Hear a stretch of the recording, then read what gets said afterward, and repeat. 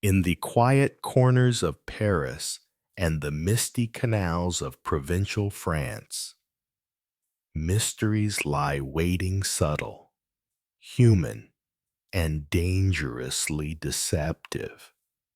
The new investigations of Inspector Maigret takes you deep into the world of one of literature's most enduring detectives.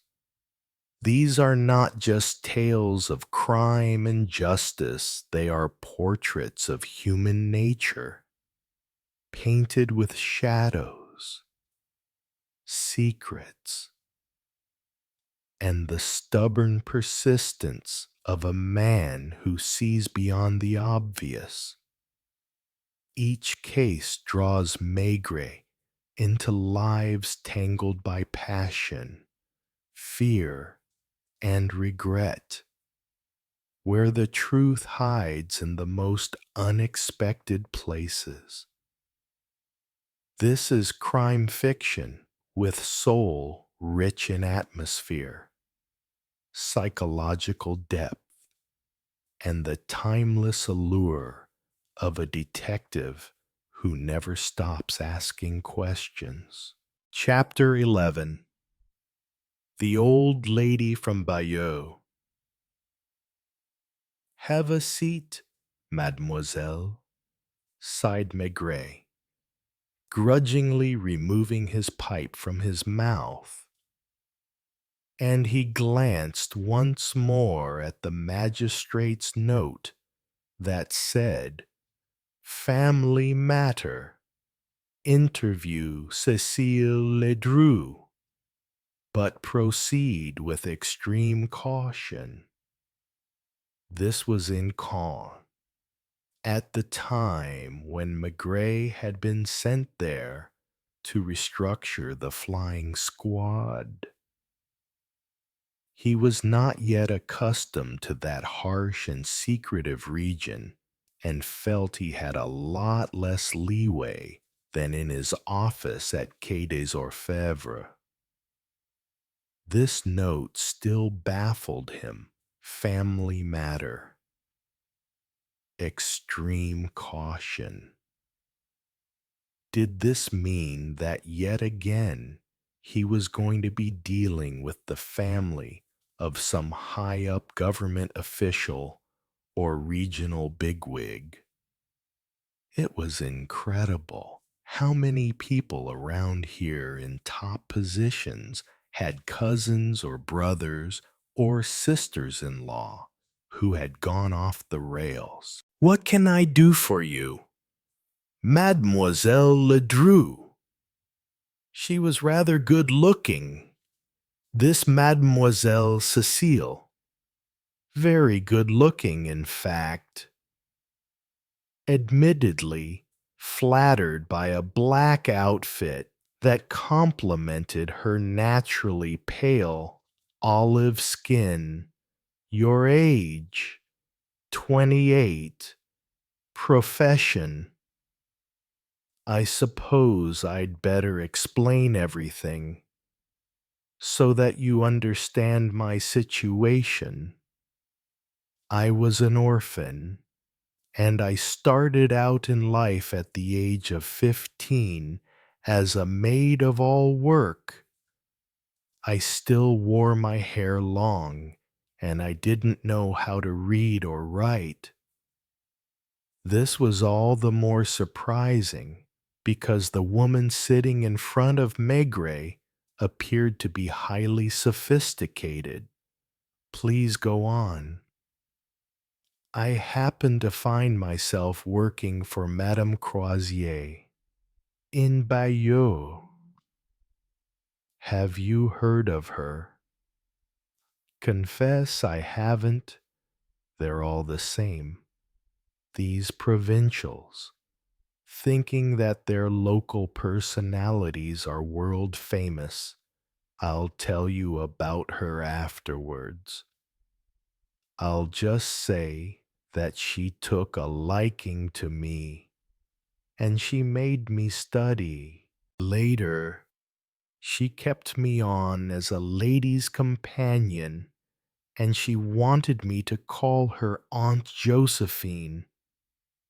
So, you live in Bayeux with Madame Josephine Croisier. The young woman's eyes filled with tears, and she had to use her handkerchief to dry them. All that is over, she sniveled. Aunt Josephine died yesterday, here in Caen, and what I mean is that she was murdered and, excuse me, are you certain that Madame Croisier was murdered? I would stake my life on it. Were you there? No. Did someone tell you so? My aunt herself. What your aunt told you that she had been murdered. Please, Inspector, don't take me for a mad woman. I know what I'm talking about. My aunt was forever saying to me that if something bad happened to her in the house in Rue des Récollets, the first thing I should do is to demand an investigation. Just a moment. What is this house in Rue des Récollets? The house belonging to her nephew, Philippe Delijard. Aunt Josephine had come to spend a few weeks in Caen to have dental treatment, because at 68, she was only just beginning to have problems with her teeth. She was living with her nephew, and I stayed behind in Bayeux because Philippe doesn't like me very much. On a scrap of paper, Maigret noted Philippe Delijard. How old is this nephew? 44 or 45. Profession? He doesn't have one. He used to be wealthy, his wife's money, though I believe that for some years that fortune has been no more than a memory. But the family still lives in a private mansion in Rue des Récollets and has a cook, a butler, and a driver. On several occasions, Philippe came to Bayeux to beg his aunt to lend him money. Did she lend him any? Never. She told her nephew that he would just have to be patient and wait until she died. While the young woman was speaking, Maigret inwardly drew up a little summary in his own manner. First of all, in Bayeux, in one of those quiet streets close to the cathedral, where the sound of footsteps sets all the curtains twitching, lived Madame Josephine Croisier, widow of Justin Croisier. Now the story of her fortune was both macabre and funny.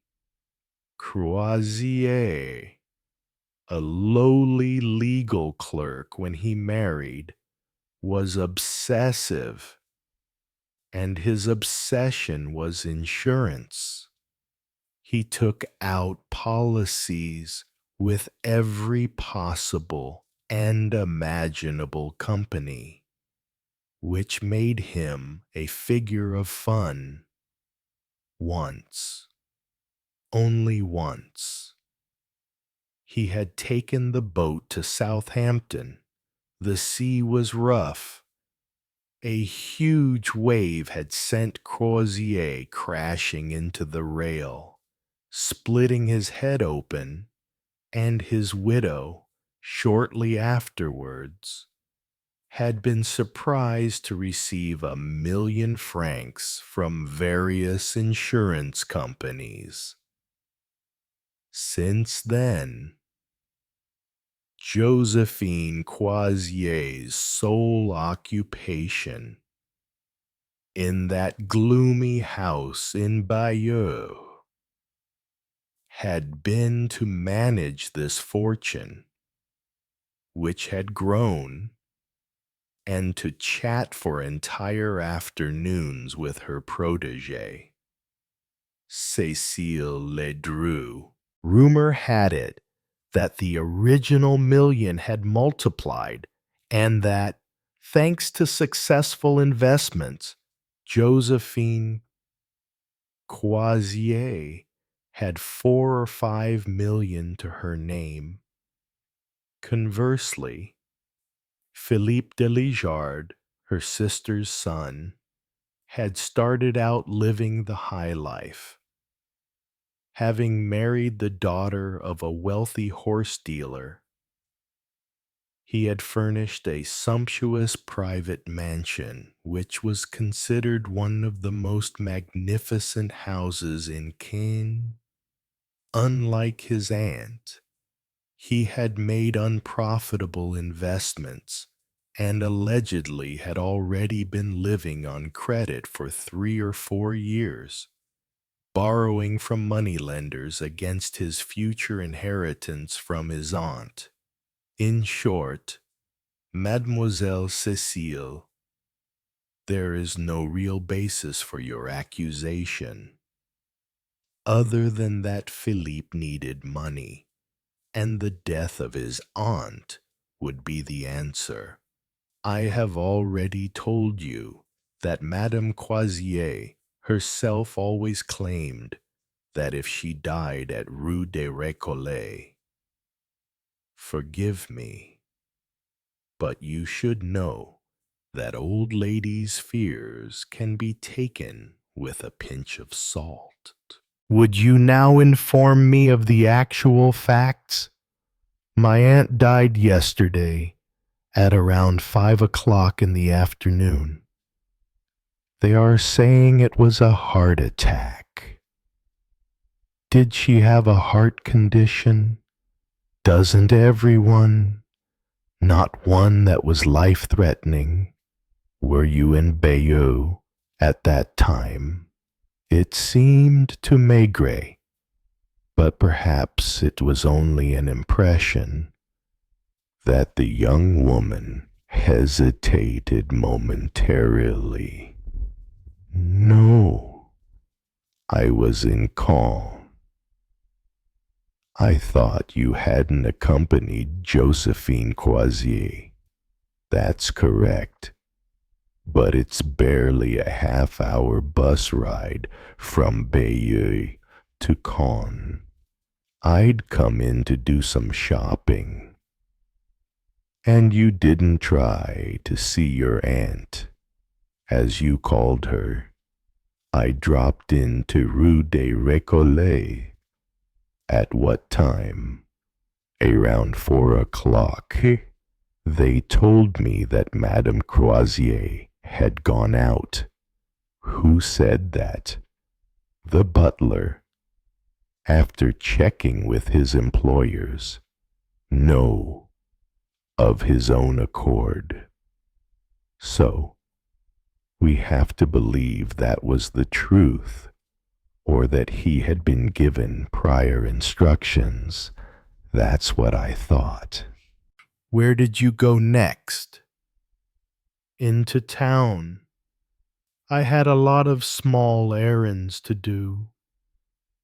Then I went back to Bayeux, and this morning, in the Caen newspaper which we have delivered, I read that my aunt was dead.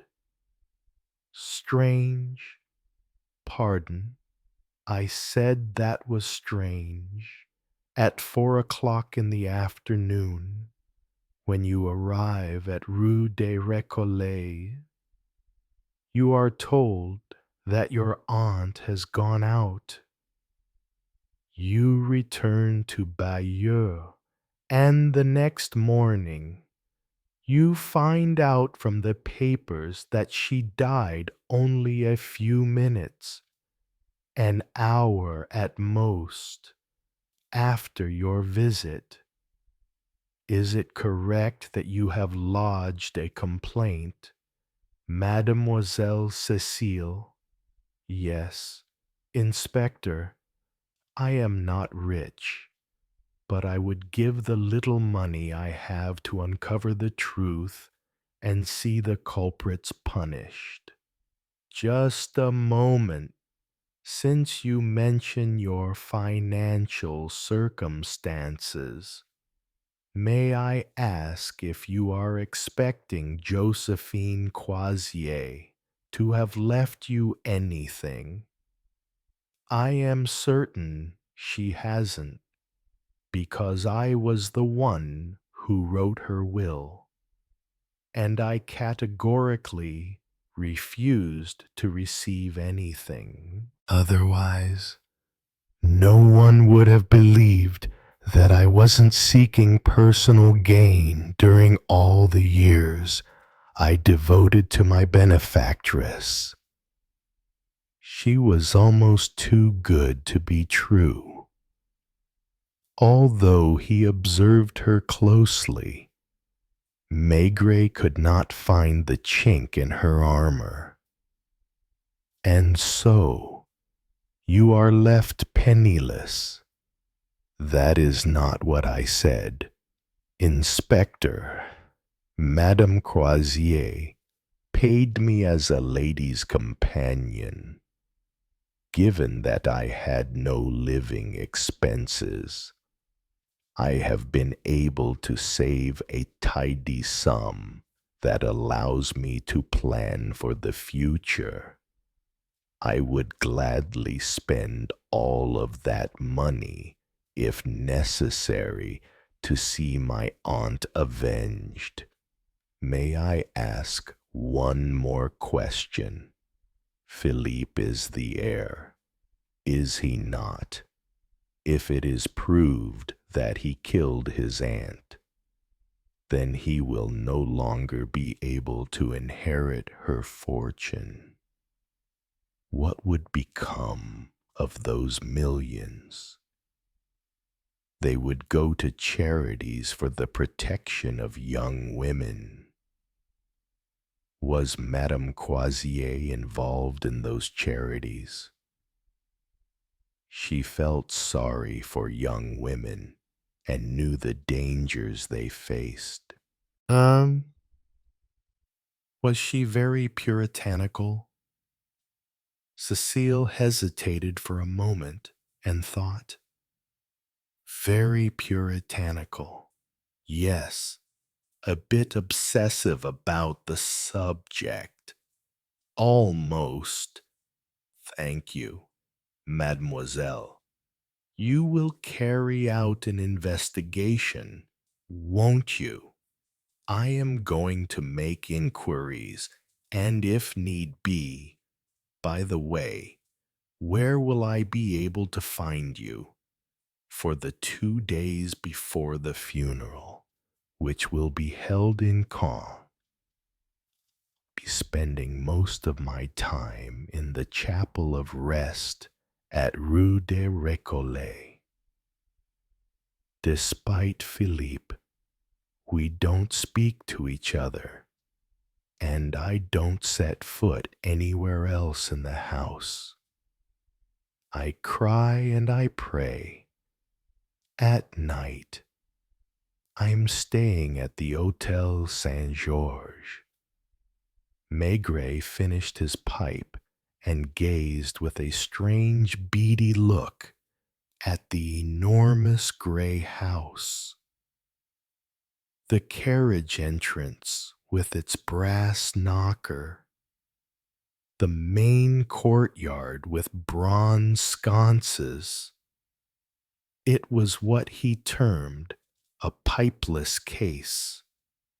In other words, an investigation carried out in places where he could not decently keep his short nose warmer in his mouth. That was why he was still puffing away before entering, watching the visitors arriving and leaving.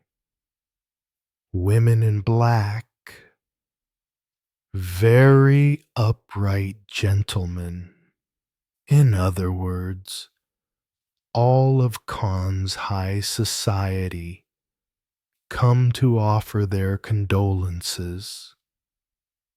This is going to be fun, he sighed, finally banging the bowl of his pipe against his heel, and he went in like everyone else, passing the silver tray full of dog-eared calling cards to reach the end of a blue and white tiled corridor, and beyond it, a wide doorway draped in black. Then, catching a glimpse of the chapel of rest, the coffin surrounded by flowers and candles, dark forms standing or kneeling, the mere smell of burning wax and chrysanthemums immediately created an atmosphere. And the whispering, the handkerchiefs dabbing noses, an air of great dignity that people only adopt in front of a judge and in the face of death. Cécile Ledru was there in a corner on a prie-dieu, her face covered by a crepe veil delicate enough to show her regular features, and her lips moving while her hands told the beads of a jade rosary. A man, also all in black, his eyes red, his face irregular, was looking at Maigret as if to ask what he was doing there. And Maigret went over to him. Monsieur Philippe de Lijard, I presume Detective Chief Inspector Maigret, if you would kindly grant me a moment to speak to you. Maigret had the impression that the man darted a nasty look in the direction of the young woman before leaving the room draped in black. Please follow me, monsieur. My study is on the first floor. A marble staircase with a magnificent wrought iron railing. On the landing wall, a genuine Aubusson tapestry, then a vast empire-style study with 3 windows overlooking grounds that were surprisingly extensive for a property in the center of town. Please have a seat. I assume that that woman is continuing her plotting, and that it is to her that I owe your visit. Are you talking about Mademoiselle Cécile Ledru? I am indeed talking about that low-class schemer who had managed to gain a sinister hold over my aunt for a time. Cigar. No. Thank you. You just said for a time. Am I to understand that this hold did not last? Maigret did not need to scrutinize Philippe de Lijard, who was meticulously dressed in mourning attire. He was the epitome of the wealthy bourgeois, to be found in every provincial town fashionable, living lavishly, a stickler above all else for decorum, certain sartorial details, a particular way of speaking and conducting himself that marked him out from ordinary mortals.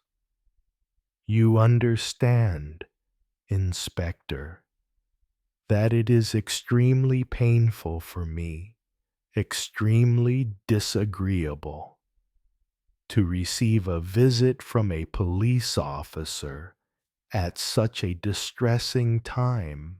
I shall, however, answer your questions, because I want this business to be cleared up, and for Cecile to receive the punishment she deserves. That is to say, since your previous question proves you have understood, my poor aunt was not deceived to the end by that girl's rustic charms and her professed selfless devotion.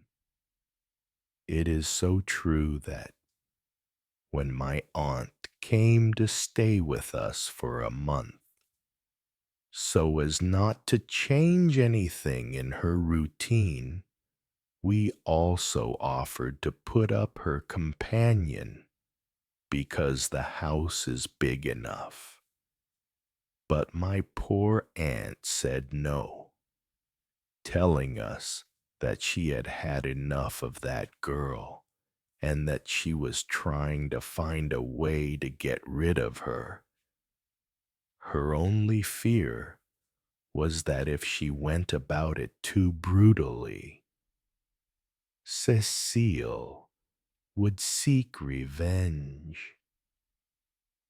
It slipped out before he could stop it. Maigret, infected by the atmosphere, muttered with an irony that escaped de Lijard, "How evil and deceptive people are." And so I was saying that sooner or later my aunt would have parted company with that harpy who tried unsuccessfully to come between us. Did she really? By claiming, among other things, that I had mistresses. You and I are both men. Inspector, at my age and in my position, you will understand that it is natural to, discreetly, of course, as a man of the world, needless to say, my poor aunt, obsessed with virtue, wouldn't understand that. These are details it is pointless to mention to elderly people. Is this what Cecile did? Otherwise, how would my aunt have known a bad move? Incidentally, on the part of that devious girl, because it backfired.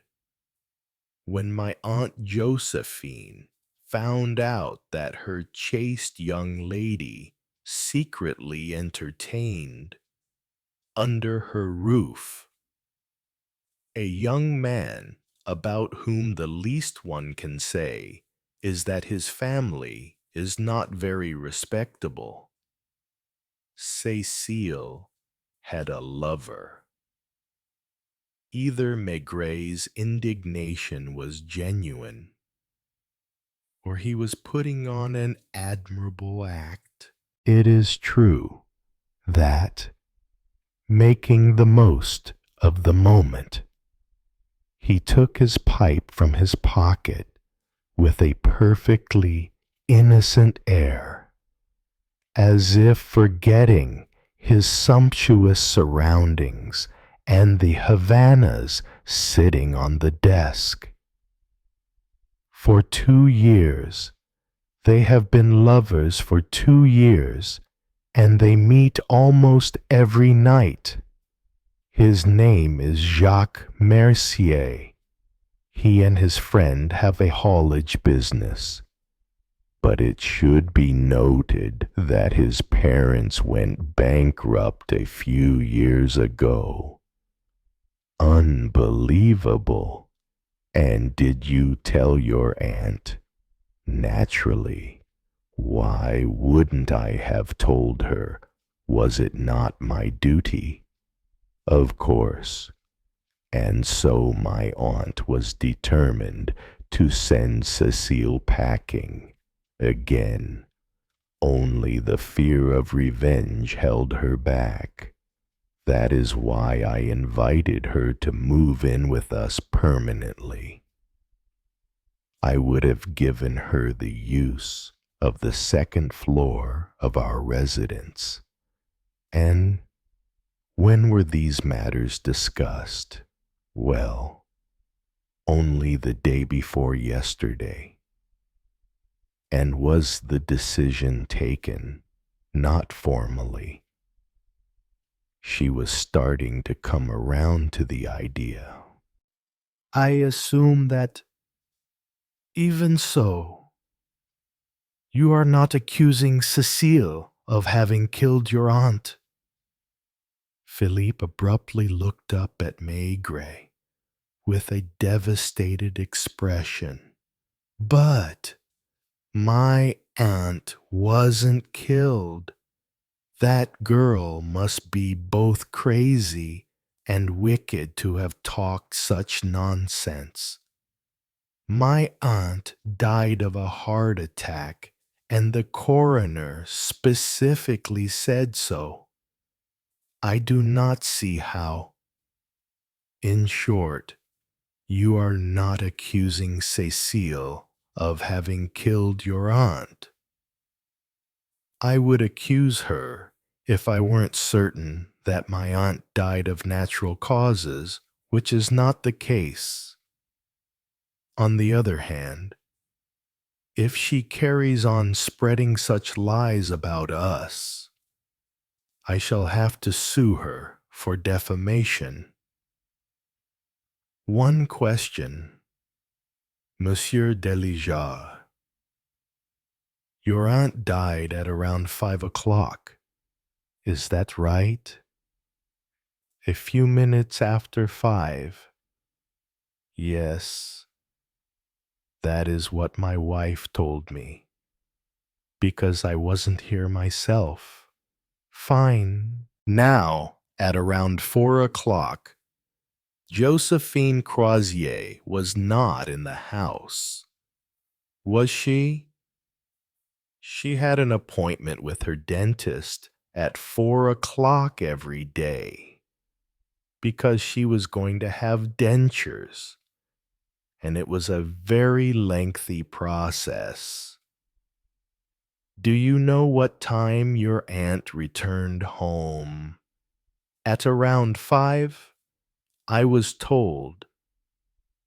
It was almost immediately after she came in that she had her heart attack, and she died without having had time to make arrangements.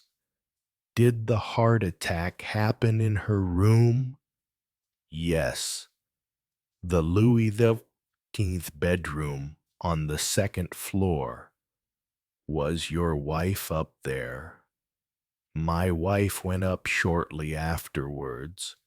When my aunt opened her door to shout for help, may I ask where you were? I assume, Inspector, that I am not being questioned, because I would not stand for that. Not at all. It is so that I can respond to that brazen girl who, I must have been at my club. I usually leave the house at around 4:30 or 4:45, on foot, to get a little exercise. I walk through a part of town at around 5 o'clock. I play a rubber of bridge, and at 7:30, the car picks me up and drives me home for dinner.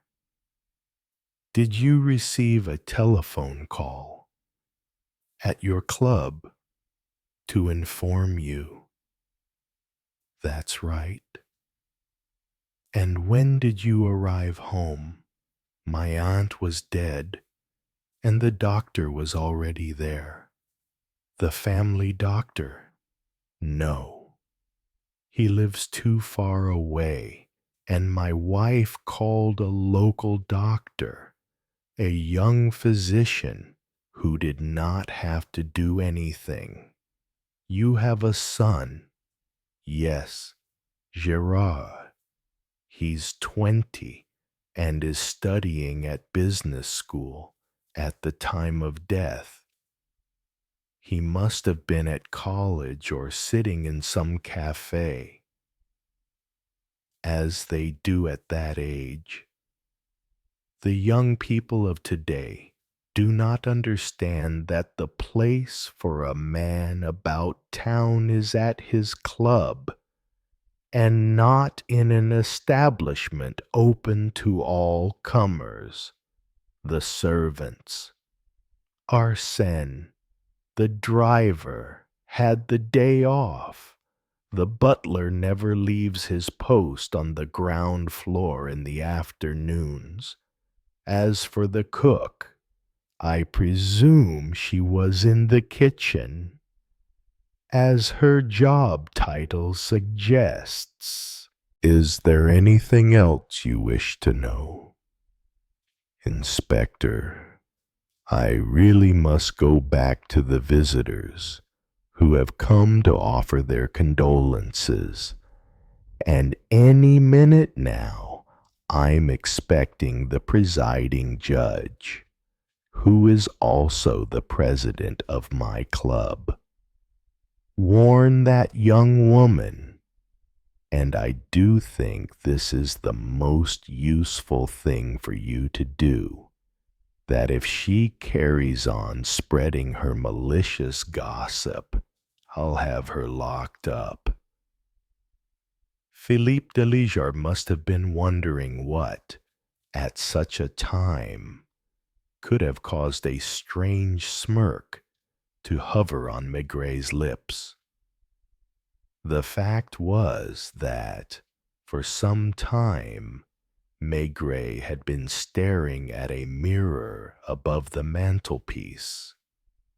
In that mirror, he could see a door, concealed by a hanging, several times already. The hanging had twitched. At one point, Maigret had glimpsed a woman's pale face, and he was convinced that it was Madame Delijard. Had she overheard her husband admitting the need for a man about town to have discreet liaisons? Goodbye, Inspector. I should like to think that, after the explanations I have taken the trouble to provide, this idiotic and obscene business will not intrude any further on my grieving. The butler will show you out. Philippe rang the bell, and, giving Maigret a curt nod, walked towards the hanging. Some sounds could be heard coming from the other side. A quarter of an hour later, Maigret was at the office of the public prosecutor. A placid, ironic Maigret who was fiddling with the pipe in his pocket, because the Caine prosecutor was not a person to allow smoking in his office. Well, have you interviewed the young lady? I also visited the scene. Your opinion, gossip. Don't you think? On the contrary, it is my impression that someone helped good old Josephine Croisier to die. But who? That is the question. And there is another question. Do you want this to be made public? The Hotel Saint-Georges was one of those modest hotels frequented by regulars of the kind found in every town, but whose existence no one suspects unless it is recommended to them. Hotels patronized mostly by the elderly, priests, shy young women, and in general, anyone closely or remotely involved in the church, from the verger to the candle maker. In the lounge furnished with rattan armchairs, where an elderly lady busy with her embroidery would look up and glare at him every so often. Maigret had already been waiting a good half-hour, and the smoke from his pipe had gently gathered around the ceiling light, shrouding it in a bluish haze. You, my boy, I'd wager that you are waiting for the same person as I am. He'd said to himself the minute he saw a young man nervously pacing up and down and taking his watch out every few seconds.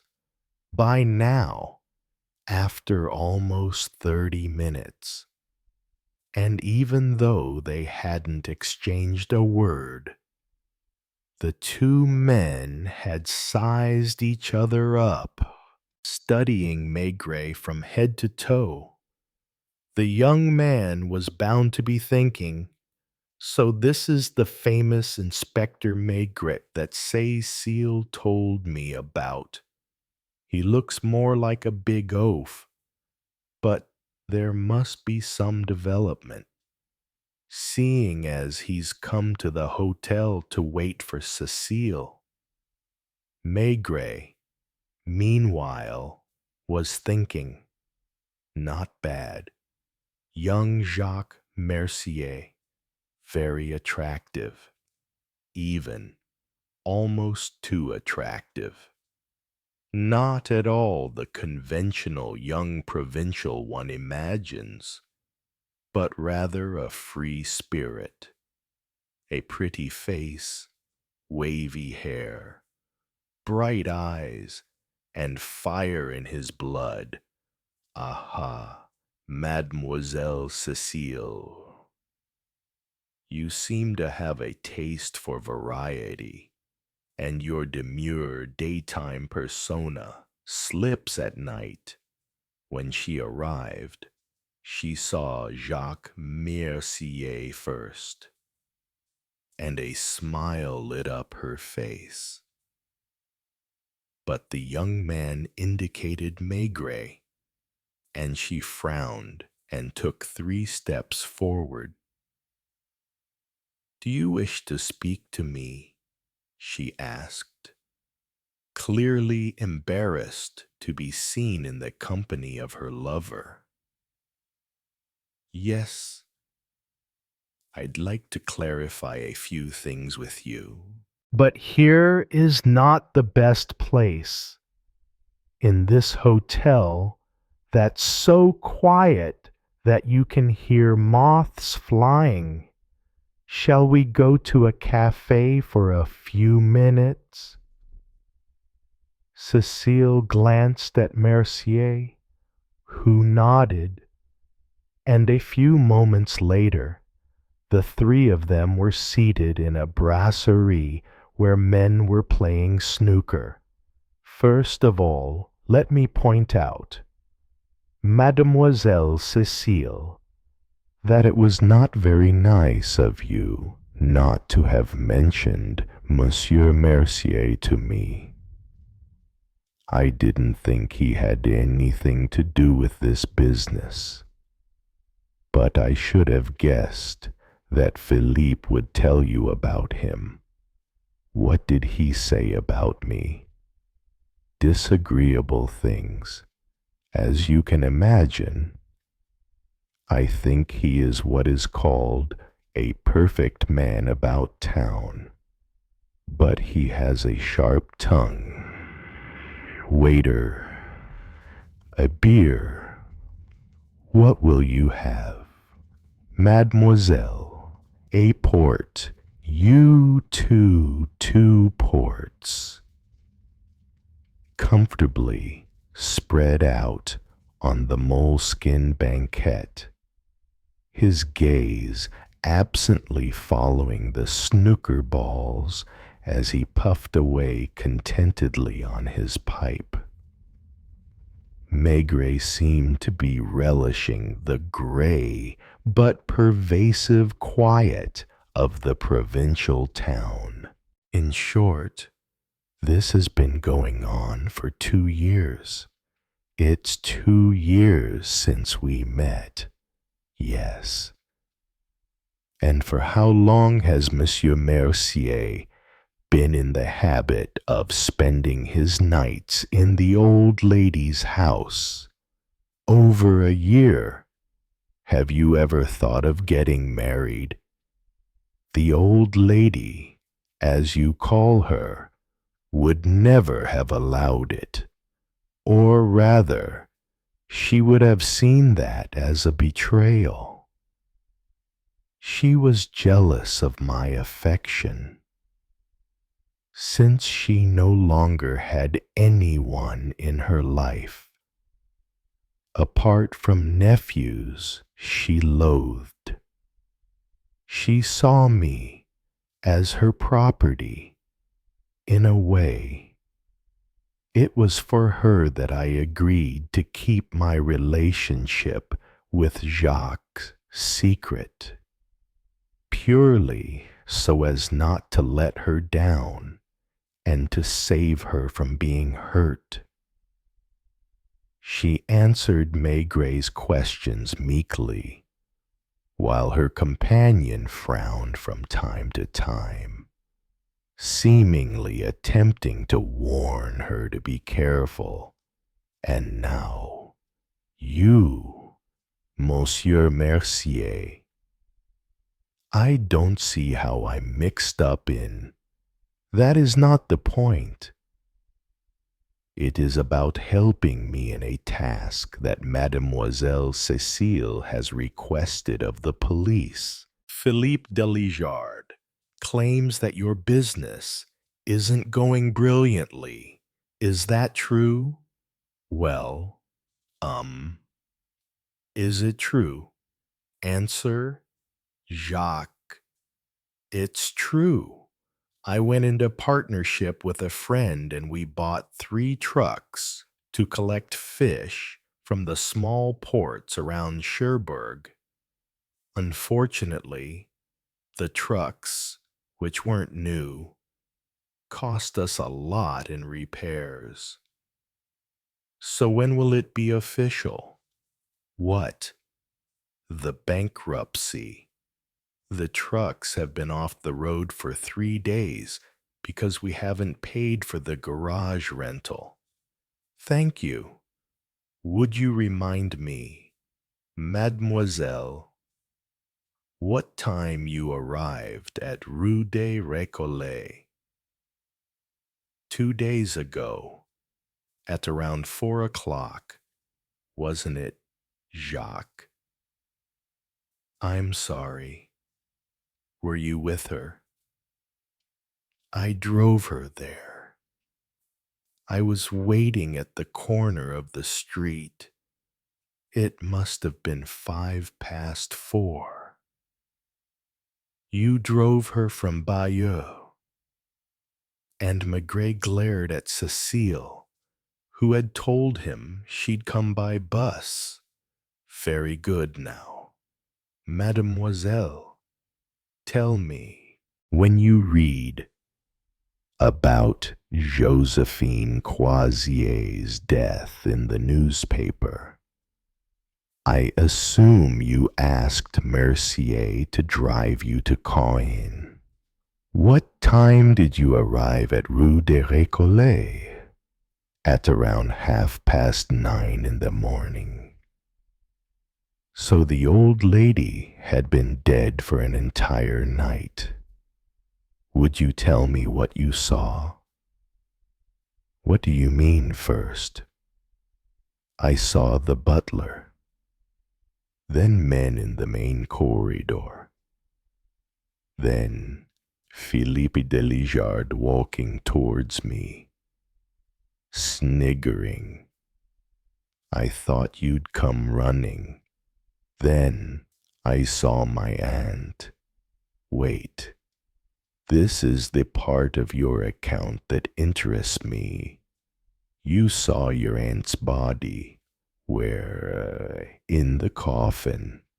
So it was already in the coffin, but the lid wasn't closed yet.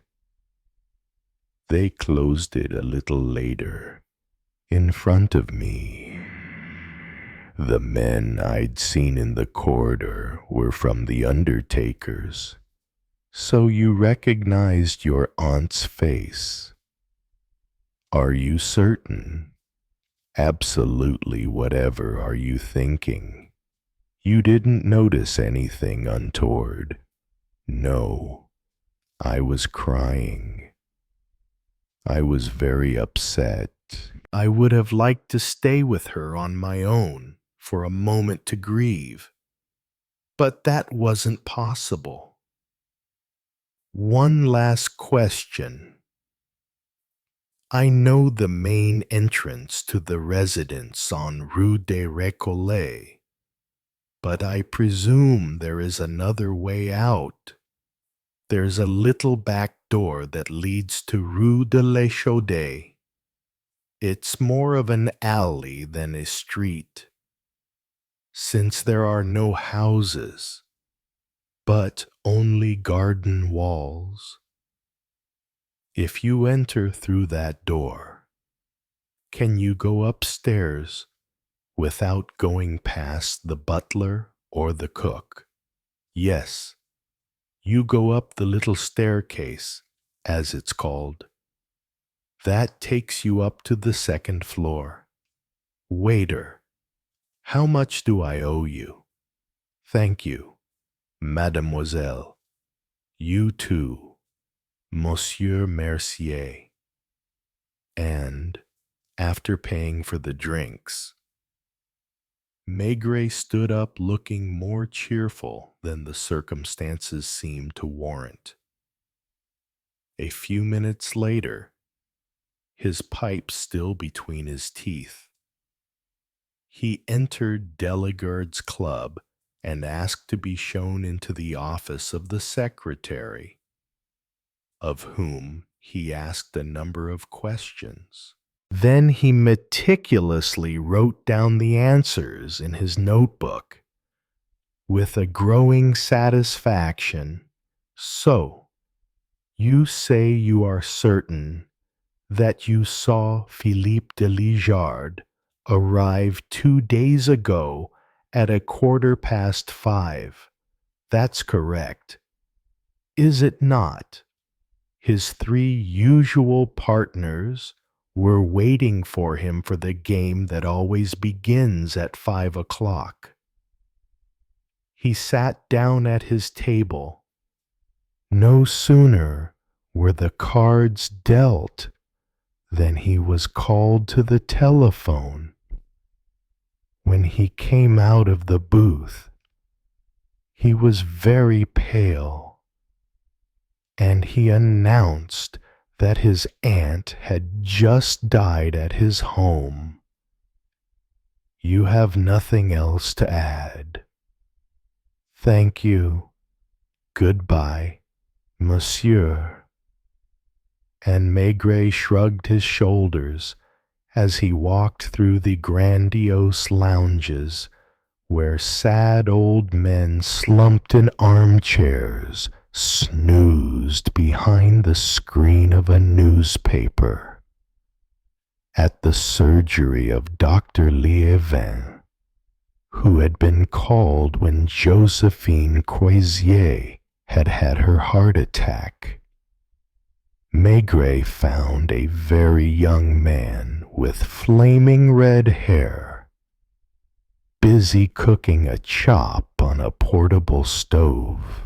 The young man was in a white coat, and the scene was taking place in his consulting room. Am I disturbing you? Doctor, I apologize, but I need to check a few details regarding the death of Madame Croisier. Liévin was barely 27 years old and had just moved to Caen, and judging by the state of the place, it didn't look as if he had many patients. I assume, first of all, that you are the doctor closest to Rue des Récollets. More or less, I believe there is another doctor in Rue des Minimes, but I don't know him. Had you ever been called to Monsieur Delijard's home before? Never, as you will have seen. I am just starting out, and my patients are on low incomes. I was surprised to be called to one of the town's finest private mansions. What time was that? Can you be certain of the exact time? Absolutely categorical, because I have a young nurse who comes every afternoon for my surgery and leaves at 5. She had her hat on, and I was saying goodbye when the telephone rang. So, it was on the dot of 5. How long did it take you to get to Rue des Récollets? 7 or 8 minutes in total. The door was opened by the butler who took you up to the 2nd floor. No, not exactly. The butler did open the door to me, but almost at once a woman leaned over the banister and shouted, "Come quickly, Doctor." It was Madame Delijard in person who showed me into the bedroom on the right. I'm sorry. You said the bedroom on the right. It was definitely a bedroom with pale blue wallpaper. You are mistaken, Inspector. The bedroom on the right is decorated in buttercup yellow, with Louis XIII-style furniture. Forgive me.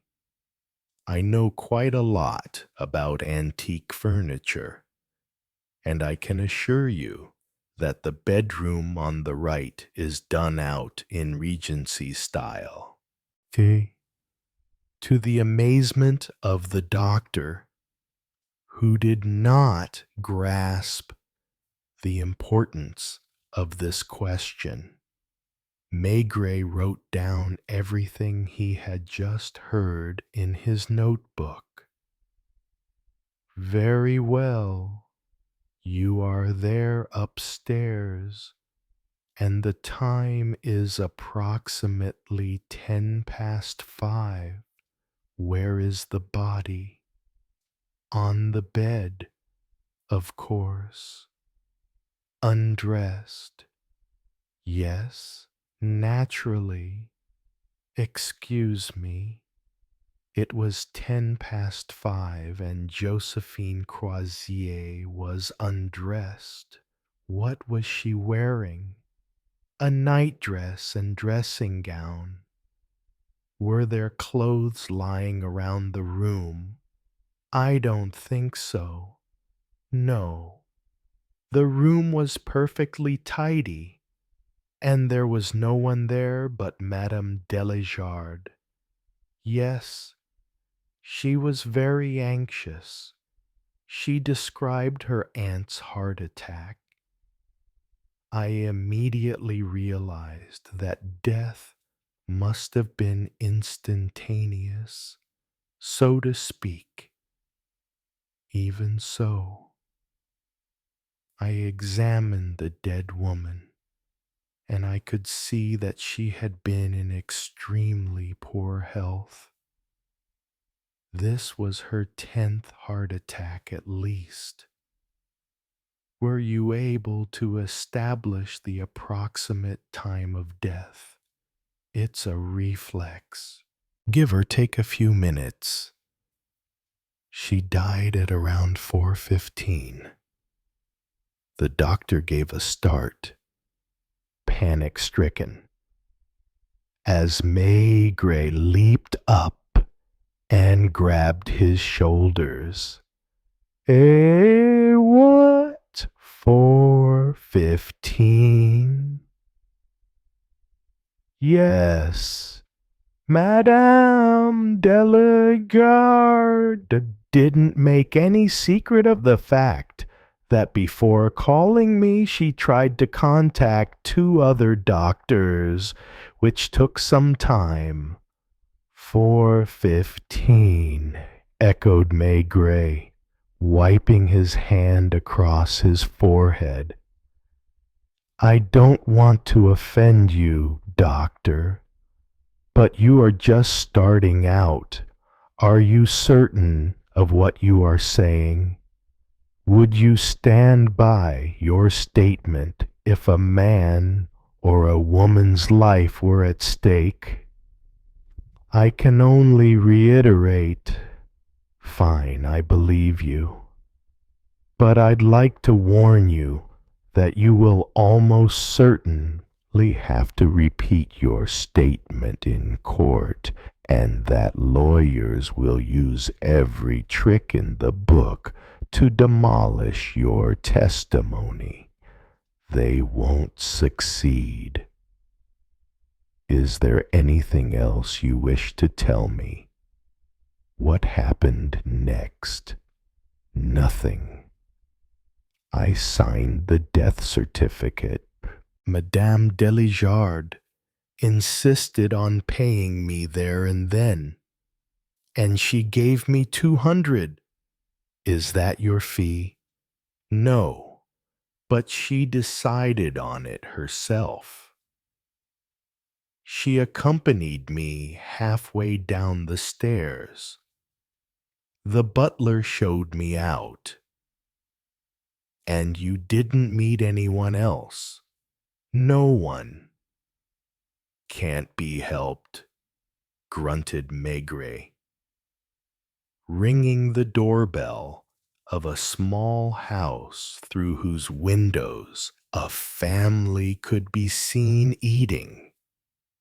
He wanted to ask the coroner some questions, and the latter, a little old man who was half deaf, opened the door to him napkin in hand, apologized, and showed him into a study that smelled of cabbage soup, while a clattering of cutlery could be heard coming from the dining room next door. Did you know Monsieur and Madame Delijard, before being called out to certify the death of their aunt? I had vaguely seen Monsieur Delijard in town. He's well known, isn't he? but we don't move in the same circles. When did you go to certify the death? The registry office contacted me at around 6:30. I arrived at Rue des Récollets before 7. Did you know, Madame Croisier? No. The butler made me wait while he informed Monsieur Delijard, who showed me up to the second floor and into a yellow bedroom. Are you certain that the bedroom was yellow? Absolutely certain. It struck me because my daughter wants a yellow room, but my wife says it would look frivolous. I certified that the elderly lady had died of a heart attack, and I completed the usual paperwork. Was she undressed? In her nightwear? Yes. Was the room untidy? I didn't notice. Did you meet anyone? No one. Why? Lastly, can you confirm the time of death? I did not really concern myself with that. Between 4 and 5 o'clock. Most likely. Thank you. The aroma of soup having given him an appetite, Maigret then went and sat at a table in a restaurant famous for its sole Normandais and its crepes à la mode de Caen. There was something fusty and solemn, something deliberately austere about the place.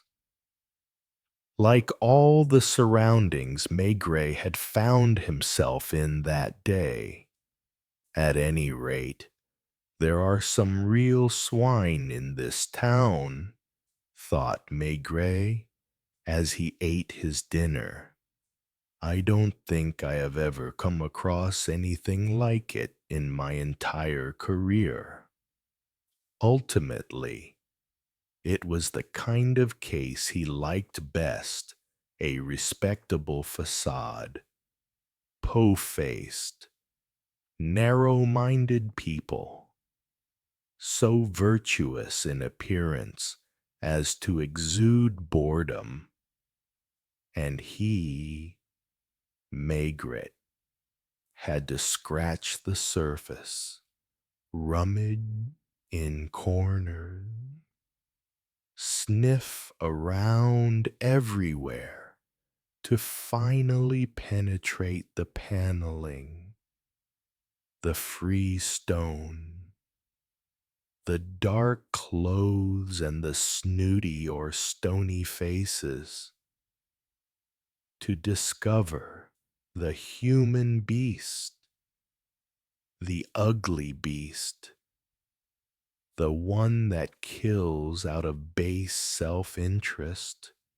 for money. Contrary to his usual habit, he did not hurry, but took a perverse pleasure in working with an almost enjoyable slowness, as if he were playing cat and mouse with the murderer.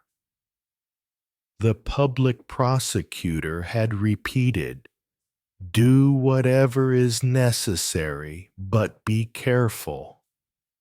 A wrong step would cost you dearly, as it would me."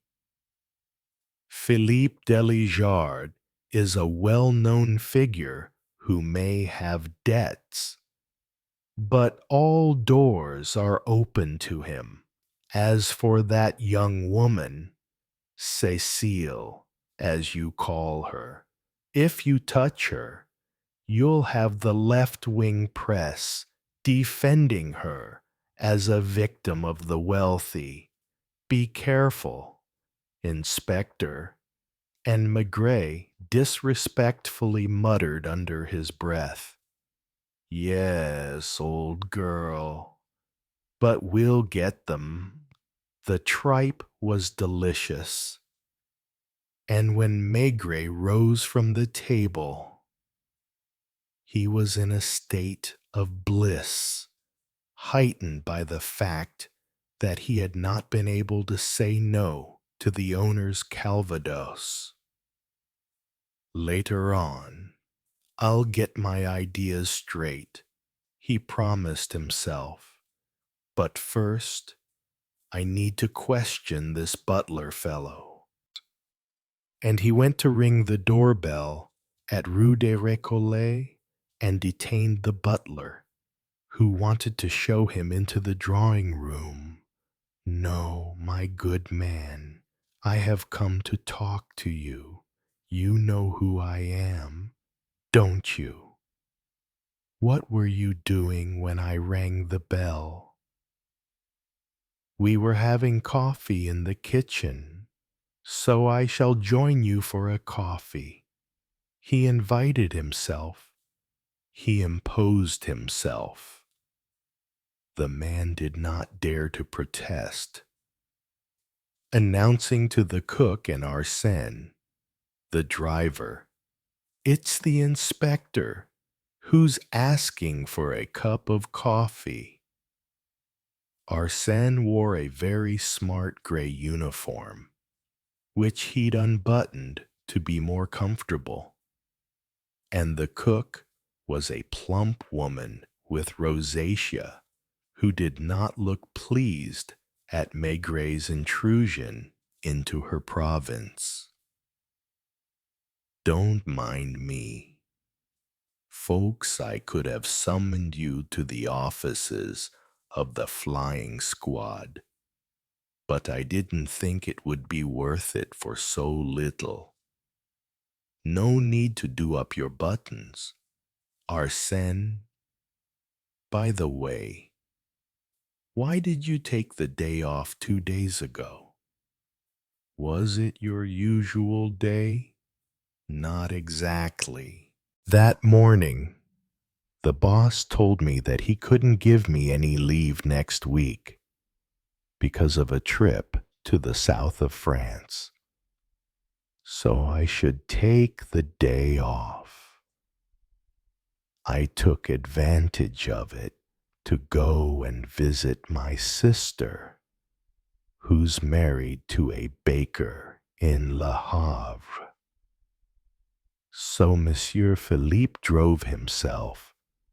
Yes, I didn't think he'd need the car, but I noticed he'd used it. How? Because there were traces of mud inside the car. Since it wasn't raining, he must have gone to the country. You know, the countryside begins not far from the house, a few 100 meters, and the paved streets end. As for the butler, whose name was Victor, he replied to all Maigret's questions with such mathematical precision that Maigret was not surprised to learn that he was a former non-commissioned artillery officer. "Where can you be found in the house?" "In the afternoons, in the pantry, which is just off the entrance hall. The day before yesterday, I was polishing the silver." "Can you tell me what time Madame Croisier went out?" "A few minutes before 4 p.m., as she did every day. She had an appointment with her dentist at 4 o'clock, and he lives just around the corner from here." "Was she on good form?" "As always. She was very well preserved, very cheerful, not stuck up, and she never went past us without stopping for a little chat." Did she say anything particular to you? No. She called out, "See you later, Victor." Did she walk to the dentist's? Madame Croisier didn't like the car. Even when she went back to Bayeux, she preferred to take the train. Could you tell me where the car was at that moment? No, monsieur. Was it not in the garage? No, monsieur. Monsieur and Madame had gone out in it, straight after lunch. They came back around an hour later, but they must have left the car outside. I should mention that we never leave it in this street, which is narrow, but in the next street, where I can't see it when I open the door. And so, Monsieur and Madame, as you say, came home at around 3 o'clock. 1 hour later, just before 4, Madame Josephine Croisier went out, and then Mademoiselle Cécile came. At what time? 4:10. I informed her that her aunt had just gone out, and she left. Are you the only person she saw in the house? Yes, she only saw me. And then Monsieur went out. It was 4:25. I looked at the time because it was a little earlier than the time he usually goes to his club. Was he carrying a package? Absolutely not. Did he seem his usual self? I think so. Go on. I started doing the knives. Yes, nothing else happened then.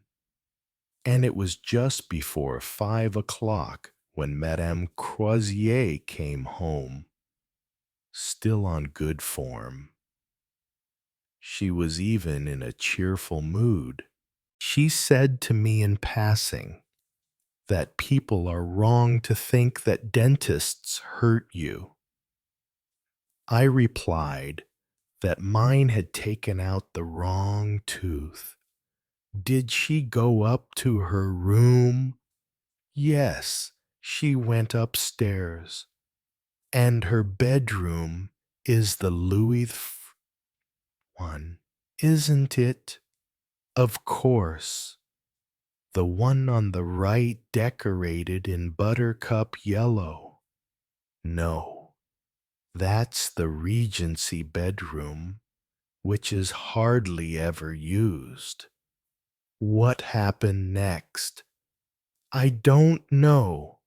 A few minutes went by. Madame came downstairs, distraught. Excuse me. How many minutes went by? 20. In any case, it was after 5 o'clock when Madame asked me to telephone Monsieur at the club to let him know that his aunt had just had a heart attack. And when you called the club, did you say that she'd had a heart attack? Yes. You didn't say that she was dead. No, I didn't know then that she was dead. Did you go upstairs? No, none of us went up. A young doctor came and Madame went to greet him. It wasn't until 7 o'clock that we were officially informed of Madame Croisier's death, and it was 8 o'clock when we all went upstairs to see her. In the yellow room. No, In the blue room, a bell rang. Victor groaned. That's the boss demanding his herbal tea. And Maigret slowly headed for the door. The public prosecutor asks you to be so good as to wait. Maigret found himself on the end of a hard bench in the dusty corridor of the Cannes courthouse, where lawyers in their robes occasionally swept past, their sleeves flapping like ducklings' wings. It was 10 o'clock in the morning.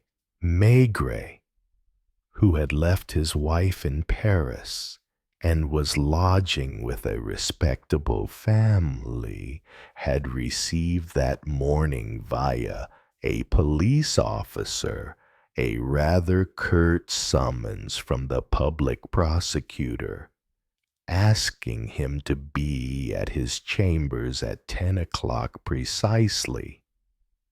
At 10 past 10, he rose from his seat and went over to the clerk. Is there someone with the public prosecutor? Yes. Do you know whether he will be long? I imagine so. He's already been there since 9:30. It's Monsieur Delijard. A strange smirk played on Maigret's lips.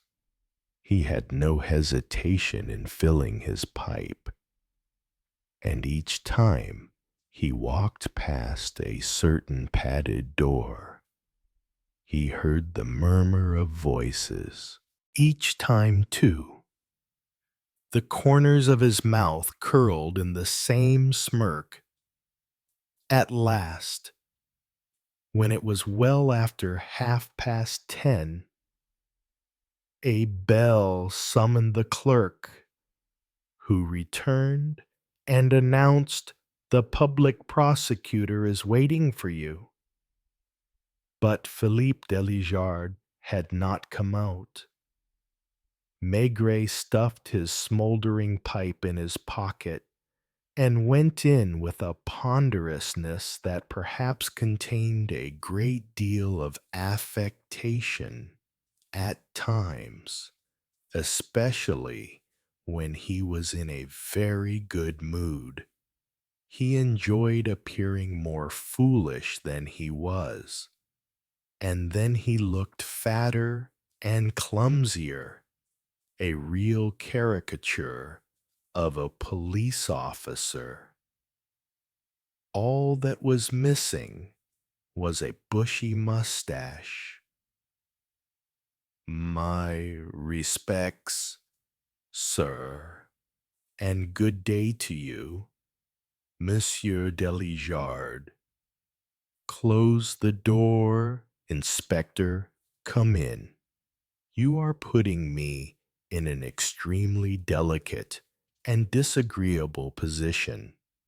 What was my advice to you yesterday? Caution, sir. Did I also tell you that I gave no credence to that young woman's malicious gossip? This Cecile, who I am convinced more than ever is a schemer. You told me, in any case, that Monsieur Delijard is an important local figure, and so I had to exercise restraint in his regard. And Maigret, smiling affably, glanced at Philippe, who, in full mourning, looked even more formal than the magistrate. He affected utter indifference, turning away from Maigret and sitting there as if to say, just you wait.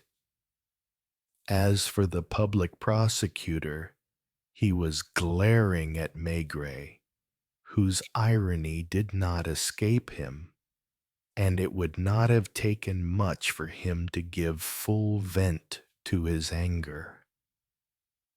Sit down. Stop pacing. I can't stand people who pace when I'm speaking to them. Certainly, sir. Where were you yesterday at around 9 p.m.? Around 9 p. Wait, I must have been at Monsieur Delijard's. What do you mean by being at someone's inside the house? Of course. Obviously. But you were there, unbeknown to him. You were there on false pretenses. Given that you had not obtained a search warrant, I had some questions to ask the servants. That is why I am reprimanding you, and that is why Monsieur Delijard here present is lodging a complaint. I am obliged to register this complaint because you have overstepped your boundaries.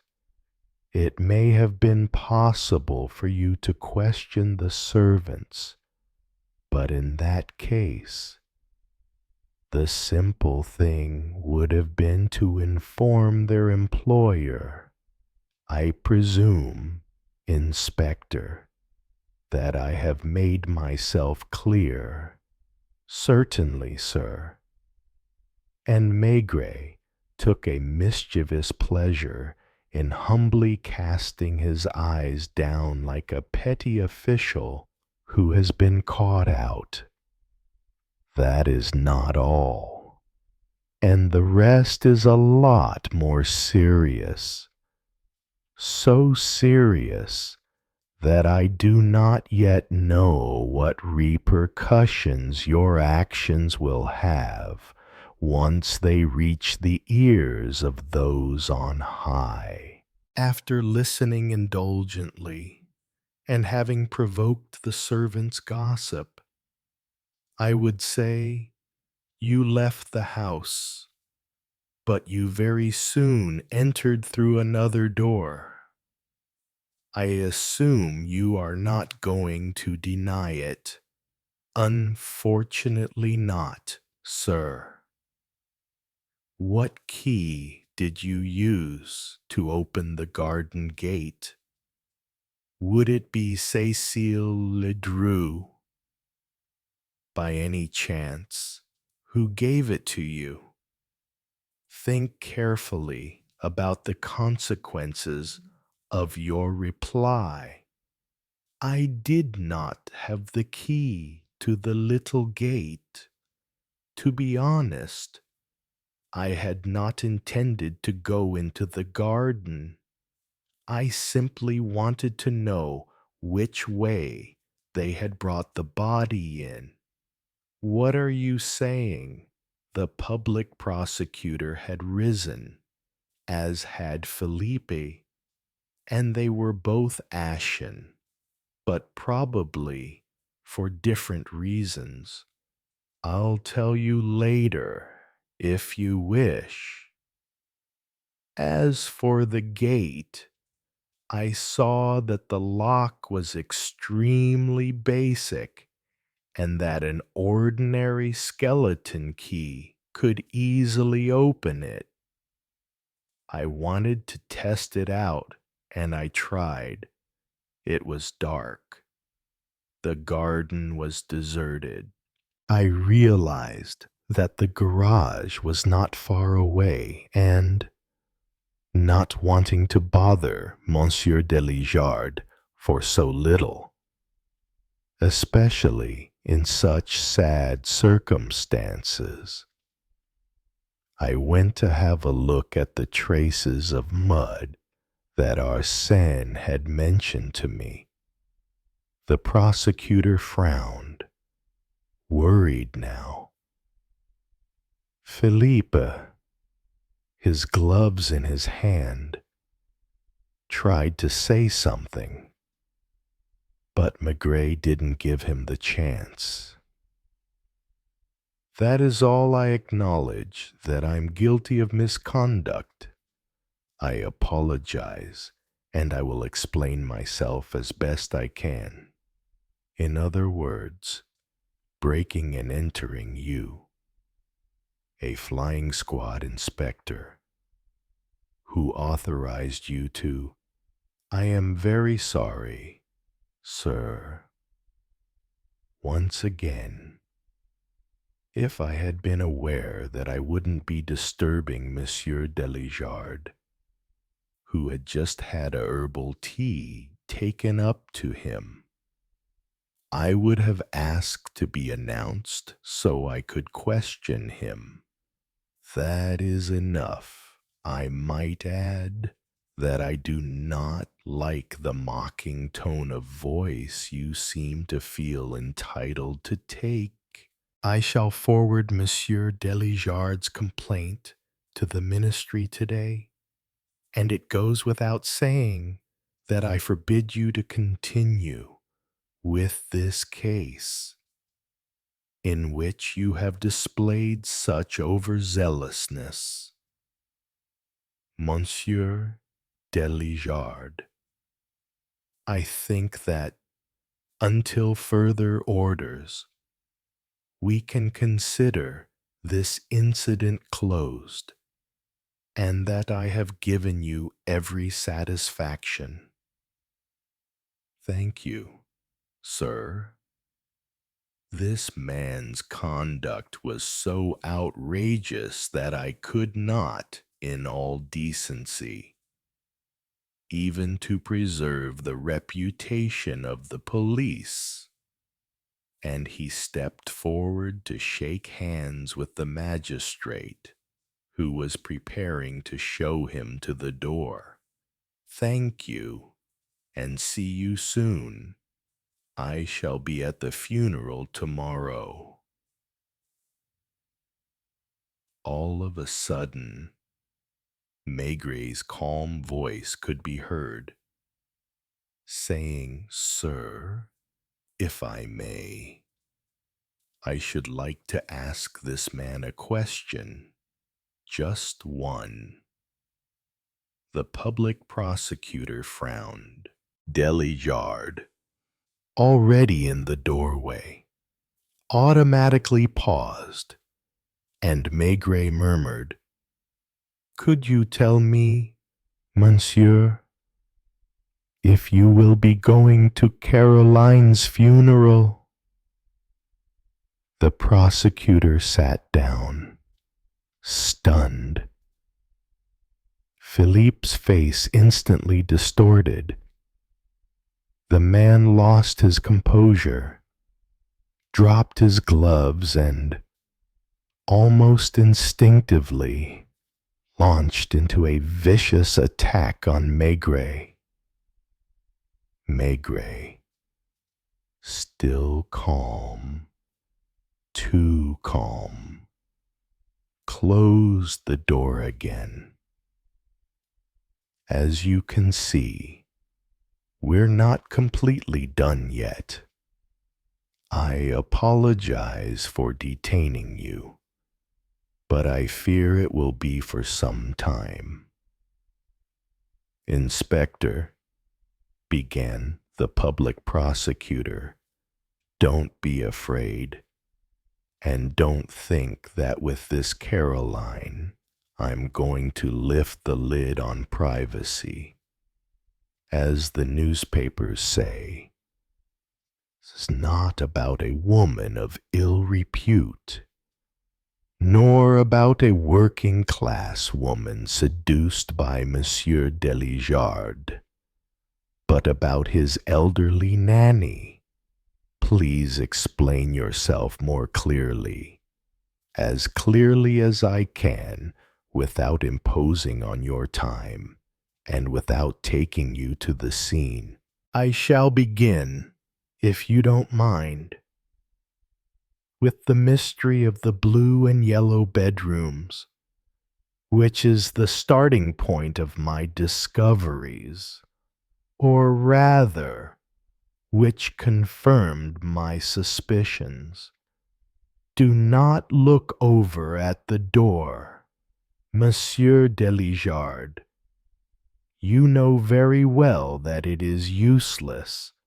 I am waiting, sighed the public prosecutor irritably, toying with a letter opener. Know then that on the second floor of Rue des Récollets, Madame Josephine Croisier occupied the left-hand bedroom, the so-called Louis XV room, which has pale blue wallpaper now at a few minutes to 5. Josephine Croisier returned to the house well and truly alive, joking with the butler, and went up to her room. So she went into the blue room, which was hers. But when the doctor who had been called on the phone, Dr. Liévin, arrived at 5:10, he was shown into the bedroom on the right, the Regency room, which is a beautiful yellow. And in this room, the poor old lady was not only dead, but already undressed, already in her nightclothes, without even the mess around her that being hastily undressed would create. What do you make of this puzzle, sir? Go on, snapped the public prosecutor. That is not the only mystery, as it happens. Here is another young Dr. Liévin, who has only just moved into the neighborhood and charges poor people 10 francs for a consultation, is called out to the Delegarde's sumptuous mansion rather than any other practitioner. Now, he establishes the time of death at approximately 4:20 p.m. Who is lying, the doctor or the butler who saw Madame Croisier just before 5 o'clock? In that case, the dentist is lying too, because he claims that at 4:20 the old lady from Bayeux was in his surgery. I don't understand. Hold on, I didn't understand at first, nor did I understand why. On that day, Monsieur Delijard left his home earlier than usual and arrived at his club at 5:15. When his usual partners were growing impatient and were on the verge of looking for another person to make up a 4. A person can walk faster or slower. It was the public prosecutor who replied, because Delegarde, whey-faced, remained stock still. So, answer this question, sir. Monsieur Philippe had barely arrived when his butler phoned him to inform him that his aunt had had a heart attack. That was all the butler said, because he didn't know any more than that. However, Monsieur Delijard goes back into the card lounge, completely devastated, and announces that his aunt has just died.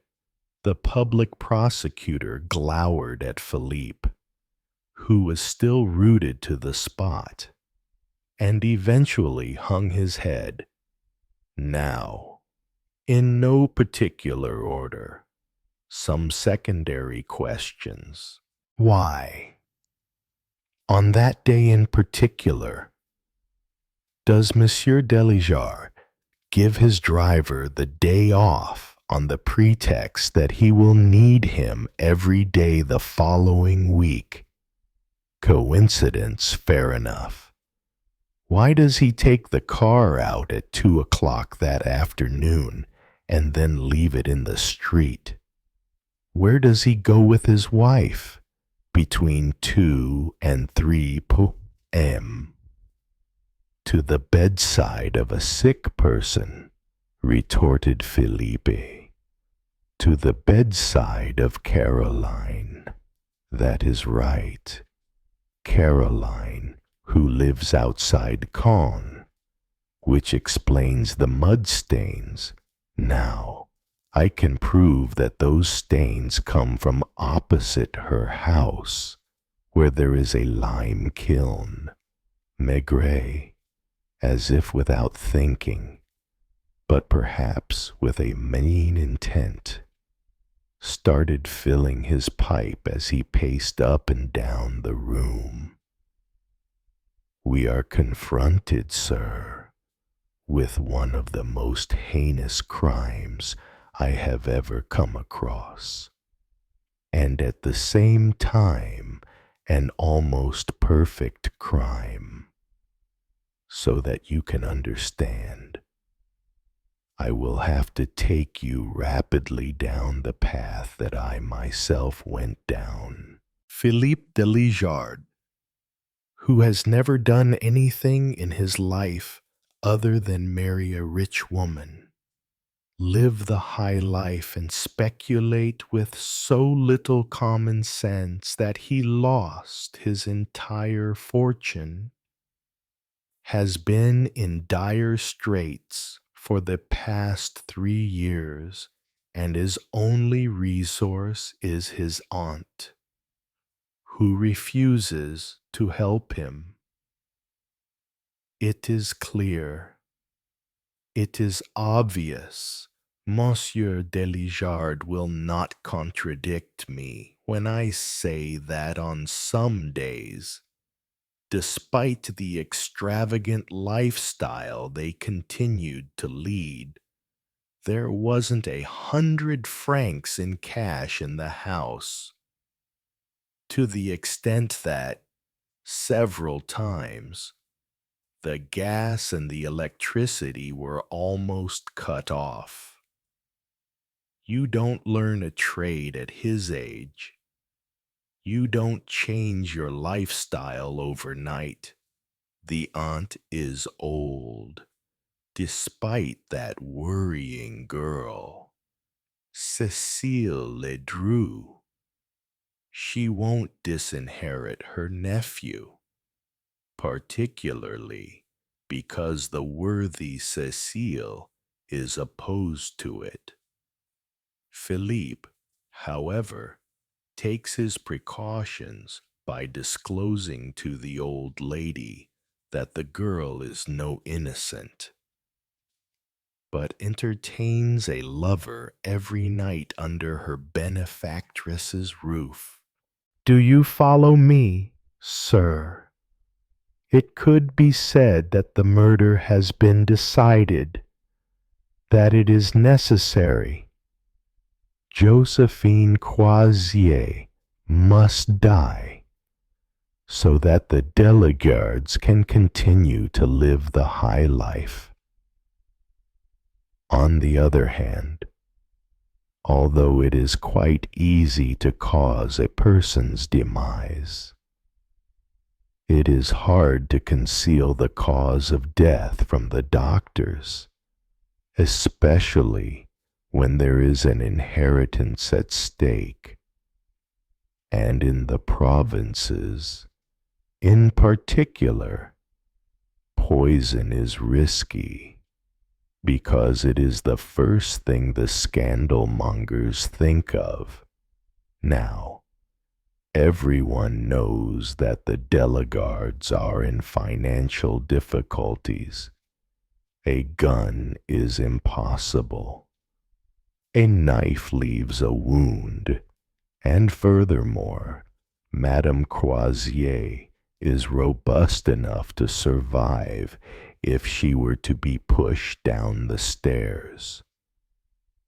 I repeat that the murder is almost a fait accompli. What's lacking is the opportunity to do away with the old lady without any risks.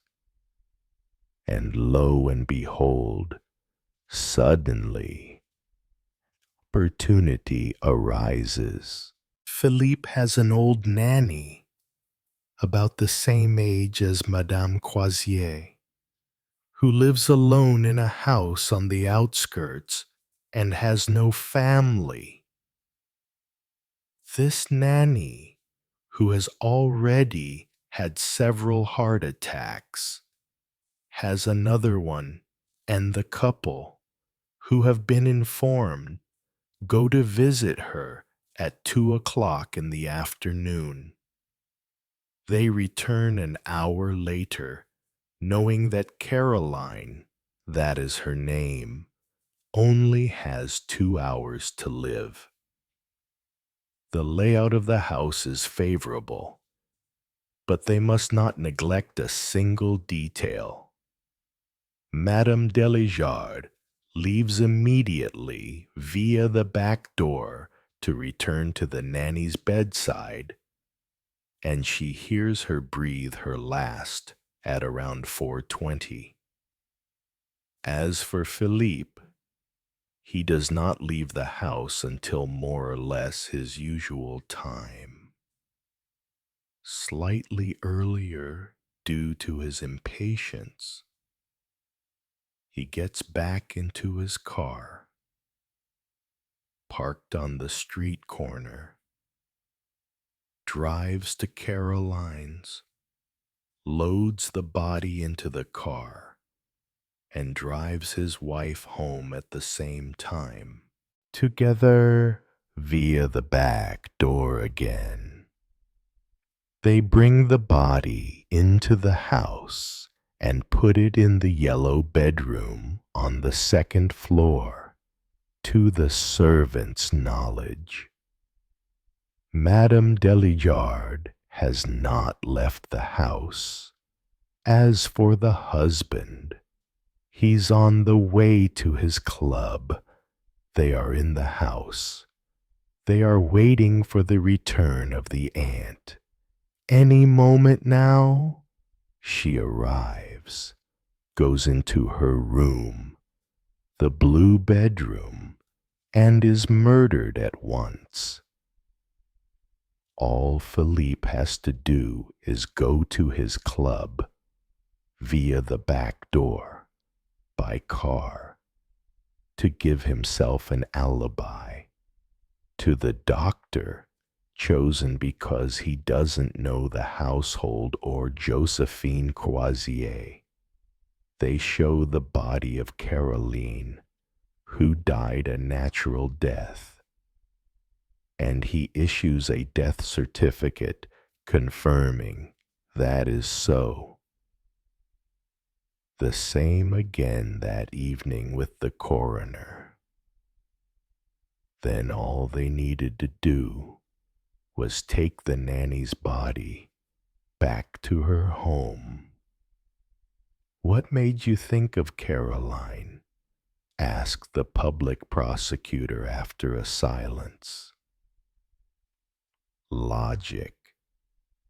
The two doctors couldn't have examined Josephine Croisier's body, so I bought the following day's newspaper. I read the death notices. I was sure I would find the name of an old lady among them, and when I found it, I investigated her. The neighbors noticed several comings and goings of a car, but were not concerned, knowing that the old lady's former employers often came to visit her. That, incidentally, is the only point in Philippe Delijard's favor. The silence weighed heavily. It was broken by a sudden stroke of the letter opener, and the magistrate asked hesitantly, "Do you confess, Philippe Delijard?" "I will only answer in the presence of my lawyer." The traditional phrase, "He was deathly pale." When he rose, he teetered and had to be given a glass of water. The autopsy of poor Josephine Croisier revealed most importantly that her heart had been in excellent condition, that she had been killed clumsily. First of all, by an attempt to strangle her with a shoelace. Then, probably because she was still struggling, by being stabbed twice in the chest. "I can only congratulate you," the public prosecutor said to Maigret with a frosty smile. "You really are the ace we had been told about. However, I must tell you that your methods, in a small town, are perilous, to say the least." Which means, doesn't it, that I won't last long in Caen? It is certain that, thank you, sir, but I felt ill at ease in any case. My wife is waiting for me in Paris. All I would like is that the jury of this town does not allow itself to be intimidated by the splendid mansion of that out-and-out crook Philippe, and that they demand his head. And between gritted teeth, he muttered a corny joke. "Now, he'll always be the dummy at bridge." Chapter 12. The Inn of the Drowned. "Are you sure you don't want to shelter from the rain?"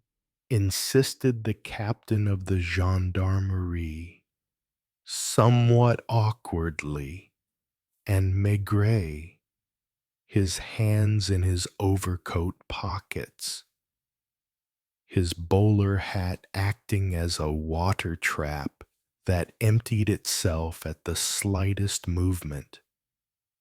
The sullen, burly, motionless Maigret on a bad day, his pipe firmly clenched between his teeth, growled, "No."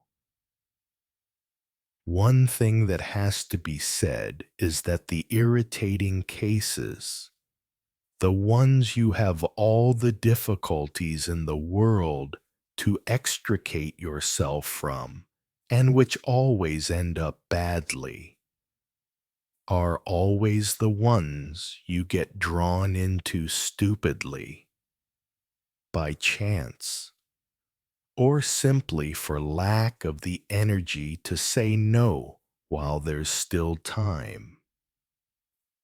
This applied to Maigret. Once again, he had come to Nemours the previous day for a minor case which he needed to discuss with Captain Pillamont. The captain was a charming man, cultured and athletic, who came from Saumur. He had insisted on regaling Maigret with the delights of his table and his wine cellar, and, since the rain was bucketing down, he had invited him to stay in his guest room. Autumn was at its grimmest, and for 2 weeks the weather had been wet and foggy, while branches were swept along by the muddy waters of the Loing in spate. This was bound to happen, sighed Maigret, when, at 6 o'clock in the morning, before it was even daylight, he heard the telephone ringing. A few moments later, the captain was mumbling outside his door. "Are you asleep, Inspector?"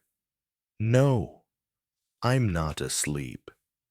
Do you mind coming with me? There's been a curious accident 15 kilometers from here."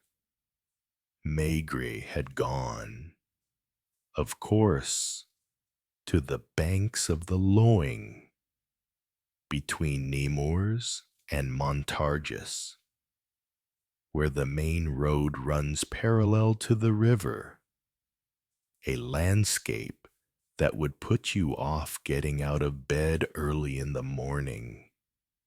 A low, cold sky, slanting sheets of rain, the river a dirty brown, and beyond, poplar trees bordering the canal. Not a single village.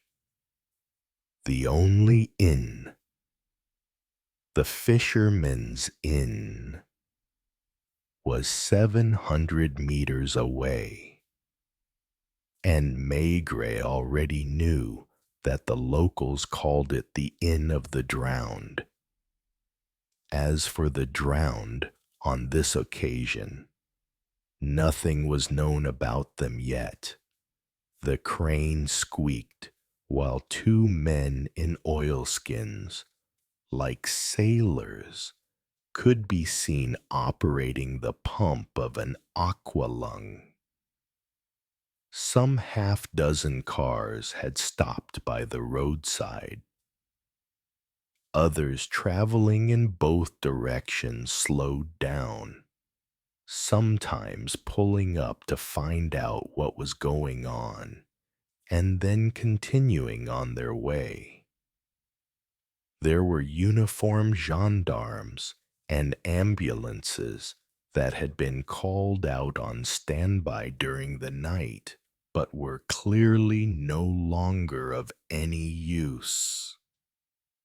They had to wait until the car that was midstream, under the fast-flowing waters, was firmly attached to the crane and hoisted out of the river. A 10-ton lorry, one of those foul-smelling monsters that travel up and down the major roads, was parked before the bend. No one was sure exactly what had happened. The previous evening, the 10-ton lorry, which made a regular trip between Paris and Lyon, was driving along this same road shortly after 8 p.m. On the bend, it had hit a car that was stationary, with all its lights off, and the car had been flung into the Loing. The driver, Joseph Lecoyne, thought he'd heard shouts, and the bargeman from La Belle Thérèse, which was moored in the canal less than 100 meters away, claimed that he too heard cries for help. The 2 men had met on the bank and had searched as best they could with a lantern. Then the lorry driver had carried on to Montargis, where he'd reported the accident to the gendarmerie. The spot where the accident had taken place was under the jurisdiction of Nemours, and the local gendarmerie had also been informed. But since they could do nothing until daylight, it was only at 6 a.m. that the lieutenant had roused his captain. It was dismal. They were all cold and stood with hunched shoulders, darting barely anxious glances at the muddy waters. The owner of the inn was there, sheltering under a huge umbrella, and he discussed the matter like an expert. Unless the bodies are trapped in the car, they won't be recovered for ages because all the dams are broken and they'll reach the Seine. If they don't get caught up in some roots, they are very unlikely to be in the car still, replied the lorry driver, because it's an open-topped car. That's strange. Why? Because yesterday I had 2 young customers in an open-topped car. They stayed and dined at the inn. They were planning to also stay last night, but I didn't see them again. It cannot be said that Maigret was listening to this chatter, but he couldn't help hearing and taking note. The underwater diver finally surfaced, and people hurried to unscrew his heavy metal helmet. "Go ahead," he said. "The hoist is firmly attached." On the road, cars were hooting, unaware of the cause of this gathering. Heads appeared out of the doors. The crane, which had been brought from Montargis, made a horrendous racket, and at last the top of a gray car emerged from the water. Then the bonnet and the wheels. Maigret's feet were wet, and his trouser legs were muddy. He'd have loved a cup of hot coffee, but he didn't want to leave the scene to go to the inn. And the captain of the gendarmerie didn't dare try to distract him. "Careful, boys. A bit more room on the left." The front of the car showed clear evidence of the collision, proving that, at the time of the accident, as the lorry driver had said, the roadster had been facing towards Paris. Here. 1, 2, heave.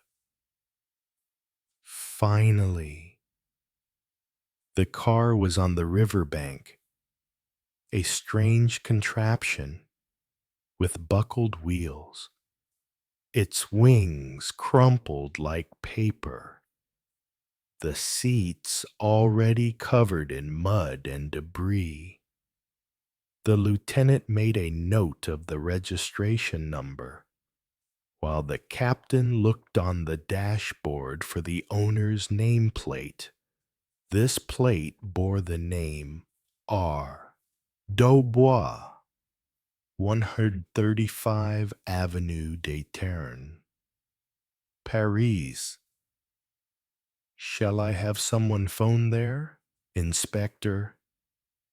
Maigret appeared to indicate, "Do as you like, it's none of my business." That was a job for the gendarme, and not an inspector from the police judiciaire. A sergeant had already ridden off on a motorbike to telephone Paris.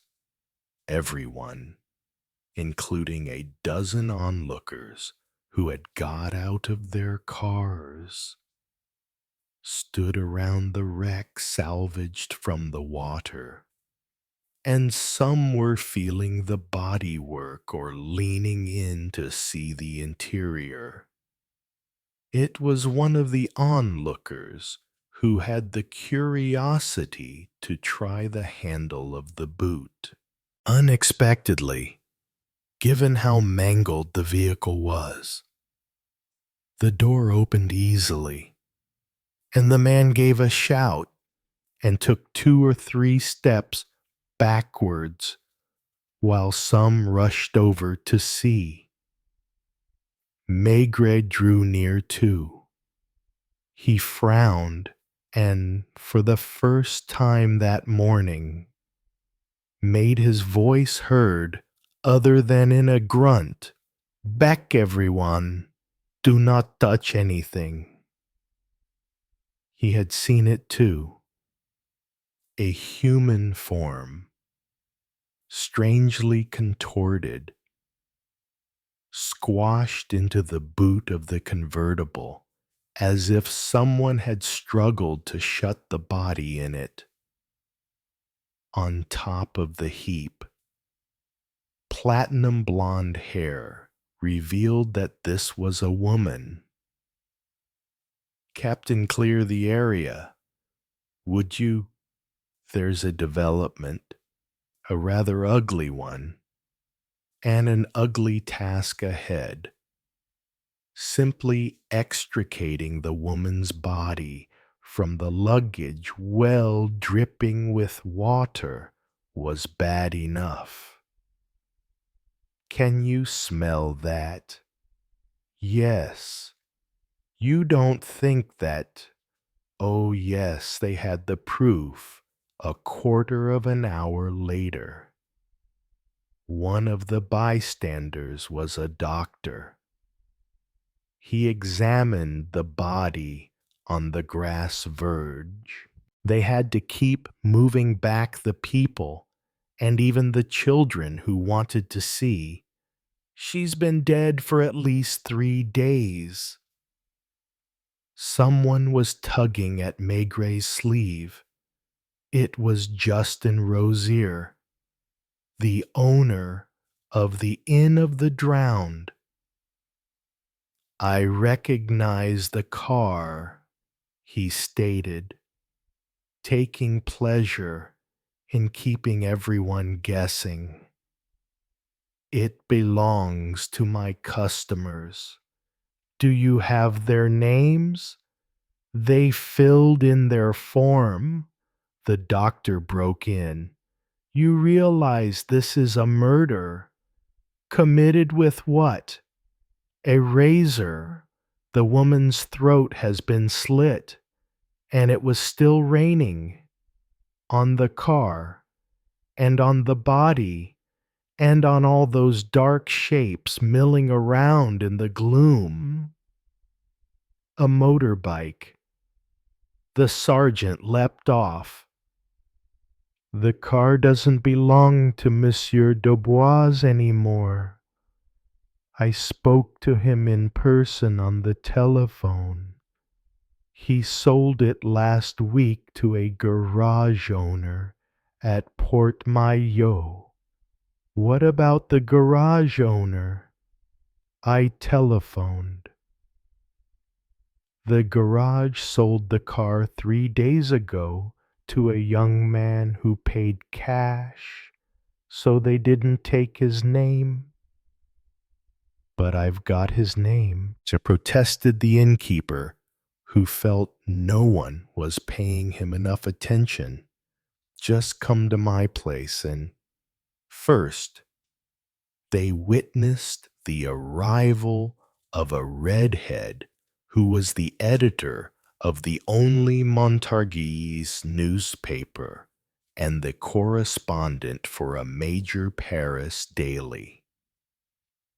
goodness knows how he conducted his inquiries because Maigret sent him packing, as did Captain Pillamont, which didn't stop him from monopolizing the telephone booth for more than 15 minutes from the moment he arrived.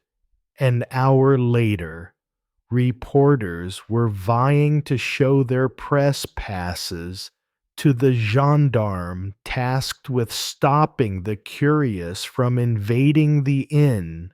Photographers were there too, clambering onto the tables and the chairs, taking pictures that had nothing to do with the tragedy. As for Maigret, he received his answer from Paris over the telephone. The Sûreté Nationale agrees.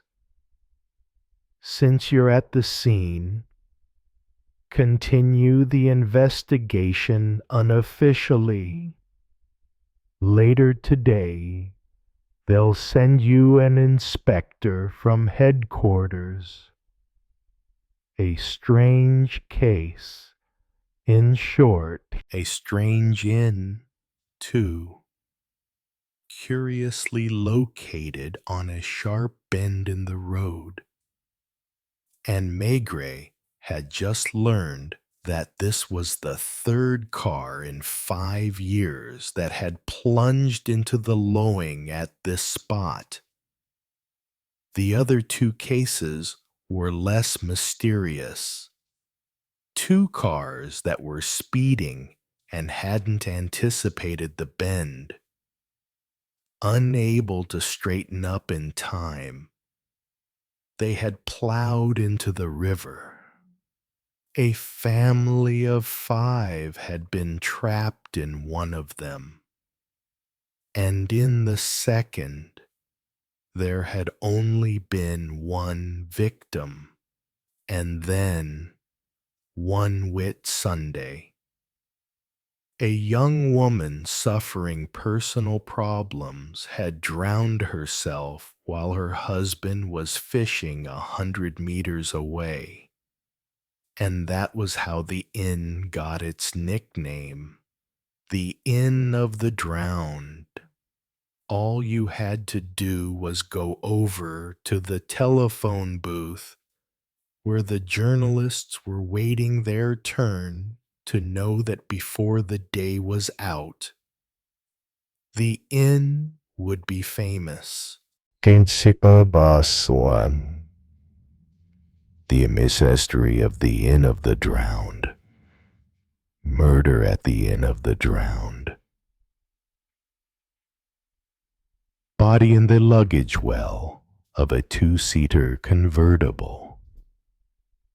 The mystery of the gray car. Maigret. Calm and solemn. Smoked his pipe. Devoured a huge ham baguette, washed down with beer, and absently watched the usual commotion that always hindered the police in their work. Among all these people, only 2 characters interested him, the owner of La Belle Thérèse and the lorry driver. The bargeman had meekly sought him out. You know we get a bonus for speedy delivery. I should have left this morning, so, if it's possible. Where are you going to unload?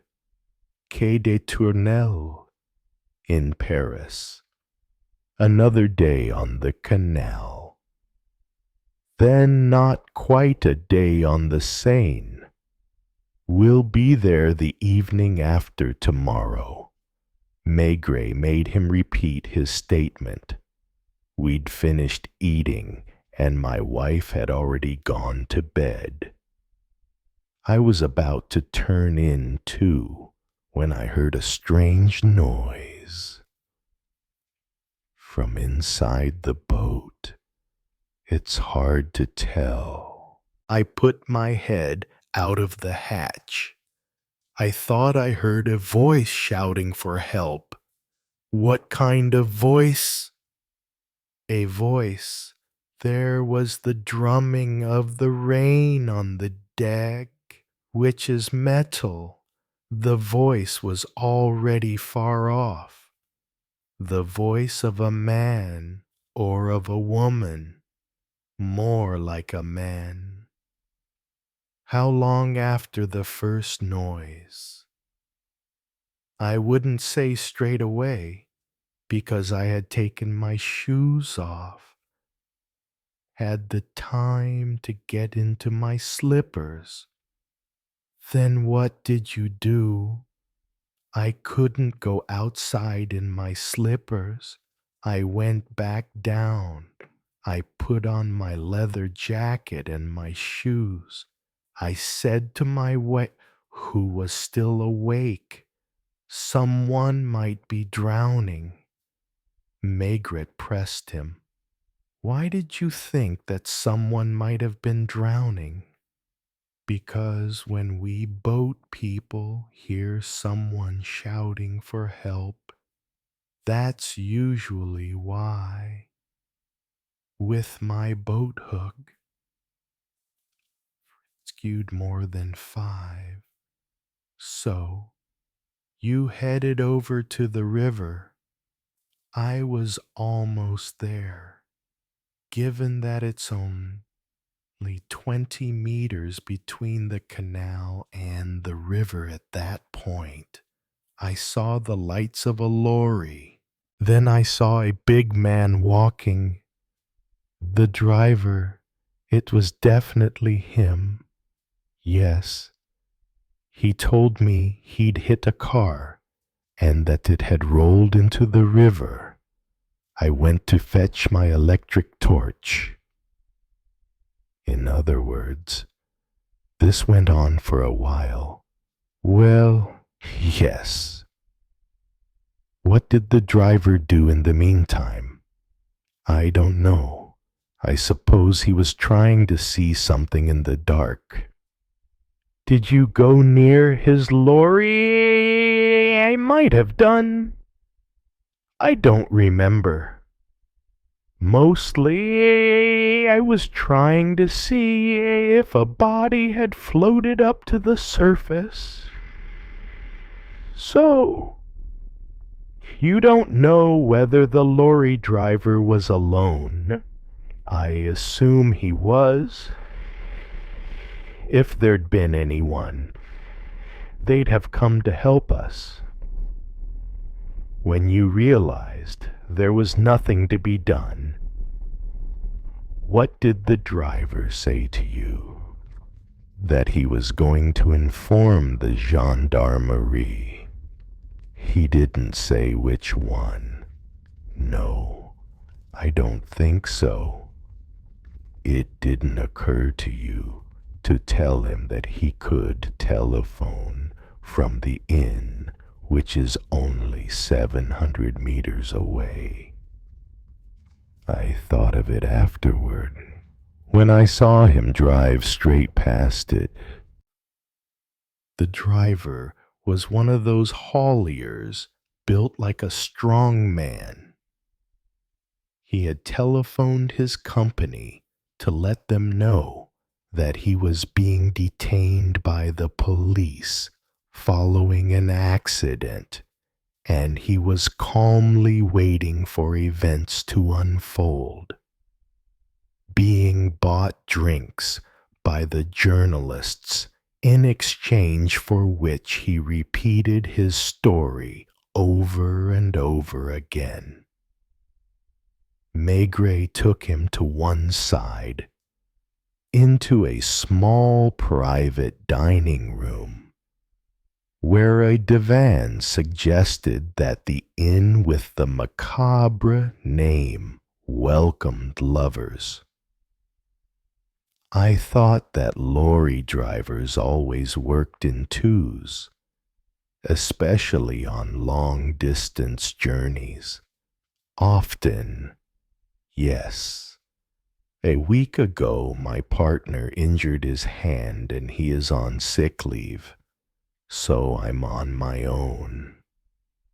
What time did you leave Paris? At 2 o'clock. I've got a mixed load, and with the roads being slippery, I couldn't go fast. I presume you stopped to eat in a restaurant frequented by other lorry drivers. Like you say, we have our places. We all meet at around the same time. I stopped just after Nemours at Old Catherine's. She's a terrific cook. How many lorries had pulled up there? 4 Tumorin removals vans, then a petrol tanker and a rapid delivery. Did you eat with the other drivers? There were 3 of us. The others were on the next table. In what order did you leave? The others. I can't say. I left last because I was waiting for a call to be put through to Paris. Who did you telephone? The boss, to ask him to have some piston rings for me to pick up in Moulins. I'd noticed that the engine wasn't running smoothly and that the 3rd cylinder, fine. How far behind your companions do you reckon you were? I left 10 minutes after the last one, which was a delivery van. Since I was going faster, it must have been 4 or 5 kilometers ahead of me. And you only saw the roadster when you hit it, a few meters beforehand, when it was too late to avoid it. There was no light, none. And you didn't see anyone. I can't say. It was raining. My windscreen wipers aren't too good. All I know is that when the car was in the water, I think I saw someone in the dark trying to swim. Then I heard what sounded like a cry for help. Another question earlier. In the box under your seat, I saw an electric torch that's working perfectly. Why did you not fetch it? I don't know. I was panicked. I was afraid that my lorry would slide into the lowing as well. When you passed the inn, were there no lights on? Maybe. Do you often drive this route? Twice a week. It didn't occur to you to telephone from the inn. No, I knew that Montargis wasn't far, and I went there. While you were searching by the river, could someone have hidden in your vehicle? I don't think so. Why not? Because they'd have had to untie the ropes holding down the tarpaulin. Thank you. You will, of course, stay here in case I need to speak to you again. If that's helpful, his only concern was to eat and drink well.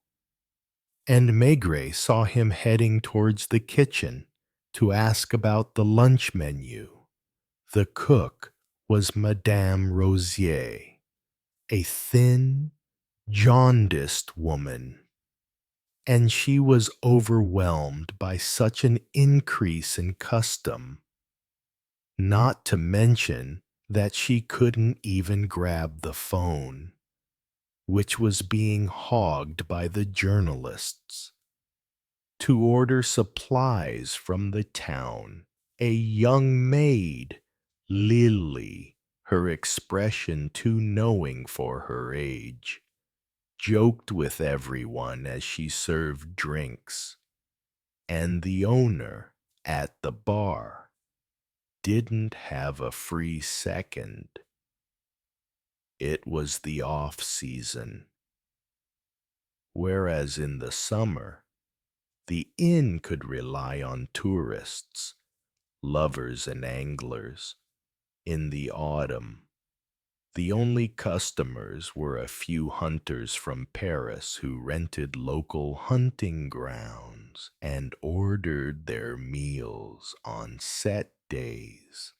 Madame Rosier had said to Maigret the night before last, "I saw a young couple arrive in a gray car, the one that was pulled out of the river. Immediately thought that they must be newlyweds. Here's the form they filled in." The handwriting was pointed and shaky. It read, Jean Vertbois, age 20, advertising broker, 18, Rue des Acacias, Paris. The reply to the question on the form was coming from Paris, going to Nice. Lastly, across the form, when asked to complete his companion's details, the young man had added, "and Madame."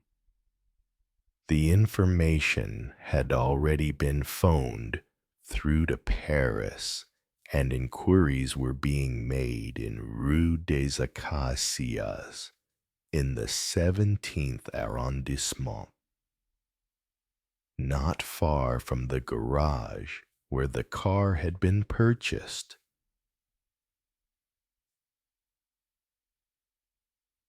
A very pretty young woman, aged 17 or 18, the owner told Maigret, between ourselves. I called her the maiden.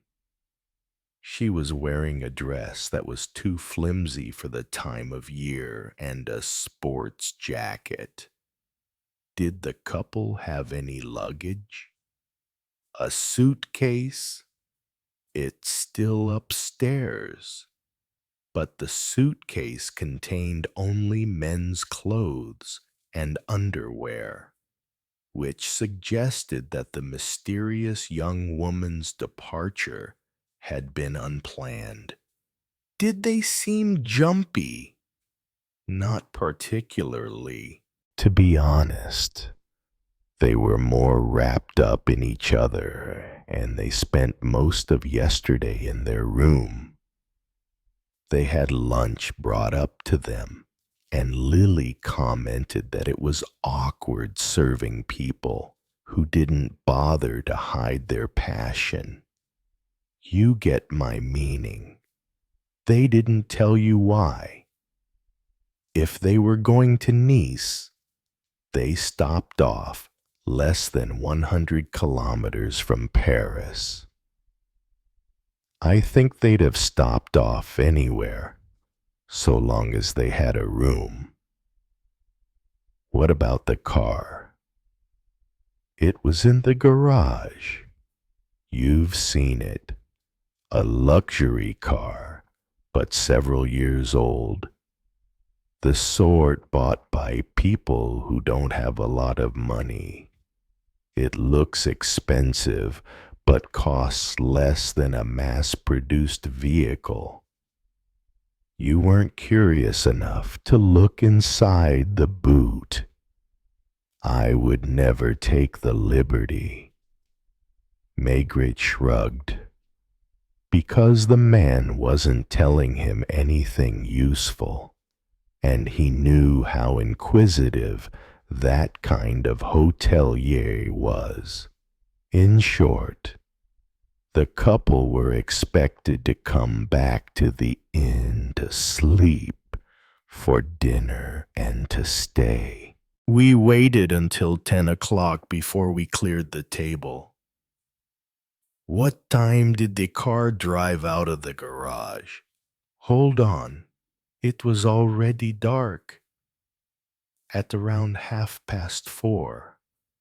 I presumed that, after being shut up in their room for so long, our young couple fancied having some fun in Montargis or elsewhere.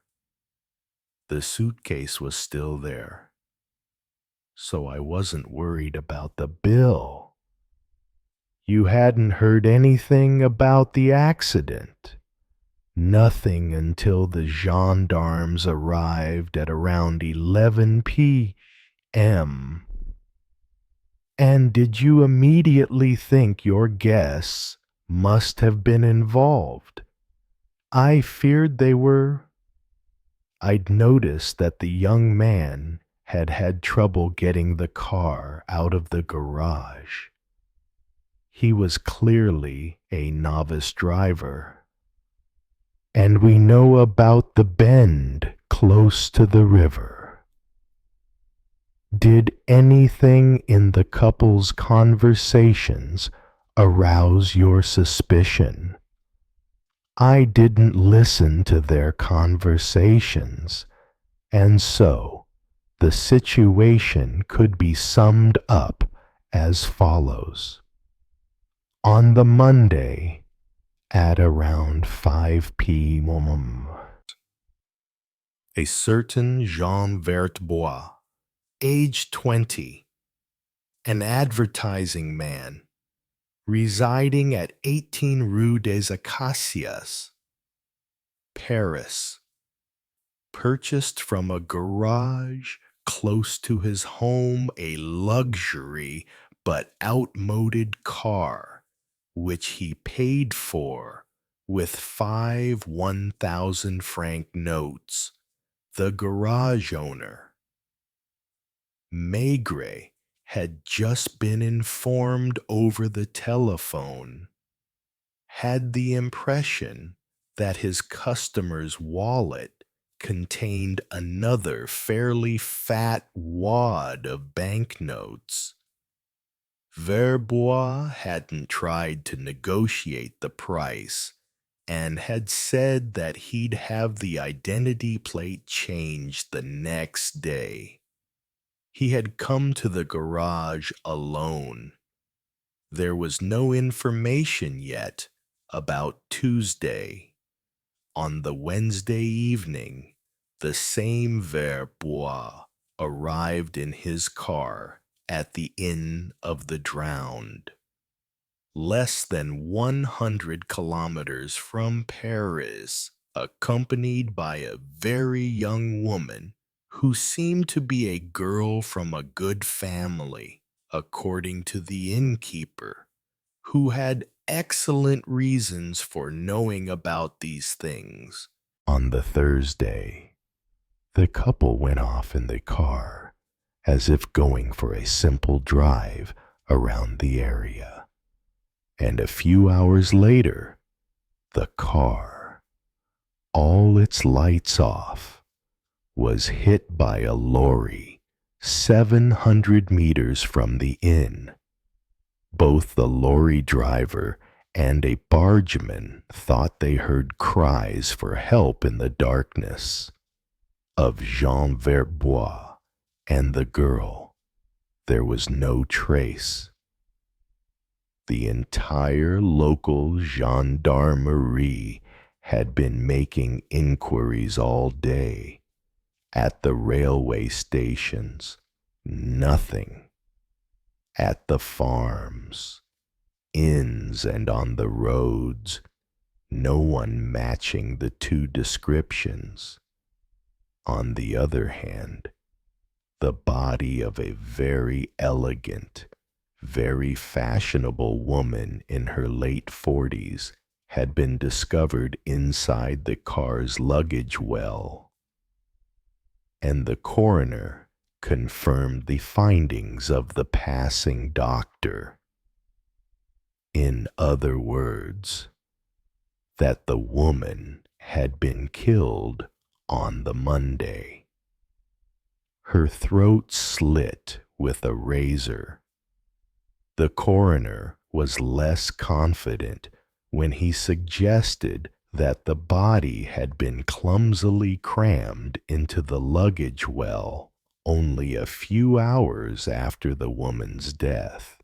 The conclusion was that when the couple had arrived at the inn, there was already a body in the car. Did Verbois know? Did his young companion know? What was their car doing by the roadside? At 8 o'clock at night, with all its lights off? Was it a breakdown that a novice driver was unable to fix? Who was in the car at that moment? And who had shouted out in the dark? The captain of the gendarmerie, very much a man of the world, avoided disturbing Maigret in his investigation, trying on the other hand with his team to gather as much information as possible. 10 flat-bottomed boats went up and down the Loing searching with boat hooks. Men trudged along the banks, and others hunted around the weirs. The journalists treated the inn as conquered territory and behaved as if they owned the place, filling all the rooms with their rackets. La Belle Thérèse had set off for Quai des Tournelles with its cargo of tiles, and the lorry driver, oblivious to all the fuss, was philosophical about this additional paid leave. On the newspapers' rotary presses, the headlines were already squeezed in bold letters. The more sensational they were, the bolder the type, and the prize went to a reporter who had written, "Two 20-year-old lovers driving with a corpse in their boot." Then in italics, the murky waters of the Loing engulf the murderers and their victim. It was the most trying part of the investigation. The time during which Maigret, on edge, spoke to no one, grunted, drank beers and smoked pipes, pacing like a bear in a cage.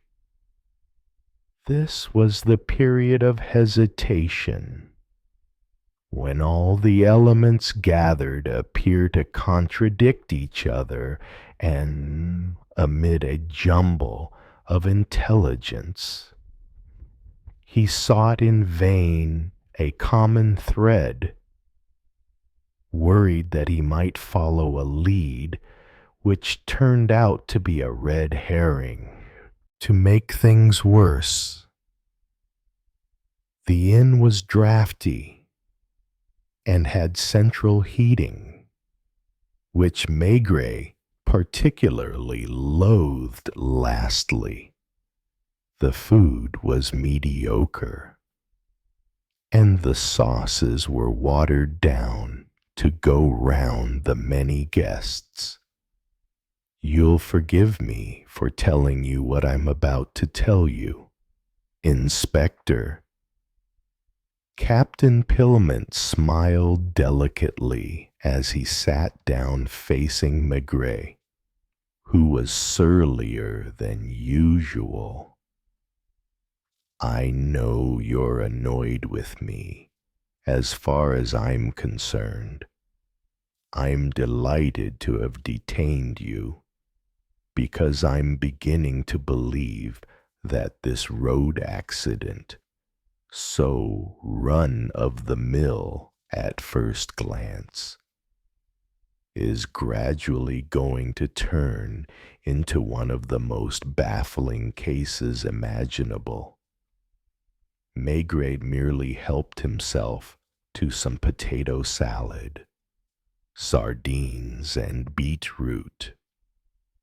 The standard hors d'oeuvre in second-class restaurants. When we find out the identity of this beautiful, lovesick girl, a big car driven by a liveried chauffeur and spattered with mud stopped outside the inn, and a gray-haired man got out, instinctively retreating a few steps when confronted with the photographers snapping away just in case. Well, well, muttered Maigret. I bet this is her father. Maigret had not been mistaken, but he was spared the unpleasant scene he was anticipating thanks to the remarkable dignity of the lawyer Monsieur La Pommeraye. After brushing aside the journalists in the manner of someone accustomed to asserting his authority, he'd followed Maigret into the small private lounge and introduced himself Germain La Pommeraye, lawyer in Versailles, and his profession, like the royal town, perfectly suited his tall, aristocratic form, his olive skin, his features, which barely trembled as he asked, gazing at the floor, "Have you found her?" "I apologize," sighed Maigret, "but I am going to have to ask you a number of rather specific questions." The lawyer waved his hand as if to say, "Go ahead. I know how it is. Can you tell me, first of all, what made you think that your daughter might be mixed up in this case? You will understand. My daughter, Viviane, is 17 and looks 20. I say is, but I should probably already be saying was. She's impulsive, like her mother, and, rightly or wrongly, since being a widower, I have always refused to get in the way of her instincts. I am not sure where she met this Jean Vertbois, but I seem to remember that it was at the swimming baths, or at a sports club whose grounds are near Boulogne. Do you know Jean Vertbois personally? I saw him once. My daughter, I repeat, is impulsive.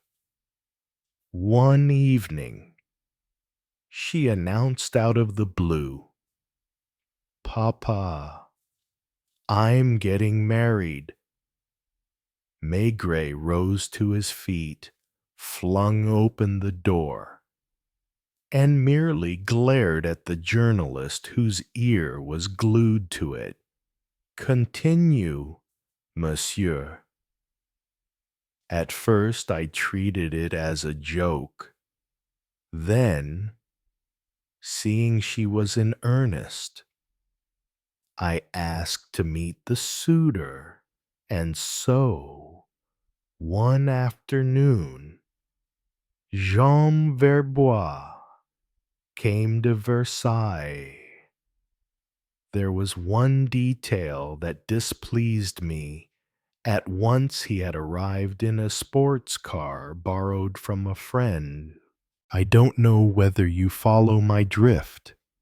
Young people have an absolute right to harbor ambitions, but I don't approve of a 20-year-old cheaply satisfying a hankering for luxury, especially luxury in such poor taste. In other words, the conversation was quite frosty.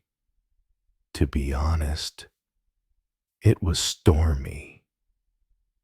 I asked the young man with what resources he intended to maintain a wife, and he replied with a rather disturbing openness that while he was waiting for a more brilliant position, my daughter's dowry would save her from dying of starvation.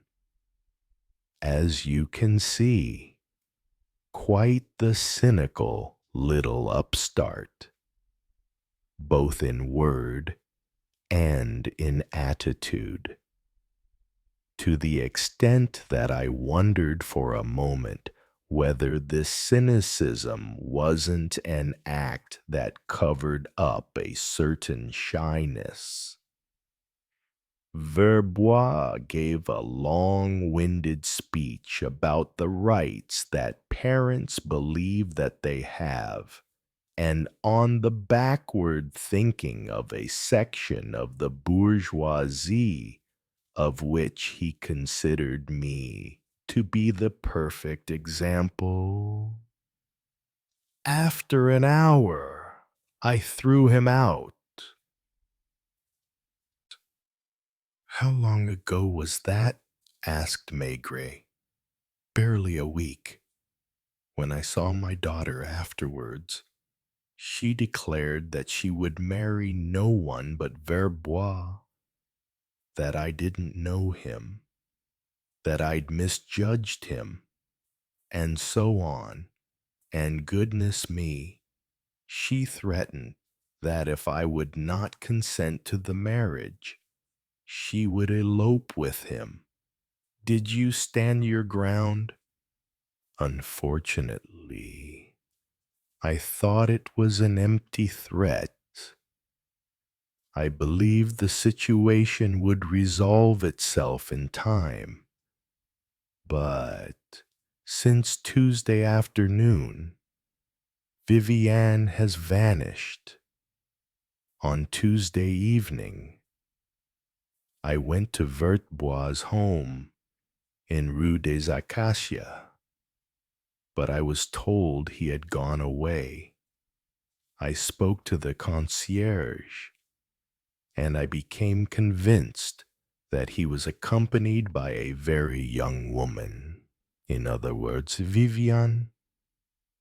That is why, at lunchtime today, when I read about the events of last night in the newspapers, he remained calm and dignified. Little beads of sweat appeared on his forehead. However, as he said, averting his eyes, I ask you only one thing, Inspector, to be honest. I am still tough enough to take a direct blow, but I would find it hard to cope with veering between hope and despair for any length of time. In your opinion, is my daughter alive? Maigret said nothing for a long while. Eventually, he muttered, "First of all, let me ask you one last question. You appear to know your daughter very well. She seems to be totally in love with Verbois, in both a romantic and an obsessive manner. Do you believe that if your daughter were to find out that Verbois was a murderer, she would stand by him out of love? Don't answer too quickly. Supposing your daughter arrives at her lover's place. Forgive me, but unfortunately that is the word. She learns that in order to find the money he needed in order to elope with her, he was driven to murder. The two men fell silent. Eventually, Monsieur le Pommeraye sighed. I don't know. However, I can tell you one thing. Inspector, something that no one knows. I told you earlier that I was a widower. That is true. My wife died 3 years ago in South America, where she'd run off to with a coffee plantation owner 8 years earlier. When she left, she stole 100,000 francs from the safe in the study. Vivienne takes after her mother. He winced on hearing Maigret sigh. I hope so. I beg your pardon, because if Jean Verbois has nothing to fear from his companion, he has no reason to do away with her. If, on the other hand, for example, on discovering the body in the boot, your daughter expressed her indignation and threatened him. I see what you mean, but I don't understand what occurred next, according to the newspaper reports. At the time of the collision, the car wasn't abandoned because the lorry driver and a bargeman heard shouts. Verbois and Vivienne had no reason to leave each other, so it is likely they've been dredging the river all morning and they haven't found anything so far. May I ask you to come with me for a moment up to the room the couple stayed in? It was an ordinary room with floral wallpaper, a brass bedstead, and a mahogany mirrored wardrobe. On the wash basin shelf, a few items, a razor, a shaving brush, and 2 toothbrushes, one of them new. You see, commented Maigret, the man had his personal belongings with him, but the couple must have stopped on the way to buy a toothbrush for the girl and those travel slippers by the bed. I still wish I could find some evidence that it is indeed your daughter who— Here it is, said the father sadly, pointing to an earring glinting faintly on the rug. Vivienne always wore those earrings, which had belonged to her mother. One of them didn't close properly. She was forever losing it and miraculously finding it again. It's this one. Now, do you still think I have a chance of finding my daughter alive? Maigret didn't dare reply that. if she were Mademoiselle Viviane La Pommeraye, would most likely be charged with being complicit in a murder. He'd had to persuade the lawyer to return to Versailles, and, in the continuing downpour, the Inn of the Drowned increasingly resembled a police headquarters.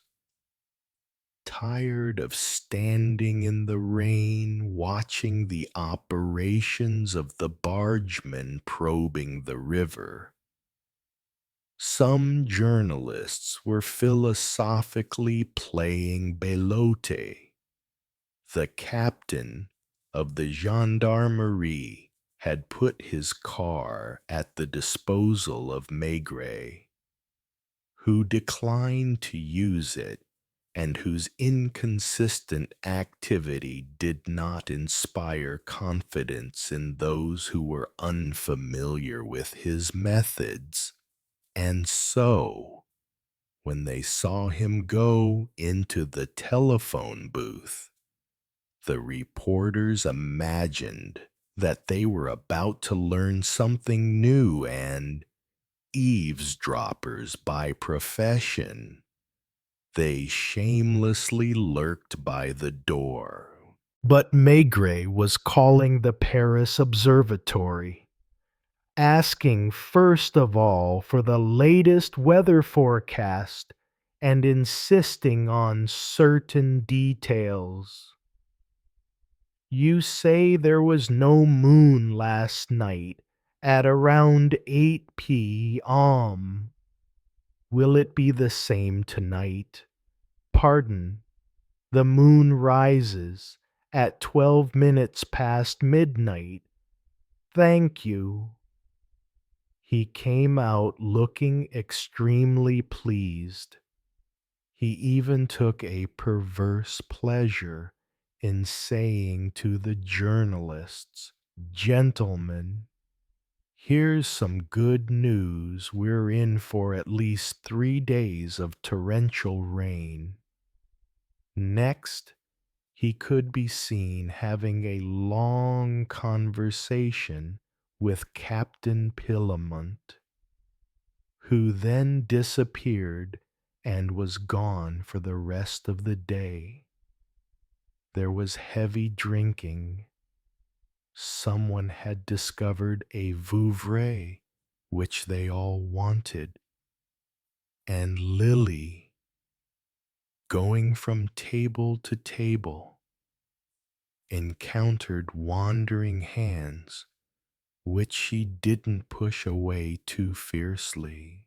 When darkness fell at 4:30, that put an end to the search in the Lowing, and it became unlikely that a body or bodies would be found, because the current would have swept them into the Seine by now to clear the road. A breakdown vehicle had taken away the car salvaged from the river and driven it to Montargis, where it was delivered into the hands of the police. It was 6 o'clock when a reporter called the innkeeper over and said, "What's on the menu for dinner?" And a voice replied, "Nothing at all." Not least surprised was the owner, who was trying to see who had answered in his place, especially in such a rude, unbusinesslike manner. It was Maigret, who was calmly walking across the room. "As a matter of fact, gentlemen, I'm going to ask you not to dine here this evening. I am not banning you from coming back at around 10 p.m. if you like, or even from staying the night at the inn. but between 7 and 9 p.m. I very much want only the people who were here last night to be on the premises. Reconstruction, shouted one smart aleck. Not quite. I warn you right away that there's no point hanging around nearby, because you won't see anything. But if you behave, you will probably have a sensational article for your morning editions tomorrow. At what time? Let's say by 11. I know a place in Montargis where you can eat wonderfully well, the Hotel de la Cloche. Go there, all of you. Tell the owner that I sent you and you'll be well looked after. When I come and join you, aren't you eating with us? I'm invited elsewhere, but I shan't be long. Now, it's take it or leave it. And if anyone tries to be clever, I guarantee he won't obtain the tiniest scrap of information. See you later, gentlemen, and bon appetit. After they'd left, he breathed more easily, and he darted the furious owner a roguish glance. Come on, you make your money on the booze, not on the food. And they've been drinking all day. They'd have carried on. Listen to me. It is essential that between 7 and 10 p.m. everyone in the inn must be where they were yesterday, that the lighting is the same. That's quite simple. There was someone they seem to have forgotten. Joseph Lecoyne, the lorry driver. He was watching Maigret in amazement, and finally he opened his mouth. What about me? You are going to drive me to Nemours in the lorry. Yes, why not? For want of a chauffeur-driven limousine, as you wish, if I can be of help. And that was how Inspector Maigret left the Inn of the Drowned, sitting in a 10-ton lorry that made an infernal racket. Where shall I drop you off?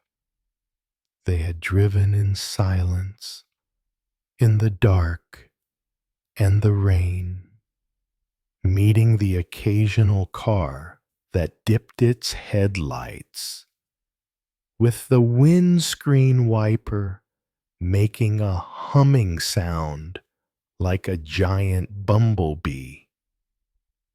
You're not dropping me off, my friend. The driver looked at his companion in bewilderment, thinking he was joking. So, what then? Are we going back to Paris? No.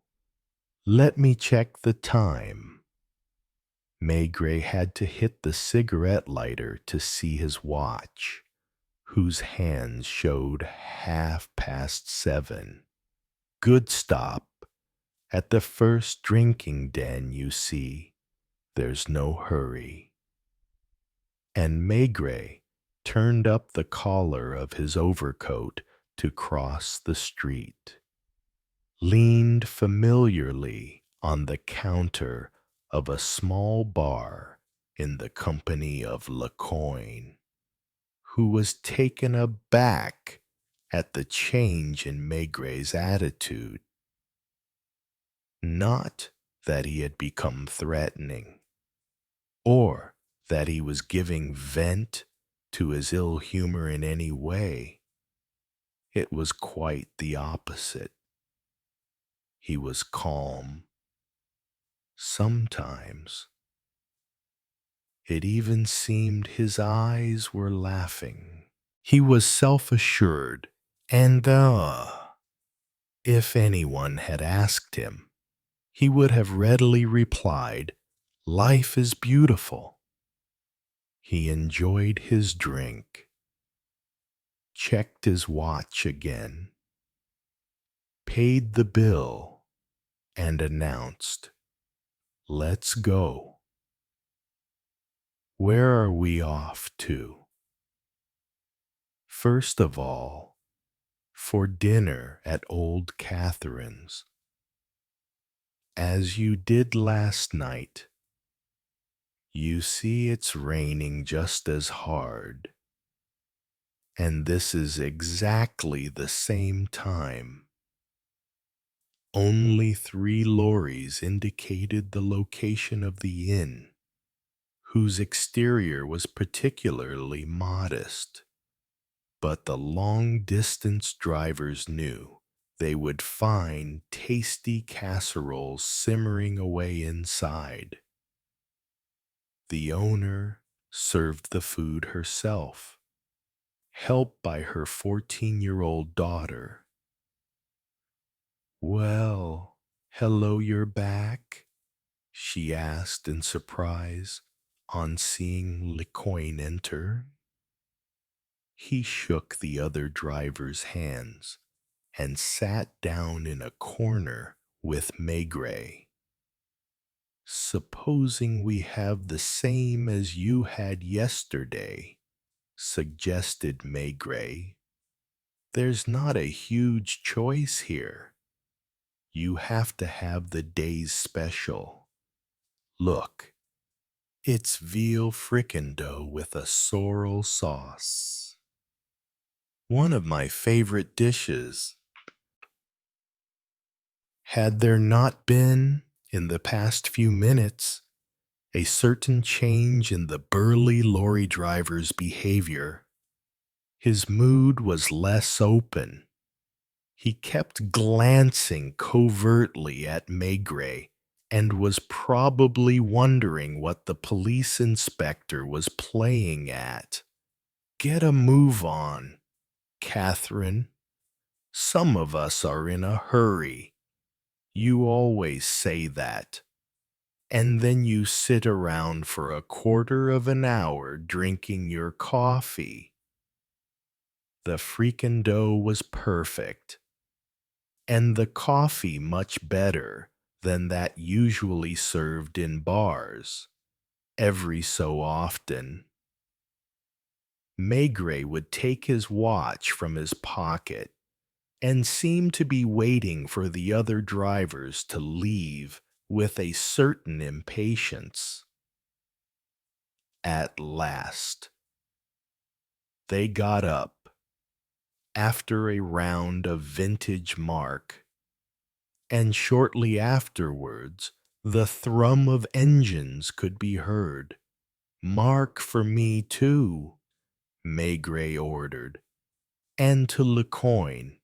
This is exactly how things were yesterday. Is it not?" "Absolutely. This would be the time to leave. At this hour, I'd already made my telephone. Let's go. Are we going back there? Just like yesterday?" "Does that bother you?" "Me? Why would it bother me, seeing as I have nothing to hide?" But just then, Catherine came over and asked the driver, "Tell me, did you give my message to Benoit?" "Of course I did. It's sorted." Once in the lorry, Maigret asked Who is Benoit? He has a petrol pump in Montargis. He's a pal. I always stop at his place to fill up. Old Catherine would like a pump to be installed at her place, too. And I was to tell Benoit, it's bucketing down, isn't it? Even a bit more than yesterday. Just think, when you have to drive all night through this downpour. Are we not going too fast? Just like yesterday, Maigret lit his pipe. Us lorry drivers, muttered Lecoin. We're always the ones that people yell at because we hog the middle of the road. Or we don't pull over fast enough. But if the people who drive small cars had to steer beasts like ours, suddenly a curse and Lecoin braked sharply. So sharply that Maigret almost went head first into the windscreen. Well, blow me down, exclaimed Joseph Lecoin, and he looked at his companion, frowned, and grumbled. Was it you who had it positioned there? There was indeed a car, at the exact spot where the lorry had crashed into Jean Vertbois' convertible the previous night, a gray car. Like the other one, it was raining. The night was dark. The car had no lights, and yet the lorry had come to a halt more than 3 meters from it. For a split second, the driver's face had betrayed a mounting anger, but he merely grumbled. You could have warned me. Supposing I hadn't seen it in time, and yet we were chatting. So what? Yesterday you were alone, so you were fully concentrated on the road. And Lecoin asked with a shrug, what do you want now? We're going to get down over here. Wait. I want to try an experiment. Shout for help. Me, since those who shouted yesterday aren't here. Someone has to take their place. And reluctantly, Lecoin shouted, sensing a trap. His anxiety redoubled when he heard footsteps, and a shape moved in the darkness. Come closer, Maigret called out to the newcomer. It was the bargeman from La Belle Thérèse, whom Maigret had asked the gendarmerie to summon back, without letting on to anyone. Well, it is difficult to state categorically, but for me, it was more or less the same thing. What? Groaned Lecoin. I don't know who shouted, but I'd say it was more or less the same sound as last night. This time, the giant was on the verge of losing his composure and setting upon the bargeman, who was unaware of the part he was playing in the charade. Get back into the lorry. Someone was coming towards them, who had not budged until then. Captain Pilament. Everything's fine, Maigret told him in a hushed tone. As for the rest, We'll soon see. And he clambered back into the cab next to Lecoyne, who was no longer trying to be amiable. What do I do? As you did yesterday. Do I go to Montargis? As you did yesterday. As you wish. I don't know what you've got in mind. But if you think I'm mixed up in this business, they were already passing the Inn of the Drowned, where 4 windows were lit up, one of them displaying the telephone number in enamel lettering. So it didn't occur to you to stop and telephone. I already told you. Keep going. Silence. A sullen man making abrupt movements, and Maigret smoking his pipe in his dark corner. They arrived in Montargis, and suddenly Maigret said, "You've gone past it." "What?" "The gendarmerie. That's you, with all this messing me about." He wanted to reverse, because the gendarmerie was only 50 meters away. "No, no," protested Maigret. "Carry on." "Carry on what?" "Doing exactly what you did yesterday."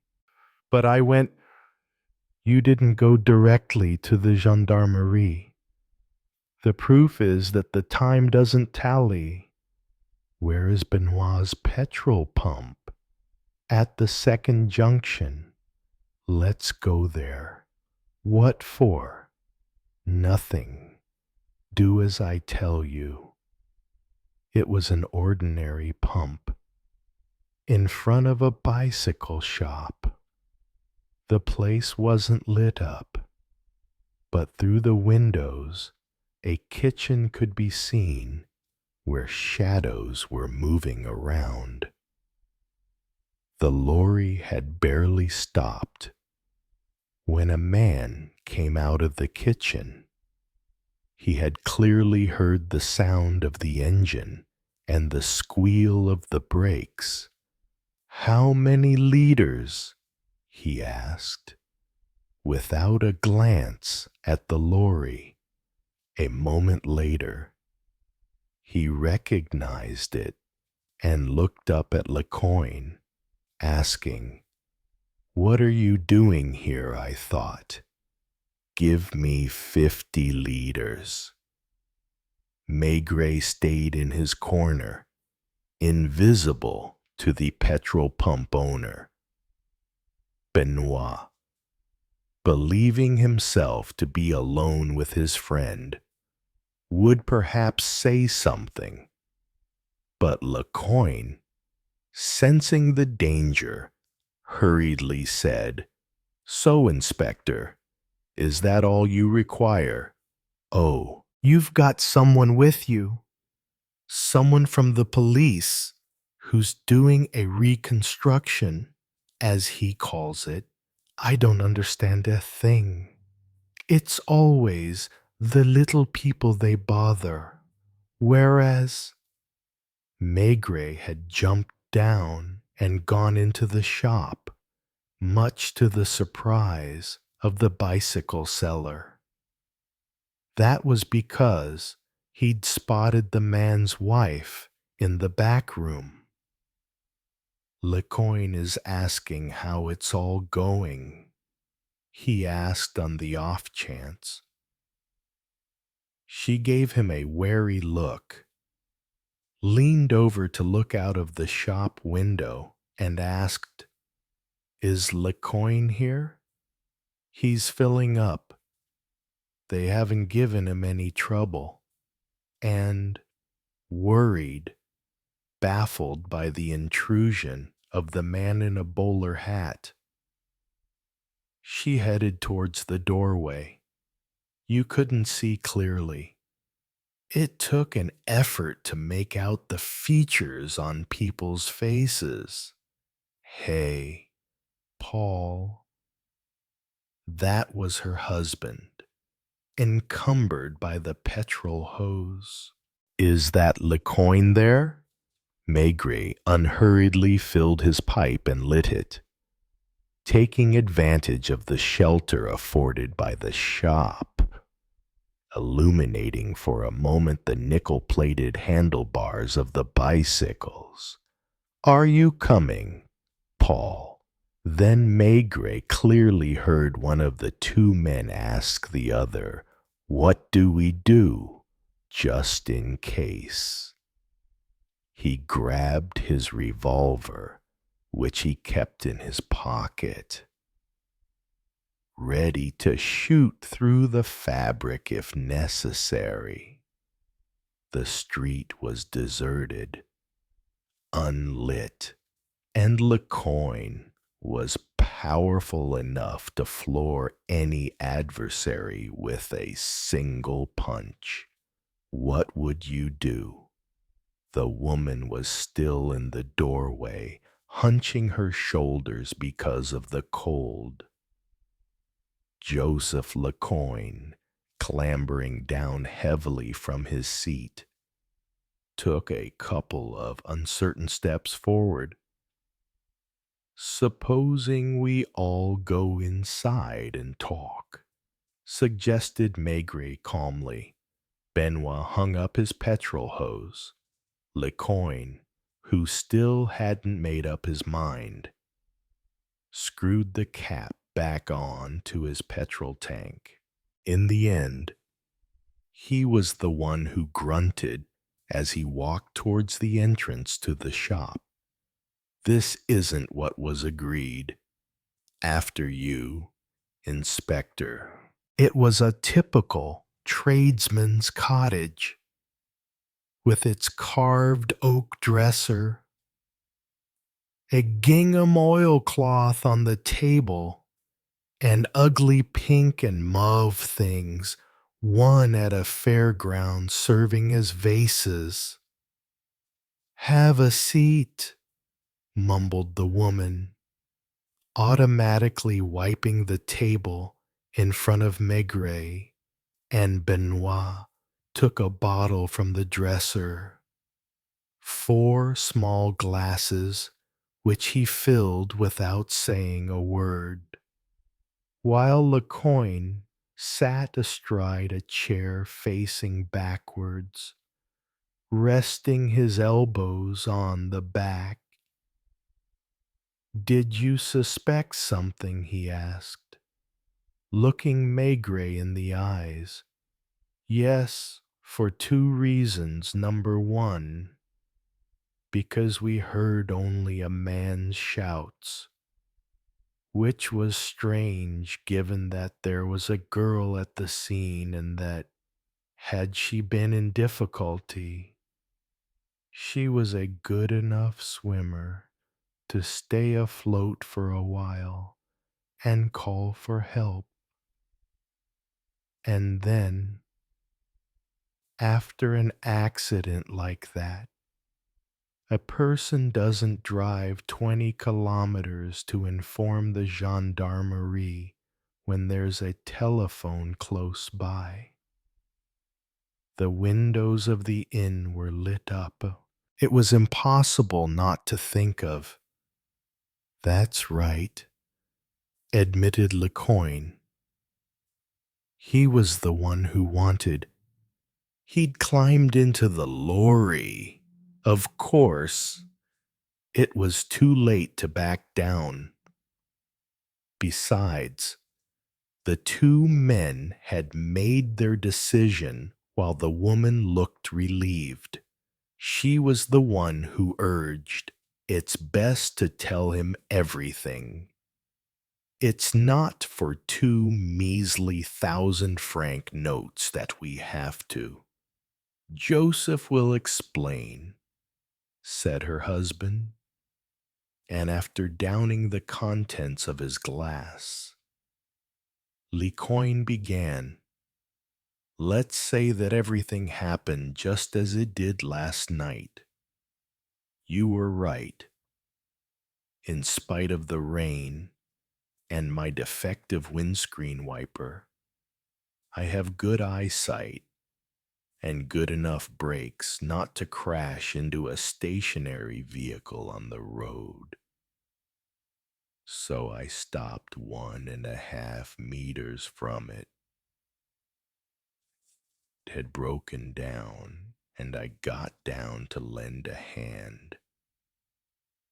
That was when I saw a distraught young man who asked me if I wanted to earn 2,000 francs. By helping him to push the car into the water, Maigret broke in. He could probably have pushed it in by himself. That's what he was trying to do when I arrived. But what he wanted most was to be driven somewhere that no one would ever find out about. I think that if it had been only him, I'd never have agreed. But there was the girl. Was she still alive? Of course, to persuade me. He told me that they weren't being allowed to marry, that they loved each other, and they wanted to fake a suicide to stop anyone from trying to find them and separate them. I don't like those kinds of scheme, but if you'd seen that poor kid in the rain, in short, I helped push the car into the Loing. The two youngsters hid in my lorry. They asked me to shout for help for the sake of credibility, which I did. That way, people would think that the pair of them had died. Then all I had to do was drive them to Montargis. I gathered on the way that the young man wasn't stupid. He knew he couldn't go to a hotel, nor did he want to take a train. He asked me if I knew anyone who, for another 2,000 francs, they could stay with for a few days until the investigation was over. I thought of the woman confirmed. We also believed they were lovers. So, seeing as our brother-in-law has his room here and he's off on military service, are they still in the house? Not her. What? And Maigret looked about him with concern. After lunch, began the garage owner. When I saw the newspaper, I went upstairs and asked if the story of the body was true. The girl tore the paper from my hands, skimmed it, and suddenly she shot through the open door and bolted, without a coat or hat. What about the young man?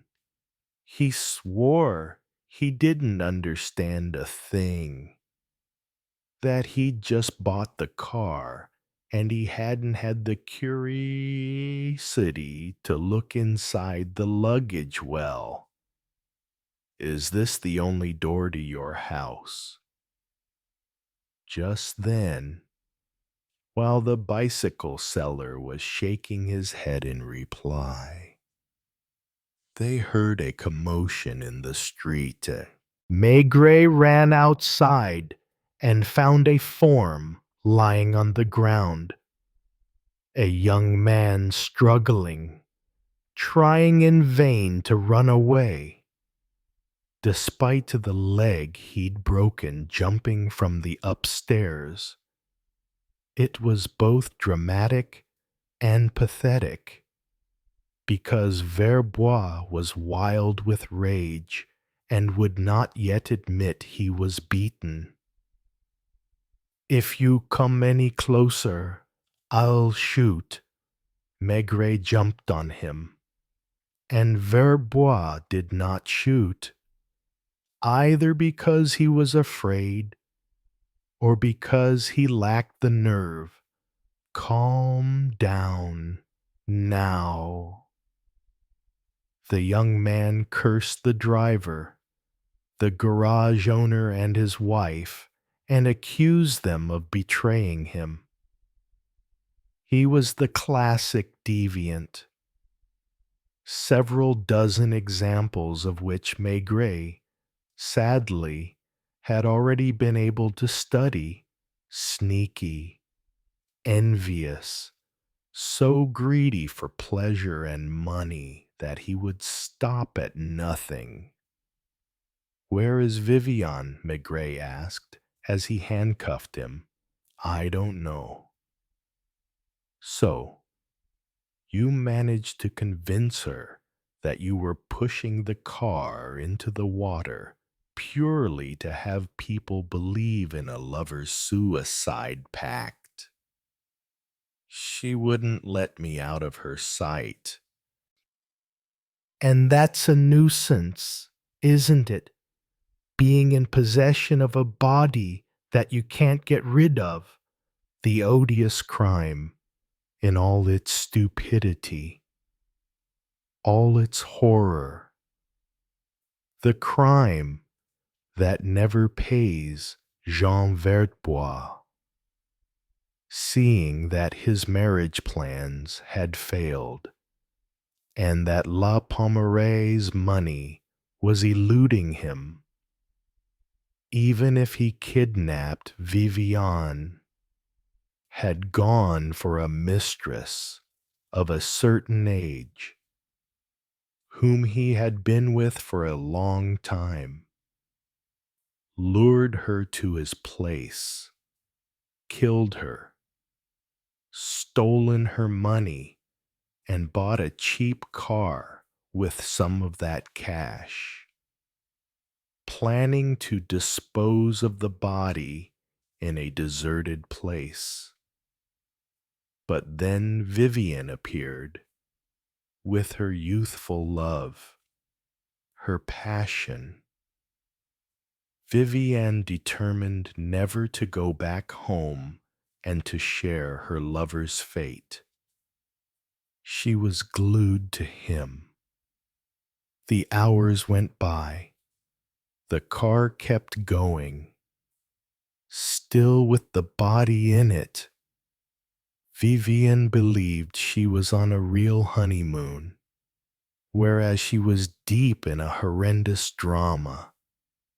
She embraced the man she loved, while he only thought of the grisly bundle he had to get rid of at all costs. That was when, in desperation, he came up with the idea of this fake suicide, which was complicated but also facilitated by the unexpected arrival of a lorry.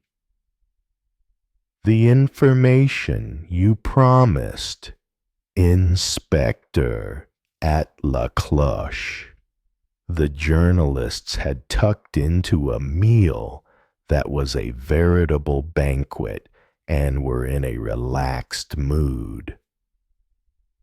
"Marthe Dorval's killer is in hospital." Marthe Dorval, a former operetta singer who had savings and was the mistress of Jean Verbois. "He's in hospital, in Montargis Hospital with a broken leg. I give you permission to go and photograph him and to ask him any questions you like. What about the girl?" Maigret bowed his head. He had no news of her, and she may have committed an act of desperation. It was gone midnight, and Maigret was at the Nemours police station with Captain Piliment, with whom he was discussing the events, when the telephone rang. The captain, who had picked it up, looked pleasantly surprised and asked a few questions. "Are you certain of the address? Listen, as a precaution, bring me the driver. Too bad if he's drunk." And he explained to Maigret, "My men have just found a taxi driver from Montargis who during the day picked up a girl wearing no coat and no hat. She had him drive her into the countryside near Bourges, where she went into an isolated manor house. Seeing that his customer wasn't even carrying a handbag, the driver was worried about his payment, but she told him several times, 'My aunt will pay.' And indeed, Viviane La Pommeraye, shattered, desperate, had taken refuge at the home of one of her aunts, where she'd spent her holidays since her childhood. Chapter 13. Stan the Killer. His hands behind his back and pipe between his teeth, Maigret moved slowly, edging his bulky frame through the throng in Rue Saint-Antoine, which burst into life every morning, the sunshine streaming down from a clear sky onto the little barrows piled high with fruit and vegetables, with one stall blocking almost the entire width of the pavement. At this hour, housewives were out in force, weighing up artichokes and tasting cherries, while escalopes and rib steaks alternated on butcher's scales. Asparagus best asparagus, 5 francs a large bunch. Fresh whiting straight off the docks. Kitchen boys in white aprons. Butchers in fine checked linen. The whiff of cheese outside a dairy, and further on the aroma of roasted coffee.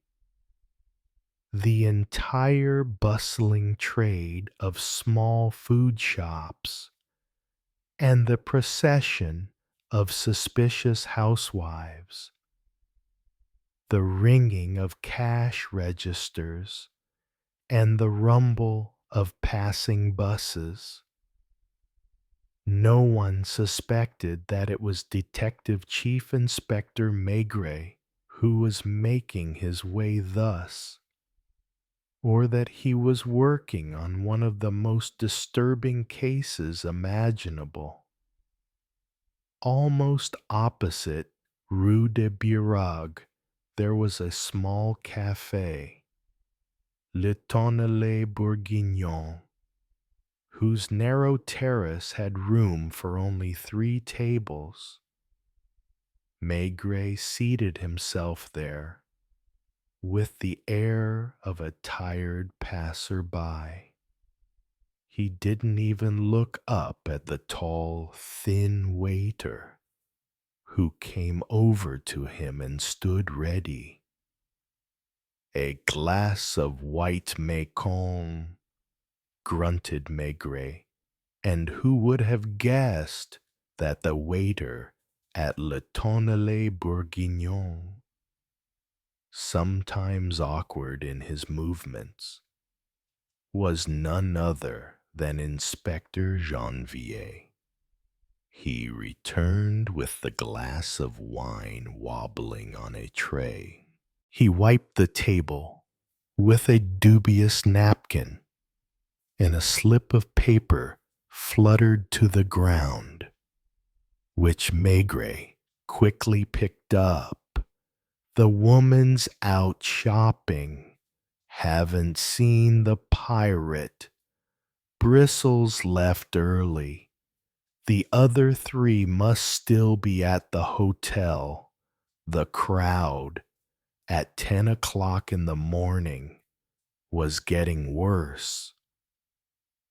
Next to Le Tonnelle, a grocery shop was holding a sale, and the barkers were stopping the passers-by to give them a sample of biscuits at 2 francs for a large tin, on the corner of Rue des Biragues. You could see the sign of a seedy hotel, one of those hotels with rooms by the month, the week, or the day, not without payment in advance. And ironically, this hotel was called Beau Séjour. Maigret savored his dry white wine, and his gaze did not seem to be seeking out anything in particular among the colorful horde milling around in the spring sunshine. And yet that gaze soon lighted on a first-floor window of a house in Rue des Biragues, almost facing the hotel. At this window, a little old man was sitting beside a canary's cage, seemingly with no other concern than to warm himself in the sun for as long as God deigned to grant him life.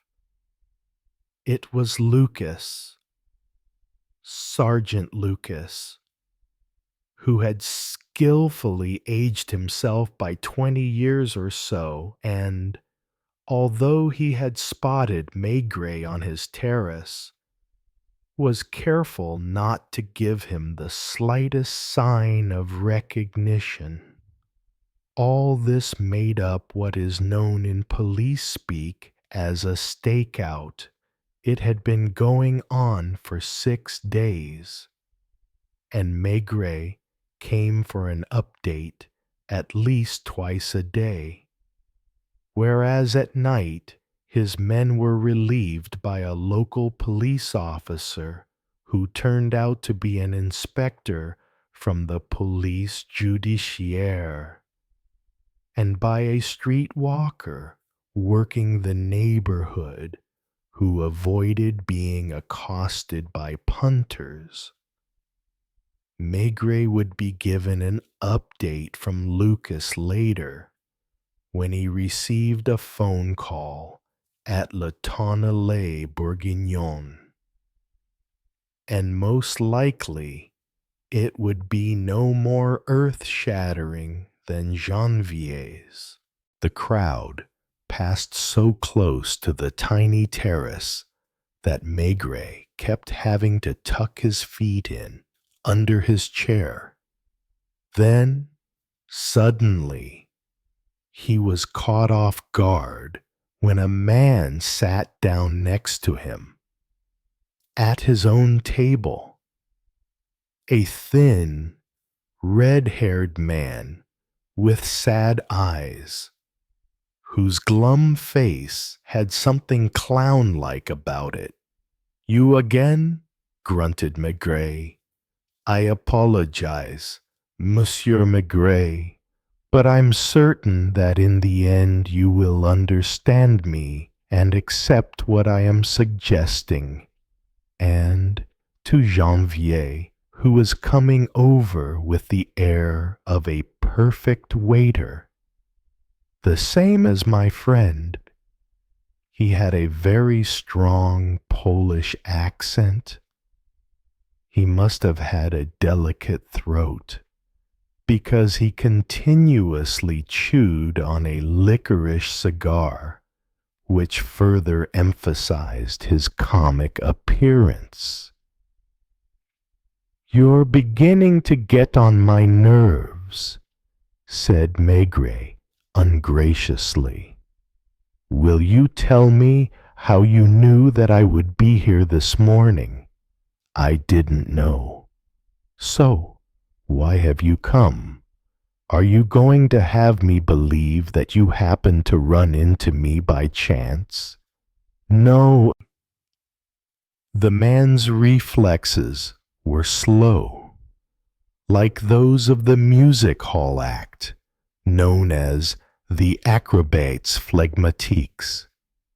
He stared straight ahead with his jaundiced eyes, or rather, he seemed to be staring vacantly, and he spoke in a flat, sad voice, as if he were reciting interminable condolences. "You're mean to me, Monsieur Maigret. You are not answering my question. How come you are here this morning? I followed you from the police judiciaire well before, from your home. So, you admit that you are spying on me. I am not spying on you, Monsieur Maigret. I have too much respect and admiration for you. I have already told you that I'll be your colleague one day." And he sighed longingly as he contemplated his licorice cigar with its fake glowing tip of painted wood. The newspapers hadn't mentioned it, except one, and that newspaper, goodness knows how it had got wind of the case, was complicating Maigret's job even more.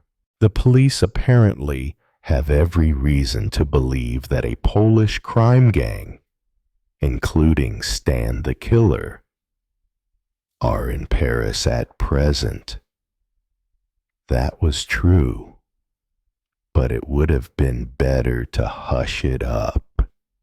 In 4 years, a group of Poles, about whom almost nothing was known, had attacked 5 farms, all in northern France, and always using the same methods. First, these were all remote farmsteads belonging to old men. Furthermore, the attack invariably took place on the night of a fair, and on farms where, having sold a large number of animals, the owners had a large sum of cash in the house. Nothing scientific in the method. A violent attack, as in the days of the highwaymen. Total disregard for human life. The Poles murdered. They killed anyone who was in the farmhouse, even if there were children present, knowing that it was the only way to avoid being identified later on, were there 2, 5, or 8 of them. In each case, people had noticed a van. A 12-year-old kid claimed to have seen a one-eyed man. Some stated that the robbers wore black masks. The fact remains that on each occasion the farmers were stabbed with knives, or, to be precise, had their throats slit. The case was not under the jurisdiction of Paris. France's local flying squads were handling it for 2 years. The mystery had remained unsolved, which was of no consolation to rural communities. Then, intelligence had come in from the Lille area, where there are villages that are real Polish enclaves. This intelligence was hazy. It was not even possible to identify the true source. The Poles claim that it's Stan the Killer's gang. See? But when the men in the miners' cottages were interviewed one by one, and most of them did not speak French, they knew nothing, or they'd stutter, "I was told." By whom? I don't know. I've forgotten. When a murder was committed in the Reims area, however, a farm servant, whose existence must have escaped the robbers and who was asleep in an attic room, had been spared. She had heard the killers speaking in a language which she believed was Polish. She had merely glimpsed their faces covered by black masks. But she had noticed that one of the men had only one eye, and that another, a giant nearly 6 foot tall, was exceptionally hairy. That was how in police circles they had come to refer to them as Stan the Killer, Bristles the Pirate. For months on end, they had learned nothing more, until one day, when a junior inspector from the hotel agency had made a discovery. He was in charge of the Saint Antoine neighborhood, which was teeming with Poles. He'd noticed, in a hotel in Rue de Biragi, a dubious group which included a one-eyed man and a giant whose beard literally covered his face. Outwardly, they appeared to be poor wretches. The hairy giant rented a room by the week with his wife, but almost every night he gave shelter to several fellow Poles, sometimes 2, sometimes 5, often 2. More Poles rented the adjacent room. "Do you want to handle this, Maigret?" asked the chief superintendent of the police judiciaire. But the next day, even though the case was hush-hush, a newspaper published the story the day after that in his mail. Maigret found a clumsily scrawled letter in an almost childish handwriting and with numerous spelling mistakes. On cheap paper of the sort sold in grocery shops, Stan won't let himself to be caught. Beware.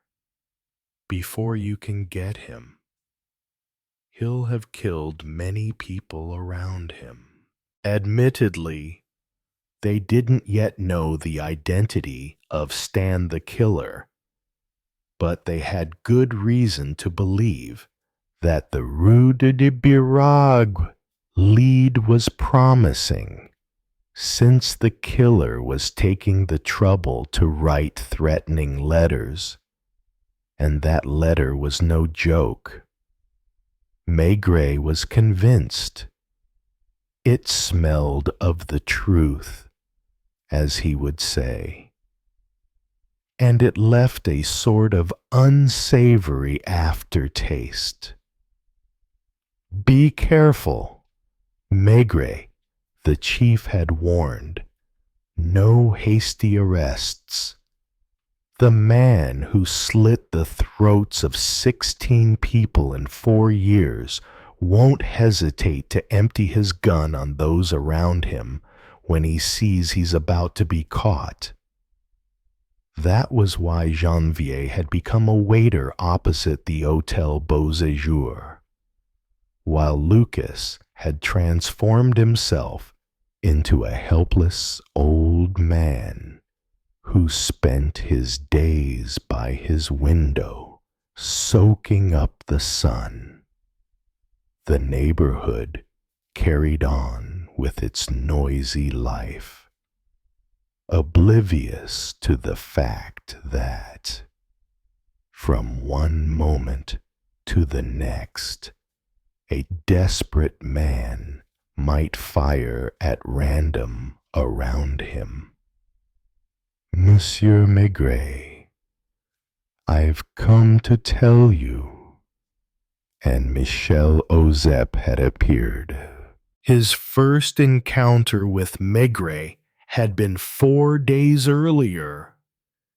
He had turned up at the police judiciaire and insisted on seeing Maigret in person.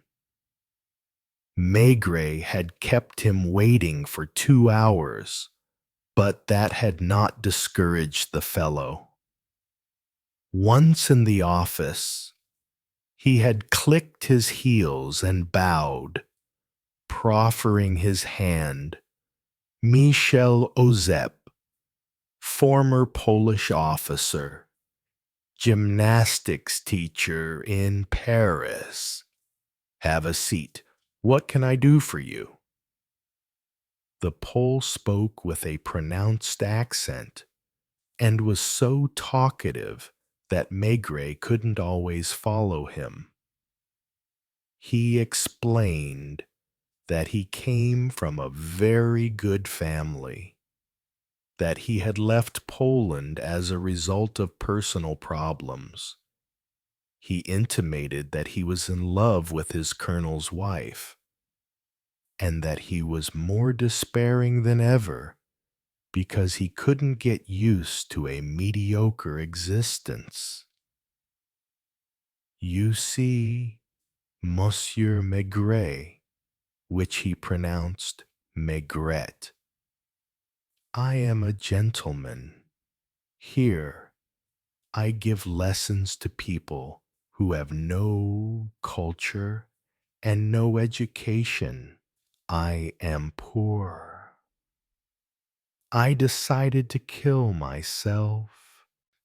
Maigret's first thought was a madman, because Quai des Orfèvres was accustomed to visits of this kind, as a good number of lunatics felt the need to come there to unburden themselves. I tried. 3 weeks ago, I threw myself into the Seine from the Pont d'Austerlitz, but the river police spotted me and pulled me out of the water. Making an excuse, Maigret went into the office next door, telephoned the river brigade, and verified that it was true. 6 days later, I wanted to gas myself in my apartment, but the postman came with a letter and opened the door. phone call to the local police station. That too was true. I'm serious about wanting to kill myself. Do you understand? My life is no longer worth living. A gentleman can't live in poverty like this, or in mediocrity. So I thought that perhaps you needed a man like me. What for? To help you arrest Stan the killer. Maigret frowned. Do you know him? No. I've simply heard about him. As a Pole, I am outraged that a fellow countryman of mine is thus violating the laws of hospitality. I want Stan and his gang to be arrested. I know that he has sworn to defend himself brutally. So, some of those who try to capture him are bound to get killed. Would it not be better if it were me? Since I want to die anyway, tell me where to find Stan. I'll go and disarm him. If need be, I'll wound him so that he's no longer dangerous. Maigret was only able to give the standard response. Leave me your address. I'll write to you. Michel Ozep lived in furnished lodgings in Rue des Tournelles, not far from Rue de Birégy. As it happened, an inspector had dealt with him. The report was rather in his favor. He had indeed been a sub-lieutenant in the Polish army when it was established. Then all trace of him disappeared. He surfaced in Paris, where he tried to give gymnastics lessons to the sons and daughters of small shopkeepers. His suicide attempts were not invented. Even so, Maigret, with the agreement of the head of the police judiciaire, had sent him an official letter ending, "To my great regret, I cannot take advantage of your generous offer, for which I thank you." Twice since then, Ozep had turned up at Quai des Orfèvres and insisted on seeing Maigret. The second time, he had even refused to leave, claiming that he would wait as long as necessary, and occupying almost forcefully for hours on end one of the green velvet chairs in the waiting room.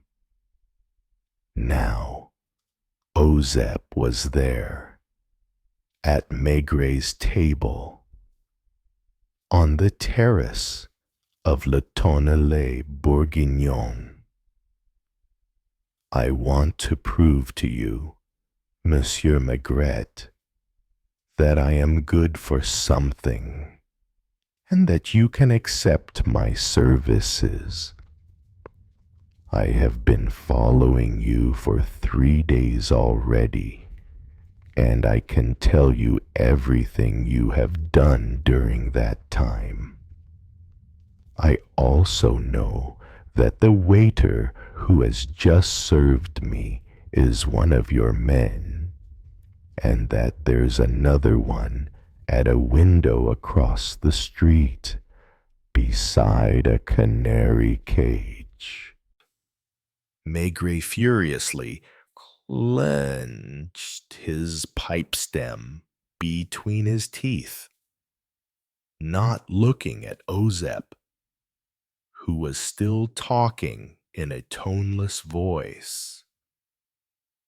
I understand that when a stranger comes and tells you, I am a former officer of the Polish army, and I want to kill myself, I understand that you thought, perhaps it's not true, but you checked up on everything I told you.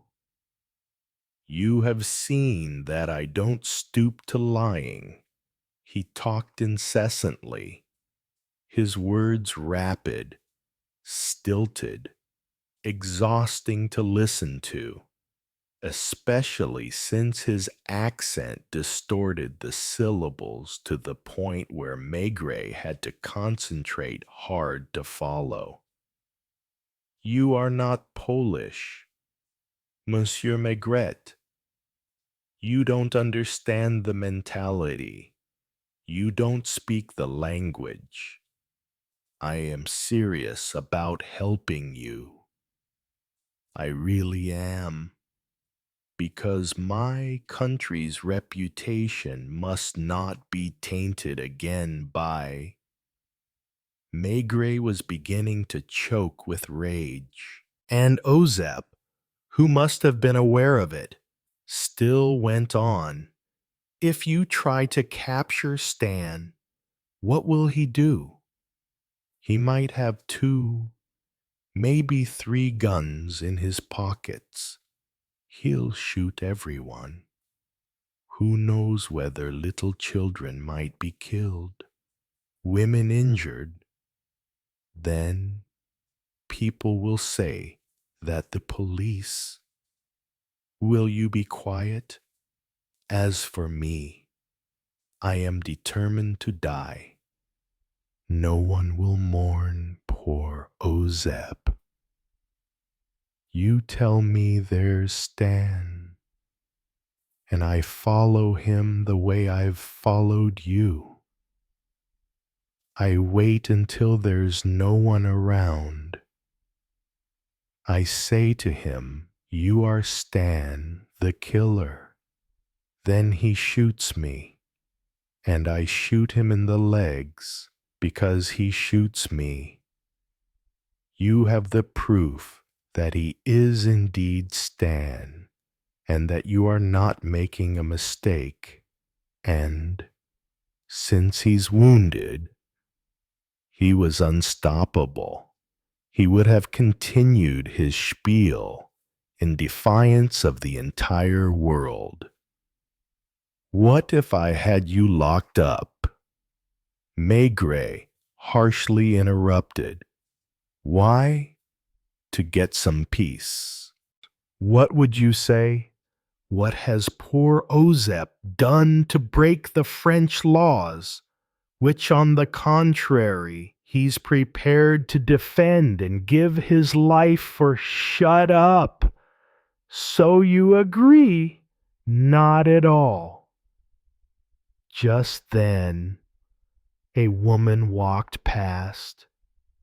A woman with fair hair and a very pale complexion, whom everyone in the neighborhood was able to identify as a foreigner. She was carrying a shopping bag and heading towards a butcher's stall. Maigret, who was gazing after her, noticed that his companion had a sudden urge to blow his nose loudly, while burying almost his entire face in his handkerchief. That's Stan's mistress, isn't it? He said, once the woman was out of sight.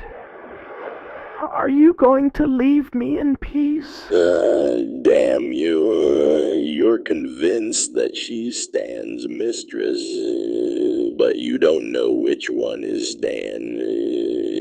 you think he's the one with the beard, but the hairy one's called Boris, and the one-eyed guy is, he's Ryan, not Bowler. If you continue the investigation on your own, you won't find out anything, because the hotel is full of Poles who'll refuse to answer you or will lie to you. Whereas none of the housewives in the teeming Rue Saint-Antoine had any idea of the matters being discussed on the tiny terrace of Le Tonnelle Bourguignon. The pale blonde woman was bargaining over chops at a nearby butcher's stall, and had the same weary expression in her eyes as Michel Ozep. Perhaps you're concerned because you're afraid that if I'm killed, you'll be asked for an explanation first. I have no family. Second, I've written a letter in which I say that it is I who, alone and of my own free will, wanted to die. Poor Janvier, standing in the doorway, didn't know how to inform Maigret that there was a telephone message for him. Maigret had seen him, but, puffing away on his pipe, he continued to keep an eye on his pole. Listen. Ozep? Yes. Monsieur Maigret. If you're seen again in the vicinity of Rue Saint-Antoine, I'll have you locked up. But I live, you'll just have to live somewhere else. Are you refusing the offer? Off with you. But off with you, or I'll arrest you. The man rose, saluted with a click of his heels, and gave a deep bow, then walked off with a dignified step. Maigret, who had noticed one of his men, had already signaled to him to follow the strange gymnastics teacher. At last, Janvier could come over to him. Lucas has just called. He spotted guns in the room, and 5 Poles slept in the adjoining room last night, some of them on the floor, leaving the communicating door half open. Who's that fellow? No one. How much do I owe you?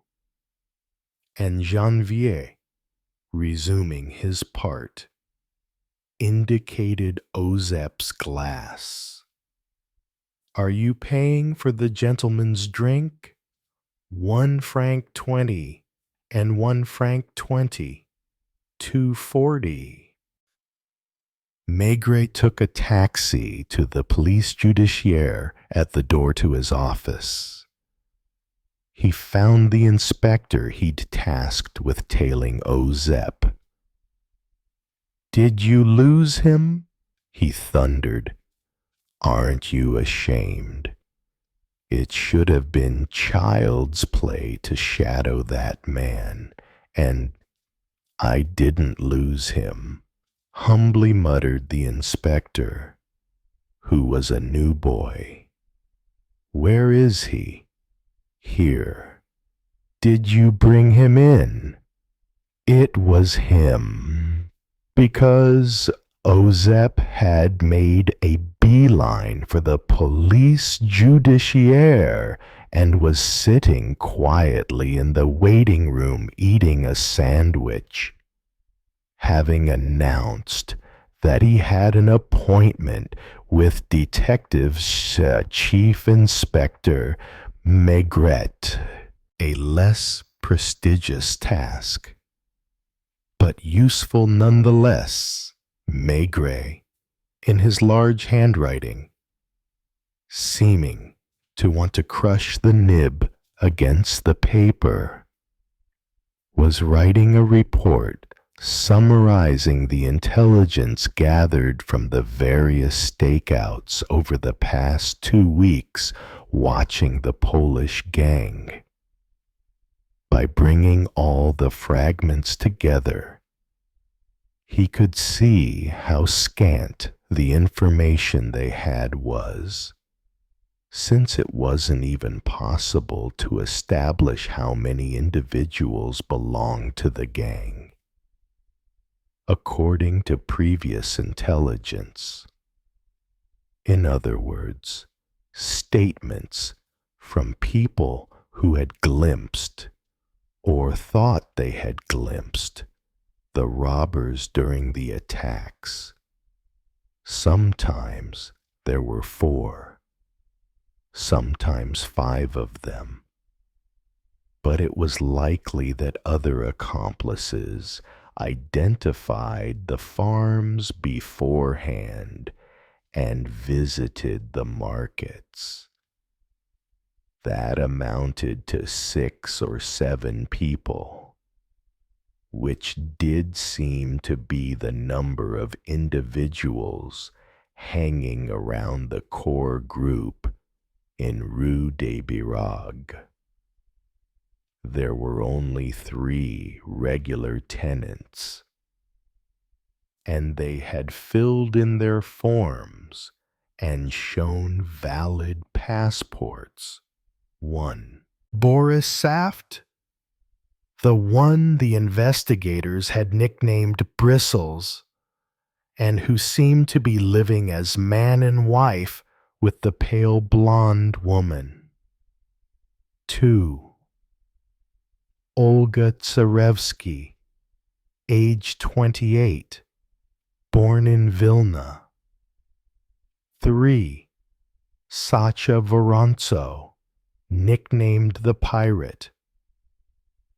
This trio was the focus of the investigation because they seemed to be the gang's ringleaders.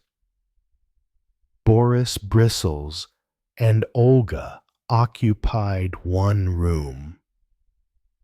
Sasha the Pirate occupied the adjacent room, and the communicating door between them was always open.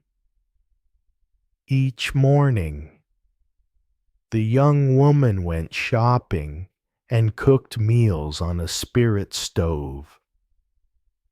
Bristles hardly ever went out, spending most of his days sprawled on the iron bed reading Polish newspapers, which he sent someone to buy for him from a newsstand on Place de la Bastille.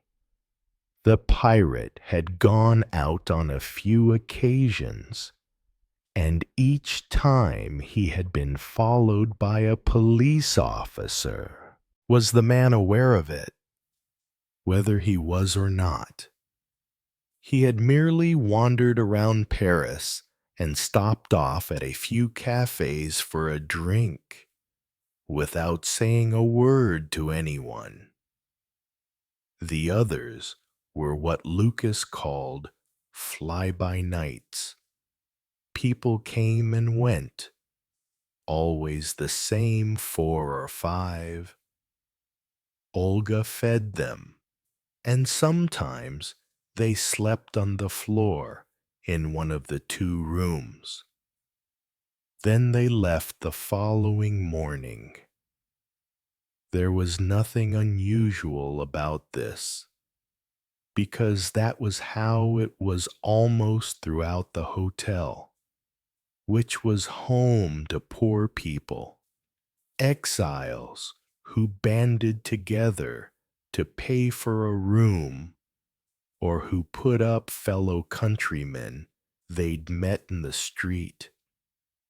Maigret had a few notes on the fly-by-nights. One, the chemist, so-called because he had twice presented himself at the labor exchange to apply for a job in a chemicals factory. His clothes were very shabby, but well tailored.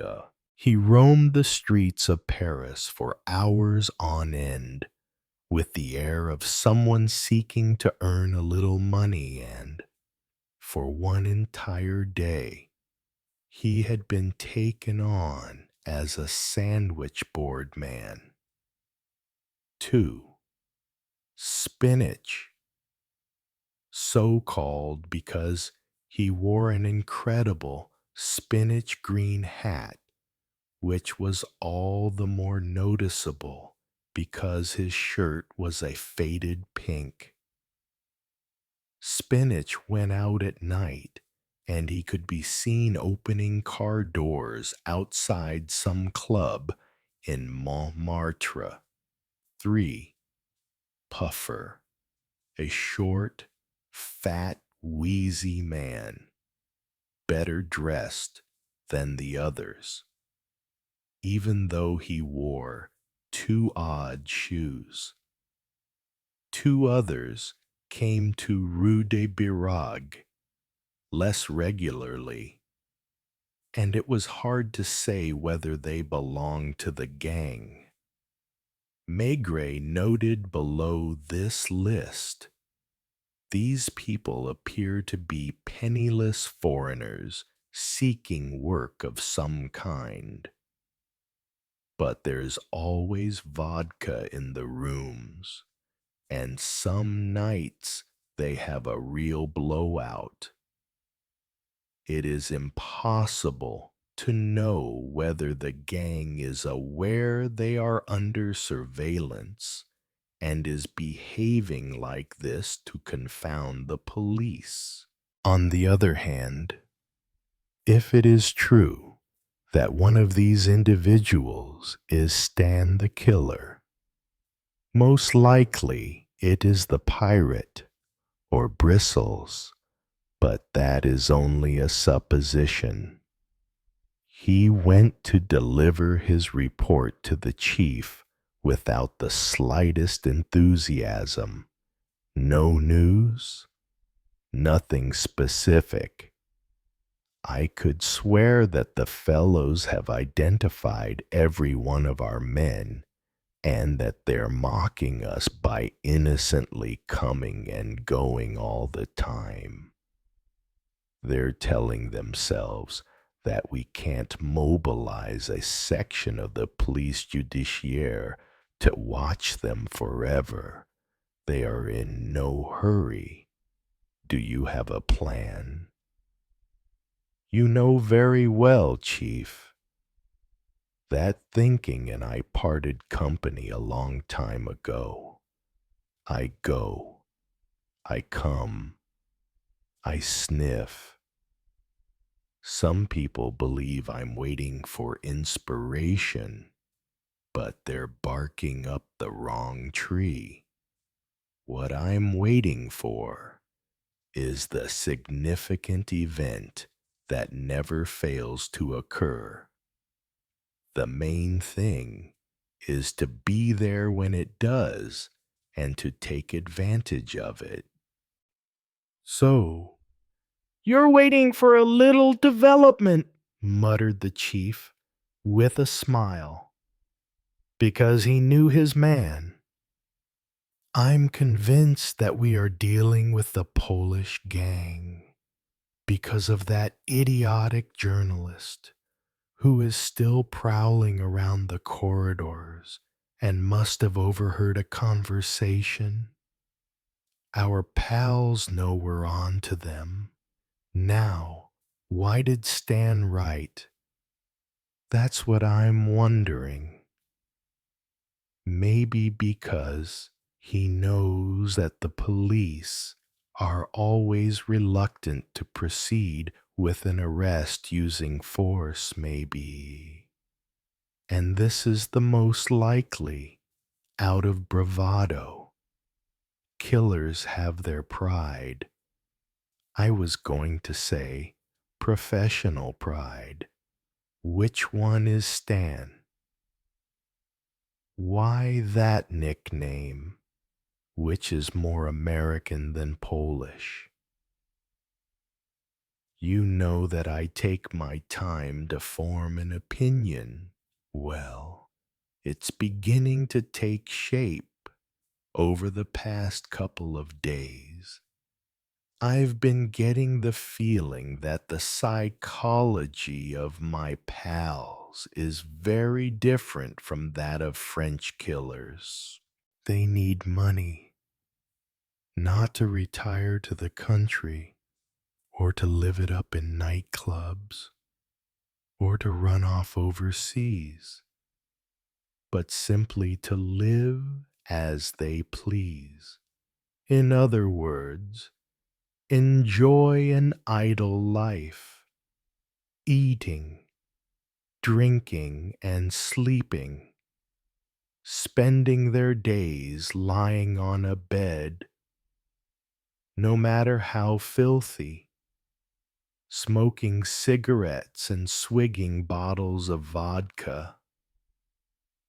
They also want to be together, dream together, chat together, and some nights thing together.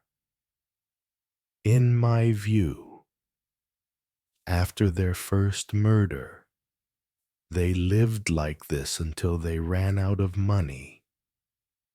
Then they planned another attack.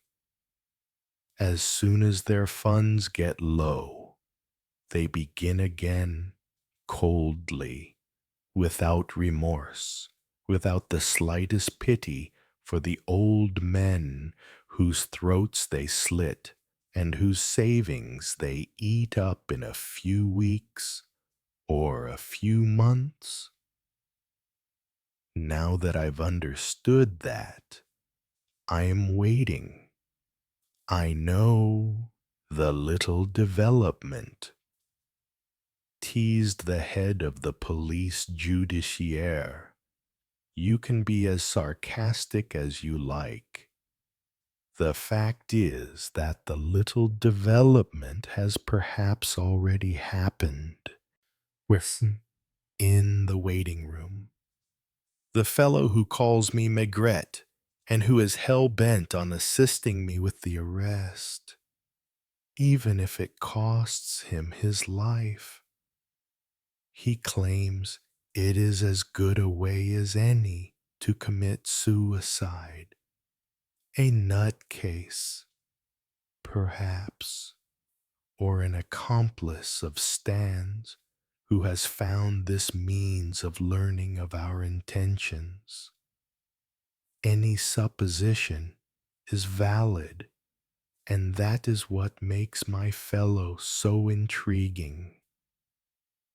What's to say, for example, that he isn't Stan in person, and Maigret emptied his pipe by banging it gently on the windowsill, the ashes falling onto the key, perhaps onto the hat of a passer-by.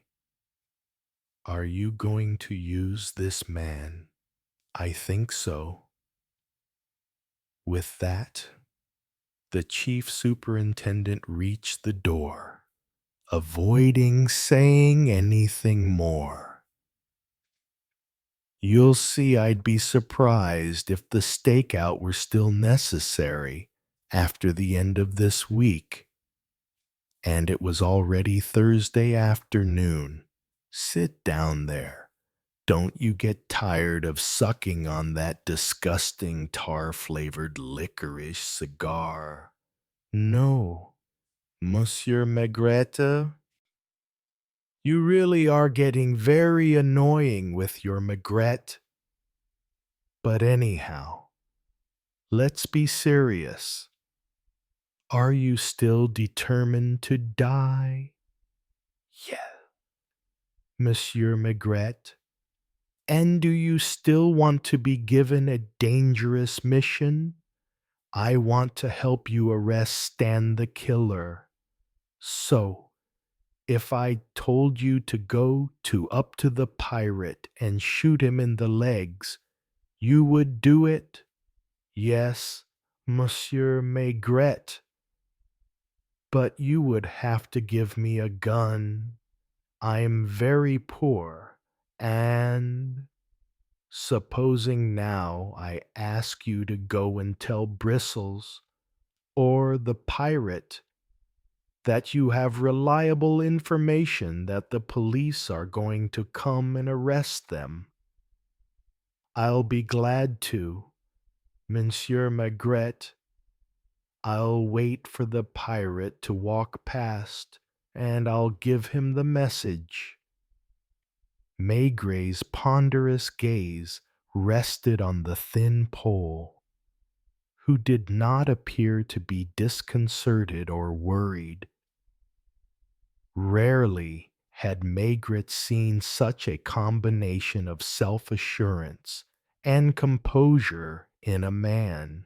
Michel Ozep spoke of killing himself or of approaching the Polish gang as if it were perfectly simple, perfectly natural. He was equally at home on the terrace of the café in Rue Saint-Antoine as in the offices of the Police Judiciaire. You don't know either of them. No, Monsieur Maigret. Well, I'm going to give you a job to do. Too bad for you if there's a punch-up. This time, Maigret half lowered his eyelids to hide the tension in his gaze. Later, the two of us will go to Rue Saint-Antoine. I'll wait for you outside. You will choose a time when the woman is alone and go up to the room. You will tell her that you are a fellow Pole and that you happen to have learned that the police are planning to raid the hotel that night. Silence from Ozep. Do you understand? Yes. Are we agreed? I want to tell you something. Monsieur Maigret, are you chickening out? I'm not doing what you say. Chickening out? No, it's just that I'd like to do things differently. Perhaps you think I'm very daring. Is that the word? But with women, I'm very shy, and women are clever, much cleverer than men. So she'll be able to tell that I'm lying. And because I know that she'll see that I'm lying, I'll go red. And when I go red, Maigret didn't move, allowing him to tie himself in knots in an explanation that was as convoluted as it was feeble. I prefer to talk to a man, to the one with the beard, if you like, or the one you call the pirate, or anyone. Perhaps because a shaft of sunlight fell into the room and shone directly on Maigret's face.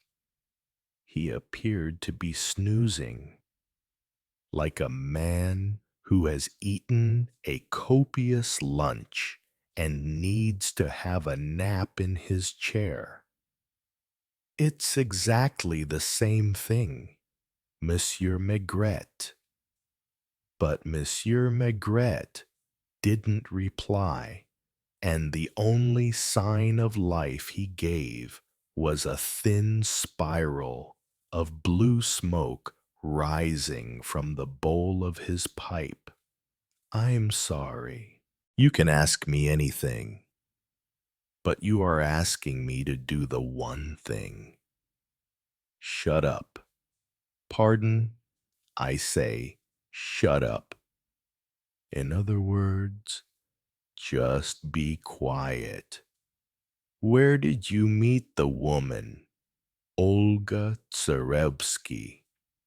Me. Answer. I don't understand what you mean. Answer. I don't know that woman. If I knew her, I'd tell you.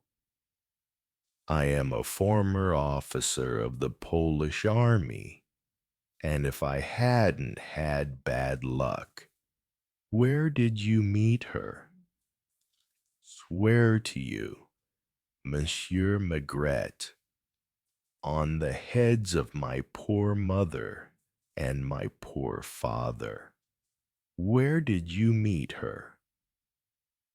I wonder why you have turned so nasty towards me. You are speaking to me harshly, and I came here to offer you my services to prevent French people from being killed by one of my fellow countrymen. Chante, Fifi, pardon, Chante, Fifi. That means in French, carry on with your claptrap, but it won't wash with me. Ask anyone. That is what I am doing. Ask me something else. To throw myself under a metro train or jump out of the window. I am asking you to go and see this woman and tell her that tonight we will be arresting the gang. You absolutely insist. You are free to say yes or no. And if I say no, you can go hang yourself. Why hang? It's an expression. I mean, you would do well not to get in my way again. Are you really arresting the gang tonight? Probably. And will you let me help you? Possibly. We'll see about that when you have carried out your first mission. At what time? Your mission? No. What time will the arrest be? Let's say 1 o'clock in the morning. I'm going. Where? To find the woman. Wait. We'll leave together. It's best if I go alone. If they see us, they'll realize that I'm helping the police. Of course. Ozep had barely left his office when Maigret put an inspector on his tail. Do I stay out of sight? Asked the inspector. Don't bother. He's smarter than you, and he knows very well that I'm going to have him followed. And, without wasting a second, Maigret went downstairs and jumped into a taxi, as fast as you can, to the corner of Rue de Birague and Rue Saint-Antoine. It was a glorious afternoon, and colorful awnings over the shops added a cheerful note. In the shade, dogs stretched out and life went by at a leisurely pace. It seemed as if even the buses were struggling to rev up in the heavy atmosphere, their fat tires leaving tracks on the hot tarmac. Maigret leapt out of the taxi into the building that formed the corner of the two streets. And on the second floor, he opened a door without taking the trouble to knock, and found Lucas sitting at the window, still disguised as a quiet, nosy old man. The room was shabby and not very clean. On the table sat the remains of a cold meal that Lucas had had delivered from a delicatessen. "Any news? Inspector, is there anyone opposite?"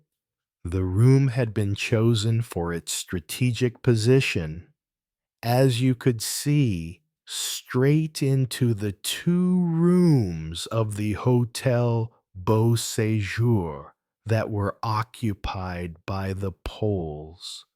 Because of the heat, all the windows were open, including that of another room where a scantily dressed young woman could be seen sleeping. Well, I see you've got plenty to look at. On a chair, a pair of binoculars showed that Lucas was doing his job conscientiously and was intent on noting every detail. "At the moment," he replied, "there are two of them in the rooms, but soon there'll only be one person." And it was true. The man was getting dressed.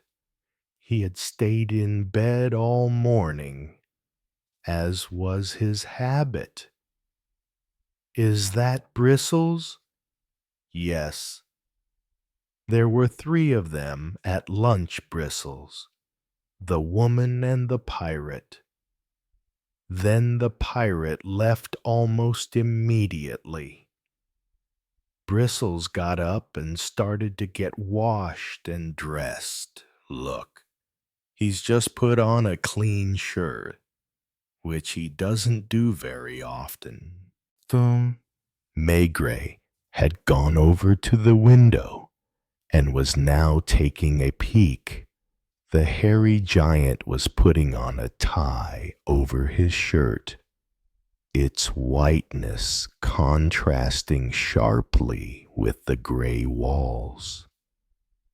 You could see his lips moving as he admired himself in the mirror.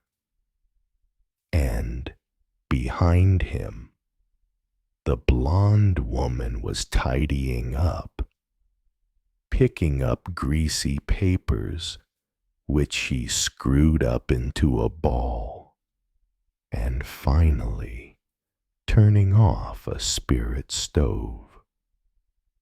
If only we knew what they were saying to each other, sighed Lucas.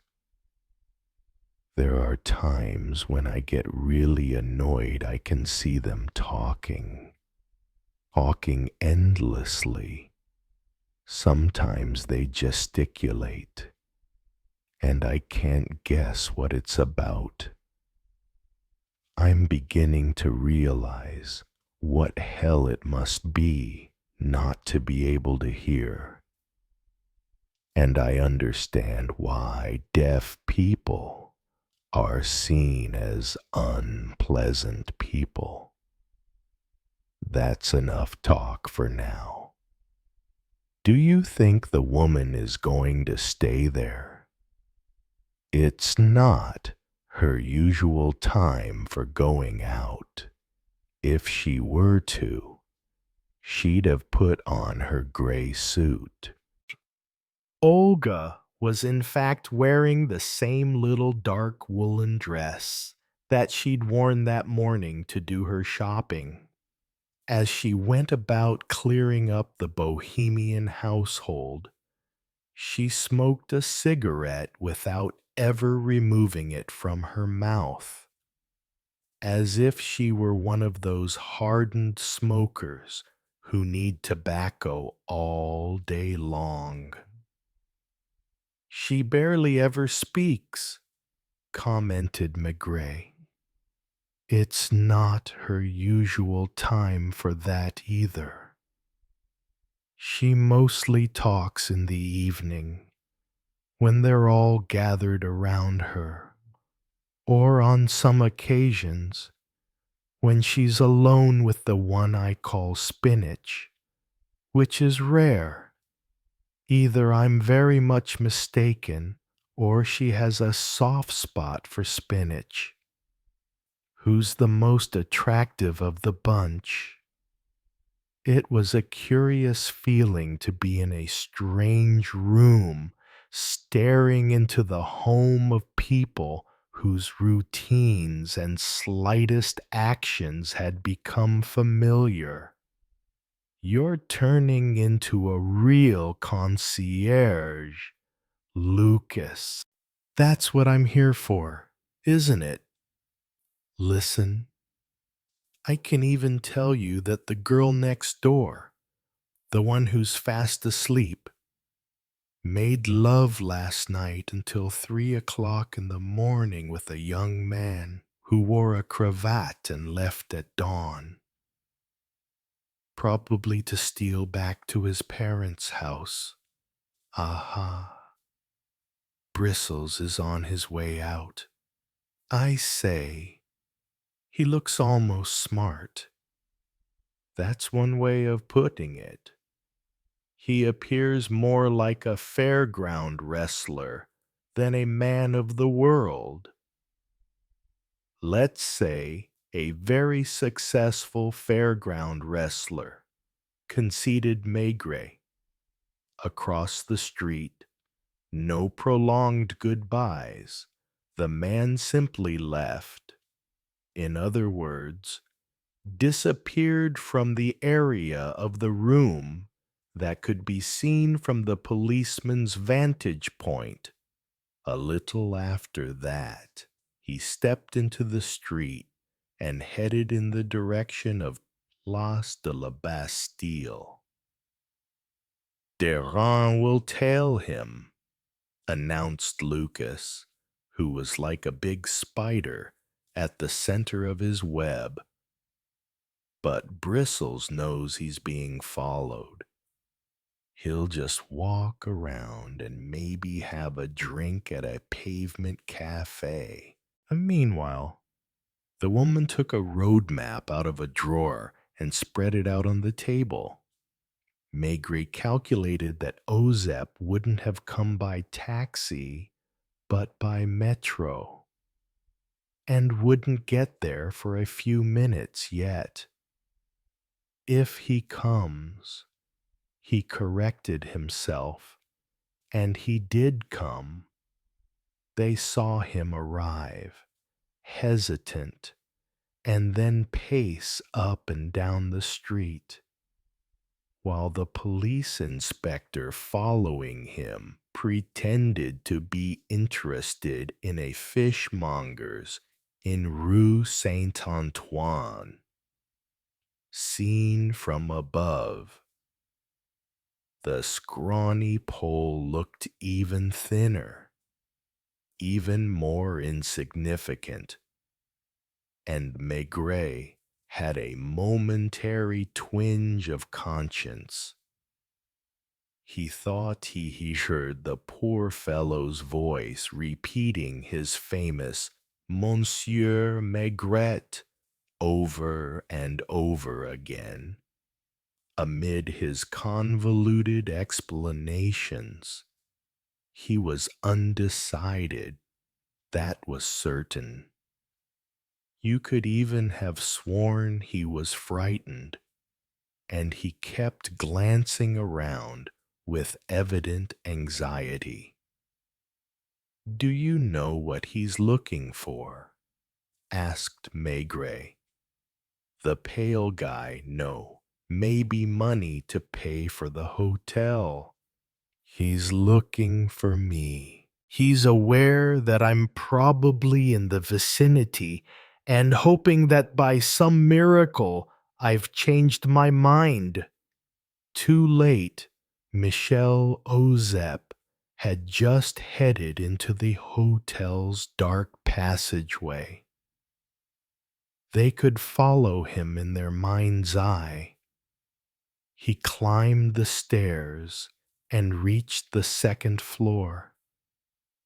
"He's still dithering," said Maigret, because the door should already have opened. "He's on the landing. He's going to knock. He's knocked. Well, well." The young blonde woman gave a start, instinctively put her road map away in the wardrobe, and went over to the door. For a moment, they couldn't see anything. The two characters were standing in the part of the room that was hidden from view. Then, the woman appeared, and there was something different about her. Her movements were sharp, rapid. She went straight over to the window, closed it, and drew the dark curtains. Lucas turned to Maigret and pulled a funny face. "Well, well, well." But he stopped joking when he saw that Maigret was a lot more concerned than he'd anticipated. "What time is it, Lucas?" 3:10. "Do you think there's a chance that one of our shysters will come back shortly?" "I don't think so, other than spinach, as I've told you. If he thinks that Bristles is out." "You seem worried."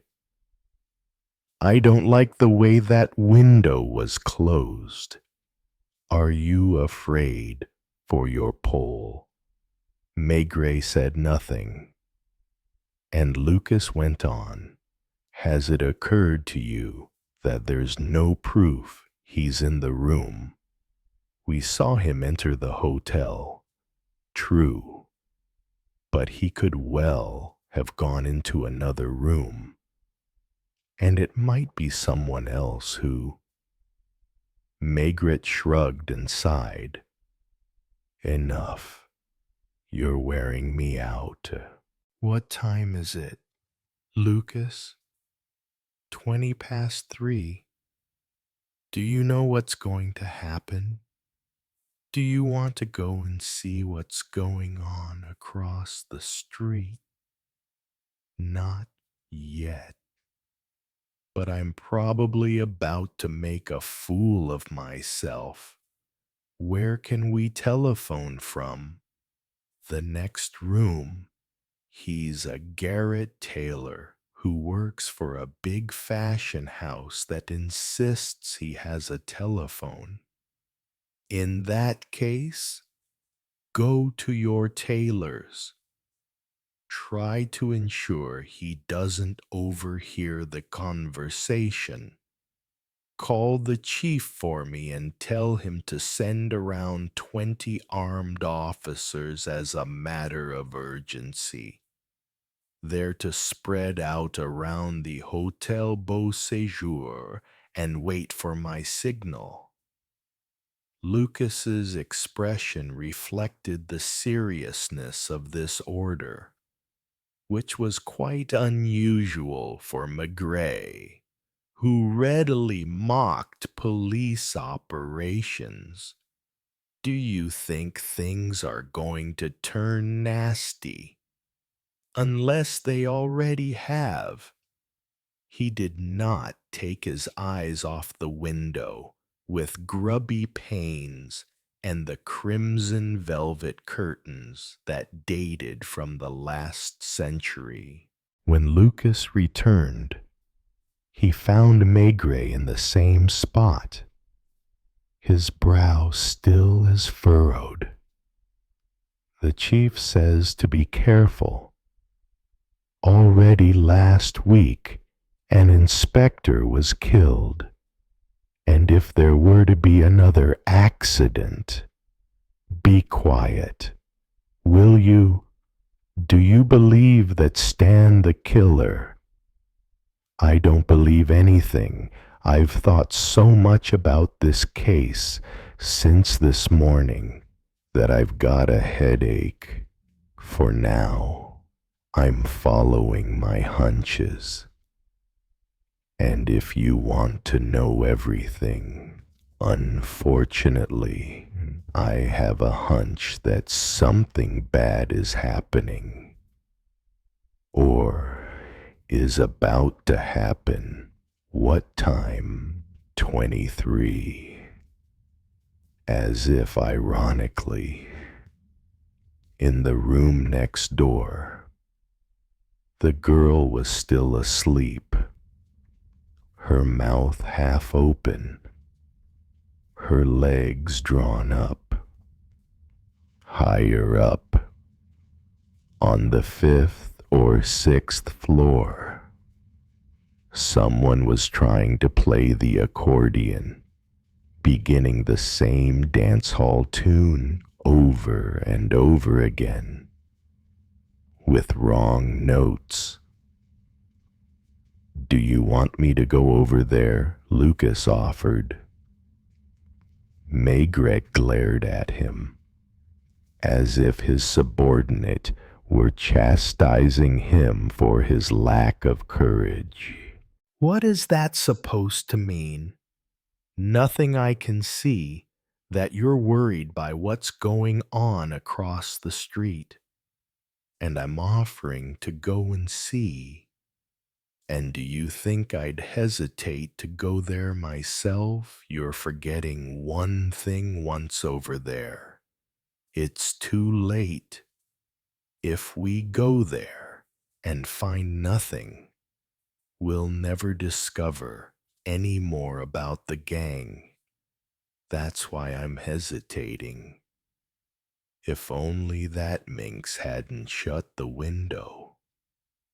Suddenly, he frowned. Hold on. The other times, she never closed the window, did she? Never. So, she didn't suspect your presence here. She probably took me for a senile old man. And so, it didn't occur to her to shut the window. But the fellow who went in, Ozep, him or another, the person who went in told the woman to close the window before showing himself. He picked up his hat from the chair where he'd left it, emptied his pipe and filled it, tamping down the tobacco with his forefinger. Where are you going, Chief? I'm waiting for our men to get here. Look, there are 2 of them down there by the bus stop. And in that stationary taxi, I recognize more of our people. If I stay inside for 5 minutes without opening the window, you come in with some men. Have you got your gun? A few moments later, Maigret crossed the street, while Janvier, who had spotted him, stopped wiping the tables on his terrace. Lucas, feverish, held his watch in his hand. But as often happens when a person is overzealous, he had forgotten to take note of the time Maigret went into the hotel, so he wasn't able to tell when the 5 minutes were up. He didn't need to worry, however, because, after what seemed to him to be a miraculously short time. The window opposite opened.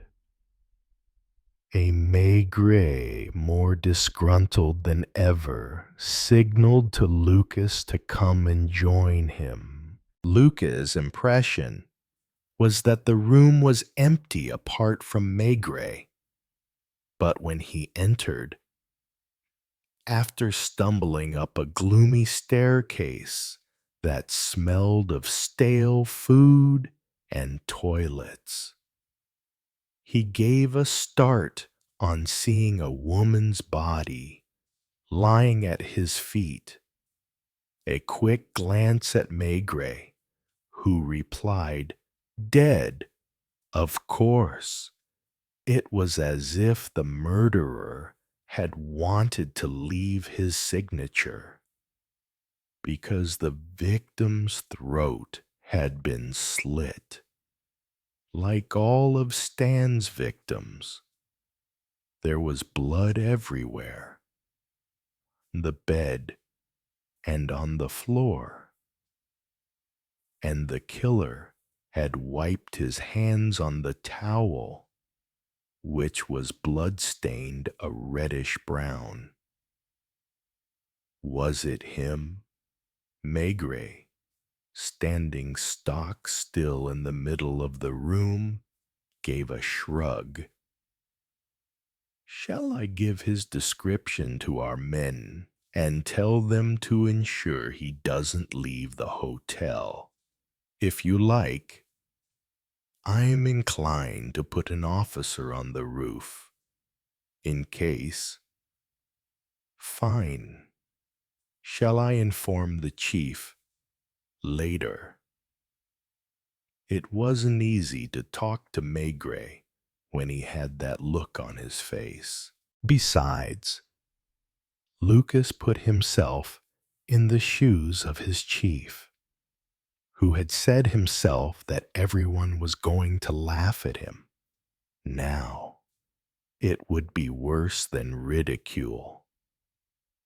He had mobilized a large number of police officers, but it had already been too late, whereas a murder was being committed under Maigret's very nose, almost with his approval. Since he was the one who had sent Ozep to the Hôtel Beau Séjour, if any of the gang come back, should I arrest them?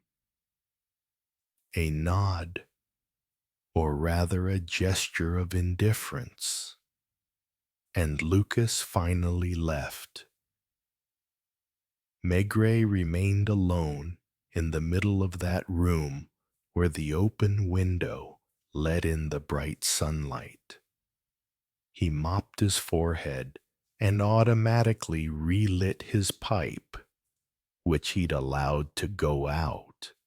What time is it? Then he remembered that he was alone and took his fob watch from his pocket. It was 3:35, and the accordion upstairs was still squealing. But that didn't prevent the young woman next door from sleeping like an innocent animal. "Where is Maigret?" asked the head of the police judiciaire, alighting from a car and finding himself faced with Lucas. "In the room. It's number 19 on the second floor. The hotel staff don't know anything yet." A few moments later, the chief found Maigret sitting on a chair in the middle of the room, close to the body. Maigret was smoking, a grim expression on his face. He barely noticed the arrival of the big boss. "Well, it looks as if we're in a fine mess," My friend, all he got out of Maigret was a non-committal grunt. So, the notorious killer was none other than the fellow who came to offer you his services. Admit, Maigret, that you might have been suspicious, and that Ozep's behavior was ambiguous to say the least. There was a deep vertical crease down Maigret's forehead, and his jaw was thrust forward, making his entire appearance strikingly powerful. Do you think he's been unable to get out of the hotel? I'm certain of it, retorted Maigret, seeming not to attach any importance to the question. Haven't you searched for him? Not yet. Do you think he'll give himself up easily? Then Maigret's gaze slowly switched away from the window and towards the superintendent and rested heavily on him. There was a solemnity in this deliberateness, in this hesitation, in the ambiguity of his words. Unless I'm mistaken, the man will try to kill a number of people before allowing himself to be caught. Unless I'm mistaken, things will proceed of their own accord. I don't understand. Maigret, do you still doubt that Stan and your Ozep are one and the same person?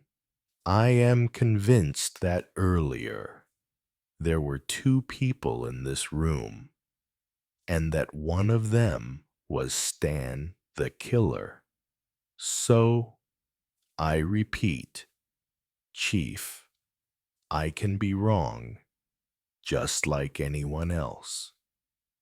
In that case, I apologize, because things will turn ugly. I'm not satisfied with the way this business seems to be unraveling. I sense that something's not right. If Ozep were Stan, there'd be no reason for. Go on. It would take too long. What time do you make it, Chief? 4:15. Why? No reason. Are you staying here, Maigret, until further orders? Yes. Meanwhile, go down and see what our men are doing. They had arrested Spinach, who, as Lucas had predicted, had come to visit the young woman. The Pole had been informed that his fellow countrywoman had been killed and had turned ashen, but he hadn't batted an eyelid when Ozep's name had been mentioned. She can't be dead, was all he said, several times over, as he was being taken to the police station. When Maigret was told about this arrest, he merely grunted, "Don't give a damn," and he resumed his strange communion with the dead woman. Half an hour later, it was the pirate's turn to come back and be arrested as soon as he stepped over the threshold.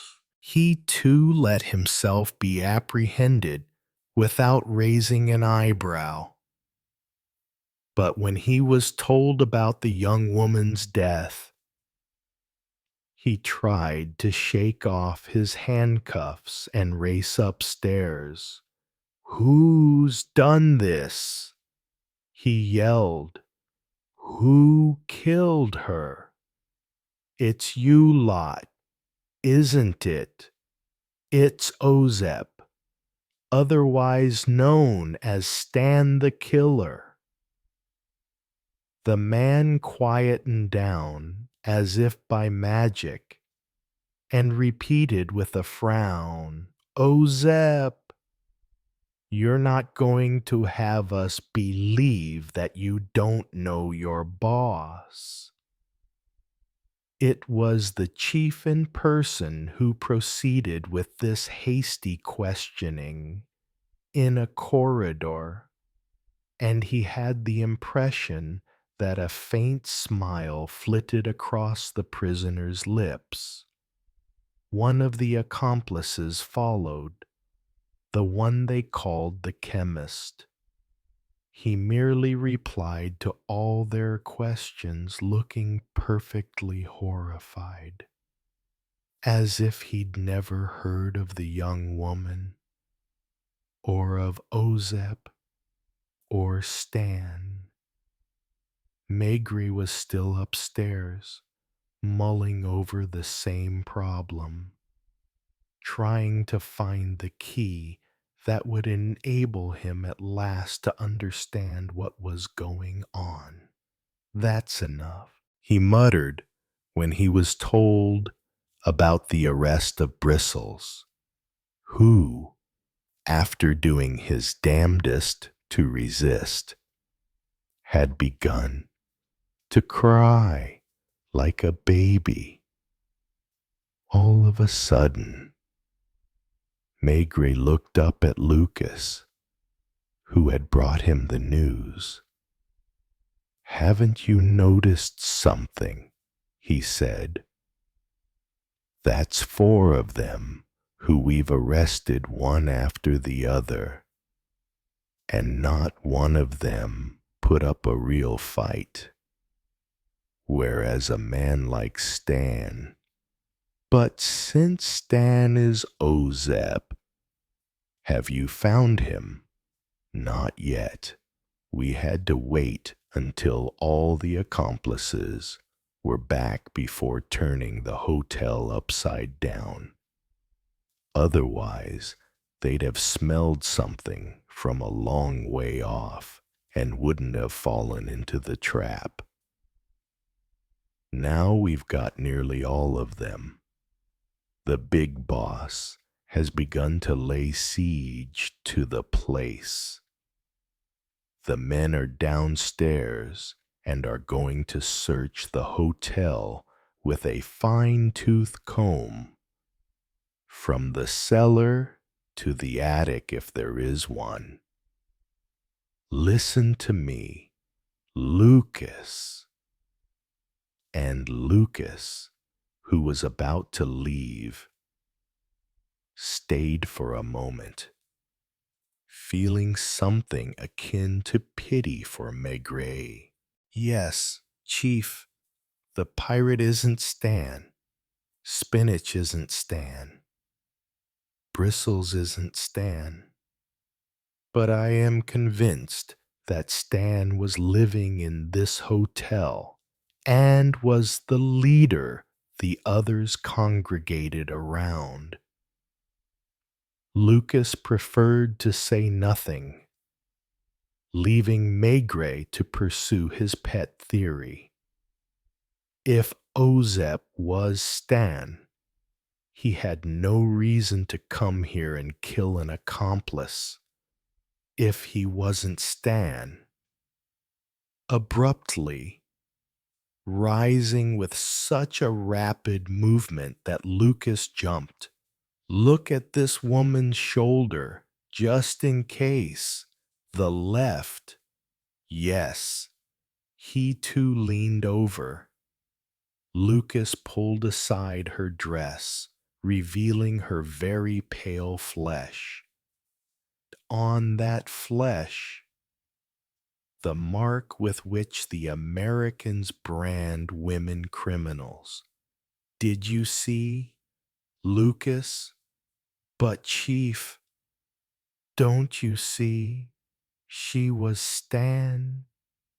I'd read something along those lines. but I didn't make the connection. So convinced was I that our Stan was a man 4 or 5 years ago, a young woman in America, the ringleader of a criminal gang, led attacks on isolated farmsteads, just like the ones here.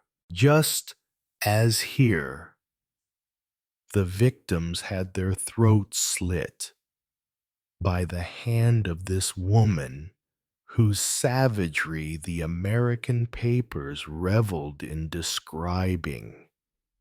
Is it her? It's almost certainly her. But I'll know in an hour if I can find the relevant documents. I'd cut out a few pages from a magazine. Are you coming, Lucas? Maigret dragged his subordinate down the stairs. On the ground floor, he ran into the big boss. Where are you going, Maigret? To Quai des Orfèvres. Chief, I think I've got it. In any case, I'm taking Lucas with me, and he'll come back and let you know. And Maigret tried to find a taxi without noticing that people were giving him strange looks, a mixture of anger and pity. What about Ozep? Asked Lucas, clambering into the car. That is exactly what I'm going to investigate. I mean, I hope to find some information about him. If he killed that woman, it was because he had his reasons. Listen, Lucas, when I wanted to send him to talk to the others, he agreed straight away. On the other hand, when I asked him to deliver a message to the woman, he refused to demand, even threaten. In other words, the others didn't know him, but the woman did. As might have been expected, it took more than half an hour to lay hands on the file, because organization wasn't Maigret's forte, despite his placid air. Bear in mind that the Americans like to exaggerate to give readers their money's worth. The vampire woman, the Polish woman killer, a 23-year-old gang boss. The articles jubilantly describe the exploits of the Polish woman along with numerous photographs. At 18, Stephanie Polinskaya was already known to the Warsaw police. At around this time, she met a man who made her his wife and tried to curb her evil instincts. She had a child by him, but one day, on coming home from work, the man found the baby with its throat slit. As for the woman, she had run off with all the money and the few valuables there were in the house. Do you know who that man was? Asked Maigret. Ozep. Here's a photo of him that is a perfect likeness, which proves that we ought to know the criminal archives of every country in the world by heart. Do you understand now, Stephanie, known as Stan, to her family and friends, struck in America, how she avoided being sent to prison there, I have no idea. The fact remains that she fled to France, where she continued her exploits without changing anything of her method, having surrounded herself, as she did there, with a band of thugs. The husband learns from the newspapers that she is in Paris, that the police are on her trail. Does he want to save her again? I don't think so. I am rather inclined to think that he would like to be certain that the vile murderer of his child won't escape punishment. That's why he offered me his services. He doesn't have the courage to act alone. He's a weakling, a ditherer. He wants the police to act with his help, and it is I who, this afternoon, in a way pushed him to do the deed. Face to face with his ex-wife, what choice did he have? Kill or be killed? Because once she realized she had been unmasked, she would certainly not have balked at getting rid of the only man capable of denouncing her. So he killed. And shall I tell you something? I bet we'll find him in some corner of the hotel, possibly injured, after 2 failed suicide attempts. I wouldn't be surprised if he'd failed a 3rd time. Now, you can go back there and tell the chief. No need, said the superintendent's voice. Stan the killer hanged himself in a room on the 6th floor, whose door he'd found open. Good riddance. Poor fellow, sighed Maigret. You're sorry for him. Oh, yes. Especially as I am partially to blame for his death. I don't know if I'm getting old, but it took me a long time to find the solution. What solution? Asked the head of the police judiciaire with a suspicious look. The solution to the entire problem, said Lucas, delighted to put in a word. Maigret has just pieced together the entire story in detail, and when you came in, he was saying that we'd find Ozep in some corner where he would have tried to kill himself. Is that true, Maigret? It is true. You know, as a result of pondering the same question. I don't think I have ever been so angry in all my life. I could sense that the solution was there, within reach, that it would take only a tiny thing. You were all buzzing around me like big fat flies and talking to me about accomplices who didn't interest me. Well, there we are. He took a deep breath, filled his pipe, and asked Lucas for matches because he had used up all of his own during the afternoon. I say, Chief, it's 7 o'clock. How about the 3 of us going for a nice cool beer on condition that Lucas removes his wig and makes himself presentable, and they were sitting in the Brasserie Dauphine, when suddenly Maigret smacked his forehead. He had just glanced automatically at the waiter. "What about Janvier?" he asked. "What? Has he not been relieved of his duty? Poor thing.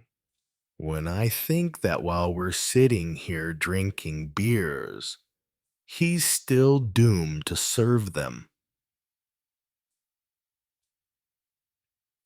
Chapter 14.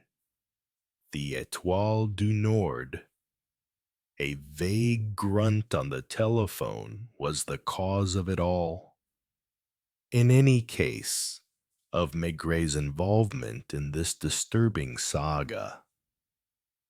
Already, he almost no longer belonged to the police judiciaire. 2 more days, and he would be officially retiring. Those 2 days he intended to spend like the previous days, sorting out his files and removing his personal papers and his notes. For 30 years he had been living in this building on Quai des Orfèvres, whose every nook and cranny he knew better than his own apartment. Never had he been impatient for his retirement. But now, 48 hours away from freedom, he was like a private in the army, counting the hours, constantly thinking about the house on the banks of the Loire that was waiting for him, and where Madame Maigret was already busy getting everything ready for his arrival, so that he could work in peace. He had just spent the night in his office, which was now in a dense blue haze of pipe smoke.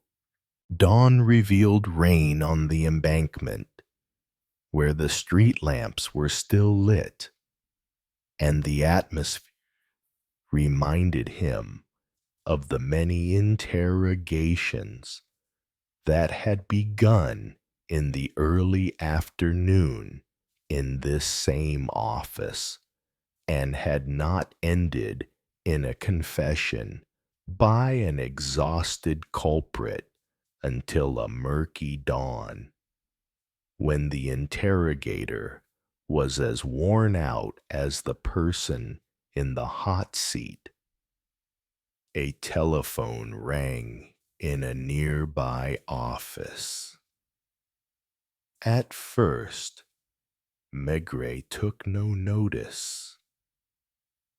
Then he looked up, remembering that the duty officer had come in earlier to tell him that he was going off to drink a hot coffee. Quai des Orfèvres was deserted, with its lights dimmed and its corridors empty. Maigret went into an office, picked up the phone, and said, "Hello." And a man's voice on the other end asked, "Is that you?" Why, instead of replying no, or asking for more details, did he merely give a vague grunt? "Pierre here. We've been informed at the emergency services of a mysterious murder that has just been committed at the Étoile du Nord Hotel. Are you going there?" Maigret grunted again, hung up, and looked around him in confusion. He knew how it went with these things. The duty inspector had a friend, the aforementioned Pierre, at the emergency services telephone exchange, and this friend was happy to tip him off when there was a juicy case. Another 2 days. Maigret filled a pipe, returned to his office, didn't have the energy to plunge back into his jumble of papers, and, a moment later, put on his bowler hat and his heavy overcoat with a velvet collar, and went down the stairs, hunching his shoulders. It was barely 6 a.m. The telephone call had clearly come fast because, when Maigret alighted from the taxi in Rue de Maubeuge, a stone's throw from the Gare du Nord, there was no crowd at the entrance to the hotel, guarded by a uniformed officer. Has the neighborhood chief arrived? Not yet. They've gone to fetch him from his home. What about the doctor? He's just gone up, eh? It was a fourth-rate hotel, the type of unremarkable hotel that can be found close to every railway station. In a small office, to the right of the door, Maigret noticed an unmade bed that must have been that of the night watchman. Everything was gray, of a dubious cleanliness emphasized by the early morning muggy with rain. It's on the second floor, number 32. A threadbare stair carpet held in place with brass rods. In the first floor corridor, a few people in night clothes, some with a coat serving as a dressing gown over their pajamas, their faces still sleepy, with that sort of dazed look that sudden disasters provoke. Maigret passed them, almost bumping into a young woman wearing a dark suit on her way down. "Where are you going?" he asked automatically. "To catch my train. Go back to your room. But no one may leave the hotel until I give my authorization. There is a police officer on the door." Moving forward, he forced her back up the stairs in reverse. "Will it take long?" "I have no idea. I am asking you again to return to your room." At the start of an investigation, he was deliberately gruff, and, furthermore, this time he hadn't slept. A door opened, that of room 32, and a man dressed hastily with no collar or tie, his feet bare in his slippers, asked, "Are you the police chief?" "No, police judiciaire. Detective Chief Inspector Maigret. Please come in. I am the hotel owner. This is the first time in the 5 years I've been in this business that such a thing."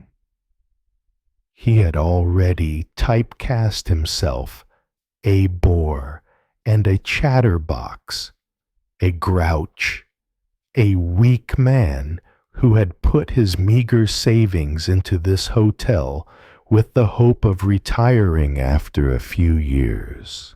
Maigret entered the room.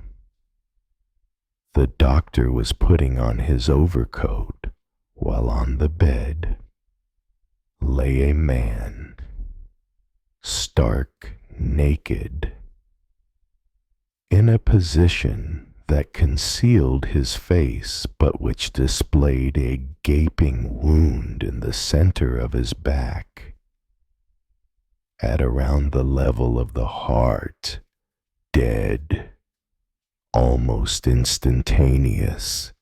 What about the blood? The doctor pointed to a large pool on the floor, near the door. He dragged himself over to here to call for help. The owner explained, my alarm had just gone off because I always get up at 5:30. Our clientele consists mostly of people who are taking the train and so rise early. I heard doors banging. One moment. You say doors banging. You did say doors. Plural. The sound of several doors banging. I think so. I'm not entirely sure. I heard a commotion and footsteps. Footsteps. Yes, of course. In the corridor or on the stairs. I'm wondering. Think. Footsteps on the stairs don't sound the same as on floorboards. Perhaps there were both. What struck me was a scream, a faint scream that sounded as if it was coming from a man's throat. I was busy putting on my trousers. I opened the door and, excuse me, where do you sleep? At the far end of the first floor corridor. There's a small room there that can't be used for guests because it only has a skylight. Go on. That's all. I came running. Guests had half opened their doors. This one was open, and in the doorway a man was on his knees, rather than lying down, bleeding profusely. Was he naked? It was me who removed his pajamas, broken the doctor, stabbed. Stabbed. Yes, a heavy weapon with a big blade. The local chief inspector finally arrived and frowned on finding Maigret at the scene. Maigret particularly abhorred murders in hotels, and he already regretted having taken a telephone call that was not for him without stopping to think. As always, the guests were growing impatient. They emerged one by one. Excuse me, Inspector, here's my ID. I'm a highly respected person in Béziers. I have to be in Brussels by midday, and my train. Maigret could only reply, I'm sorry. Some grew angry. Women cried. After trying to charm their way past, if my husband knew that I'd stayed in this hotel, please be patient, madame. In the end, he lost his temper because all these people were blocking the corridors, and he made everyone go back to their room and close the door. He had only a quarter of an hour in which to do a thorough job. Later, the experts from criminal records would show up with their cameras and other paraphernalia. Then it would be the turn of the examining magistrate, the deputy public prosecutor, and the coroner. Is this his luggage? He had nothing else. The pallid hotel owner shook his head. In a corner, there was just a small, slim attaché case, and Maigret, who opened it, found only toiletries and a change of underwear. On the coat rack hung a beautifully tailored iron gray suit, an overcoat with a martingale belt, and a soft felt hat labeled with the initials G.B. In the wallet, there was a business card printed with the words Georges Bompard, 17, Rue de Miromesnil, Paris. But it contained no money, nor was there any to be found elsewhere in the room, apart from some small change in the pockets. Maigret had had the body turned over and found himself looking at a man of around 45, immaculately groomed, with particularly delicate features. Curiously, it was his silver hair which, by contrast, gave the stranger a youthful allure at the same time as a certain air of distinction. Go and bring me his registration form. The owner did so. It was in the name of Bompard and gave the same address as the business card. Did he arrive alone? I have just asked the night watchman because he checked in at 3:30 a.m. He was alone. Where is the night watchman? He's waiting downstairs.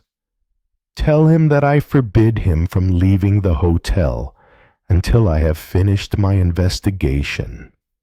At the same time, Maigret leaned over and picked up a silk stocking that had been partially hidden by one of the bed legs.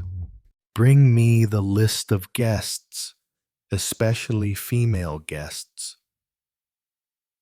The silk stocking had been hastily removed and dropped on the floor, as when a person undresses hurriedly. It was flesh-colored, a small size and of average quality, leaving the local chief inspector to gather the information he needed for his report and to greet the gentleman from the prosecutor's office. Maigret left the room, still in his overcoat, hat on head and pipe between his teeth even though it had gone out, and he had the hotel owner follow him round, rather like a colonel inspecting his barracks. Here, he asked, pointing to a door. Madame Geneviève Blanchet, aged 42, widow, living in Compiègne. Let us go in. At first glance, he noticed that Madame Blanchet wore cotton stockings, but he still made her open her suitcases, after which, despite her protestations, he searched the room. Did you hear anything? She blushed. He had to press her. I had the impression, you know, the walls are so thin. I was saying, the impression that this gentleman wasn't alone, and that that they were making love in the next room. Maigret spelled out bluntly. He had an absolute horror of prudish women. Two elderly English women along the corridor gave him the runaround because they had several pairs of silk stockings, but new, which they planned to smuggle across the border for their niece. A Swiss woman with dubious ID papers was sent to Quai des Orfèvres for an identity check. Time went by, but Maigret still hadn't found the other stocking. It was on the second floor that he found himself in the presence of the young woman in the suit whom he had already met on the stairs, and his gaze immediately went to her legs. Oh, I see you're not wearing any stockings, he asked in surprise. At this time of year, because it was March and the weather was exceptionally cold, I never wear stockings. You don't have any luggage. No. Did you fill in a form? Yes. He looked for her in the bundle. She was down as Céline Germain, no known occupation, Rue des Saules, Orléans. Your name is Céline Germain. Yes. He watched her more closely, because there was an aggressive sharpness in her replies. How old? 19. Are you certain that you never wear stockings? He searched the room, turned the mattress over, opened all the drawers in the wardrobe, and suddenly commanded her, would you lift up your skirt? What are you, mad? Lift up your skirt, please. Whoa, aren't you afraid I'll file a complaint against a creep like you? A man has been killed in this hotel. He merely replied, come on quickly. She was pale, with big eyes flecked with gold, the eyes of a redhead. Right then, those eyes blazed with scorn and anger. Lift it up yourself, if you're not afraid. She told him, I'm warning you I'll file a complaint. He went over to her and felt her hips. You're wearing a belt, he remarked. So what? You know very well that it's not decorative, but it's a garter belt to hold stockings up. What business is it of yours? I can dress as I please, can't I? Where is the other stocking? I have no idea. The hotel owner listened to this strange conversation in amazement. Find me a big monkey wrench, Maigret ordered him, and he used it to undo the wash basin waste pipe. As he appeared to be anticipating, he soon extracted a small spongy mass, which was no other than a silk stocking. Come on, you. Off we go, he ordered, without showing any surprise. We'll be more comfortable talking this over in my office. Supposing I refuse to go with you? Move. He pushed her into the corridor. She tensed. Then he paused briefly outside number 32 and put his head around the door. I'm going back to headquarters, he told the examining magistrate, who had just arrived. I think I have something interesting. At that moment, his captive abruptly tried to make a break for it. But Maigret was just as quick, and he grabbed her arm. Then, with her free hand, she started to claw his face. Come on, calm down. Let me go, let me go. I tell you, you're a filthy bastard. You wanted to make me take my clothes off. You lifted up my skirt. And because I wouldn't let you have your way, you're trying to get your own back.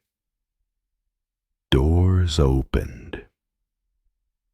Shocked faces appeared, while Maigret alone remained calm, keeping his hold on the young woman's arm.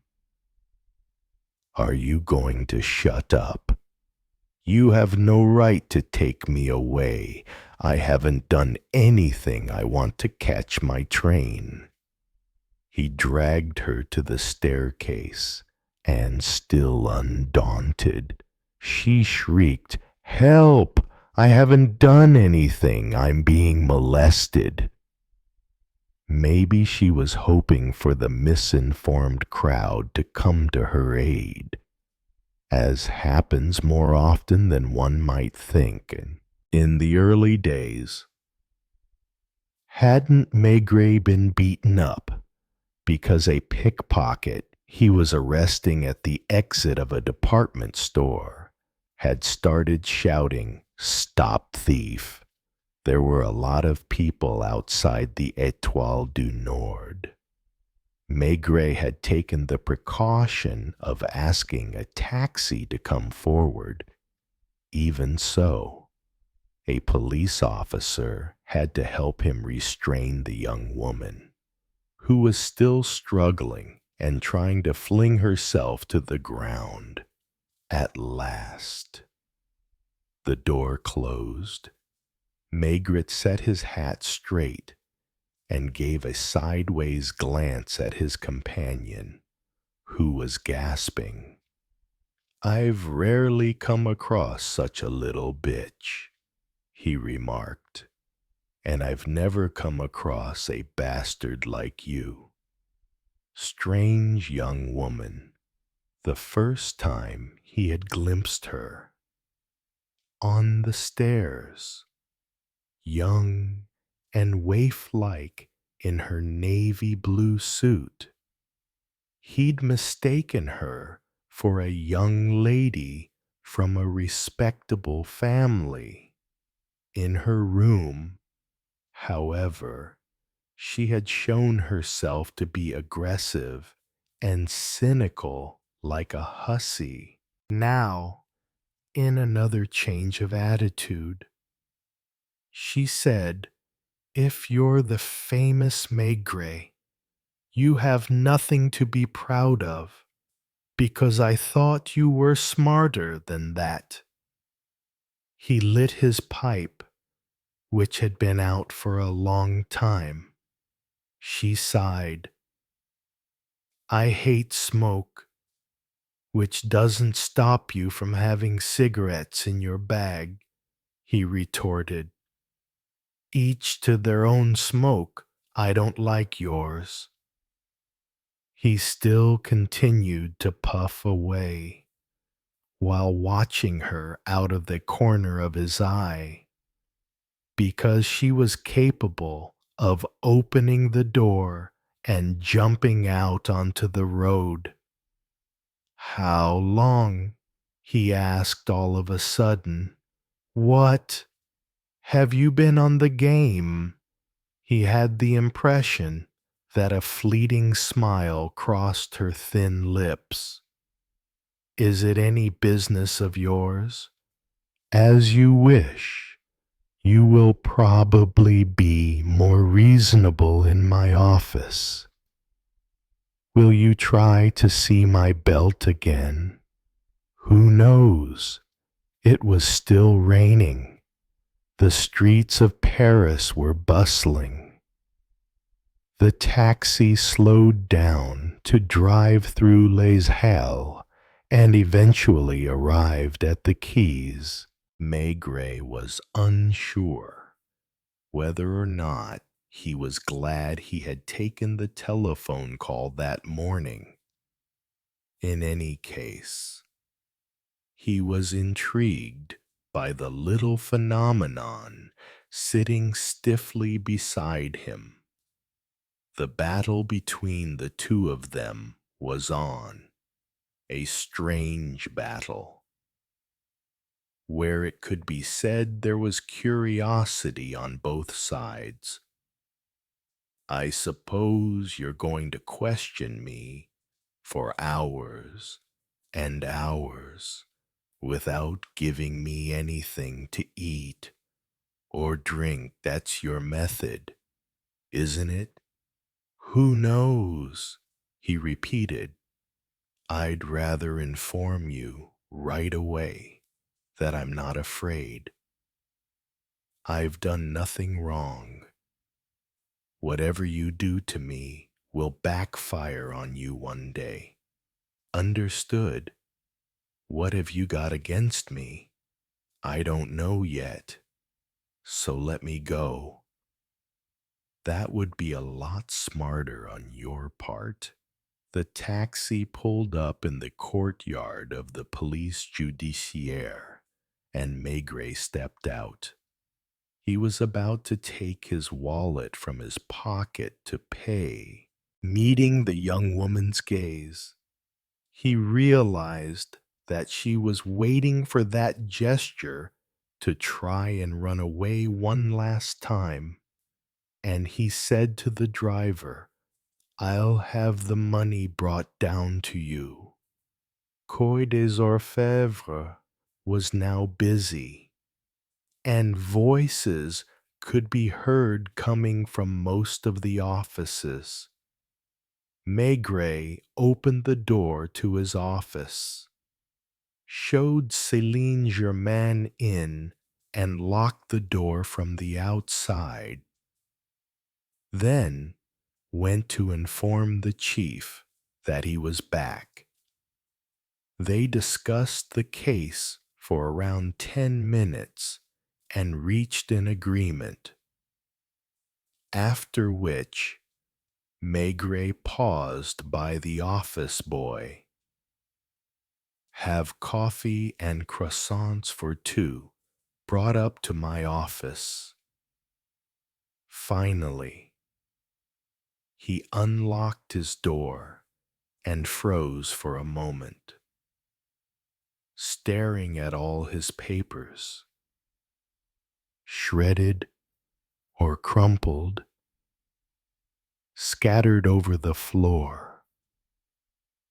The window pane smashed and the bust of Marianne, symbol of the French Republic, which had been on the mantelpiece, lying on the floor, broken in two.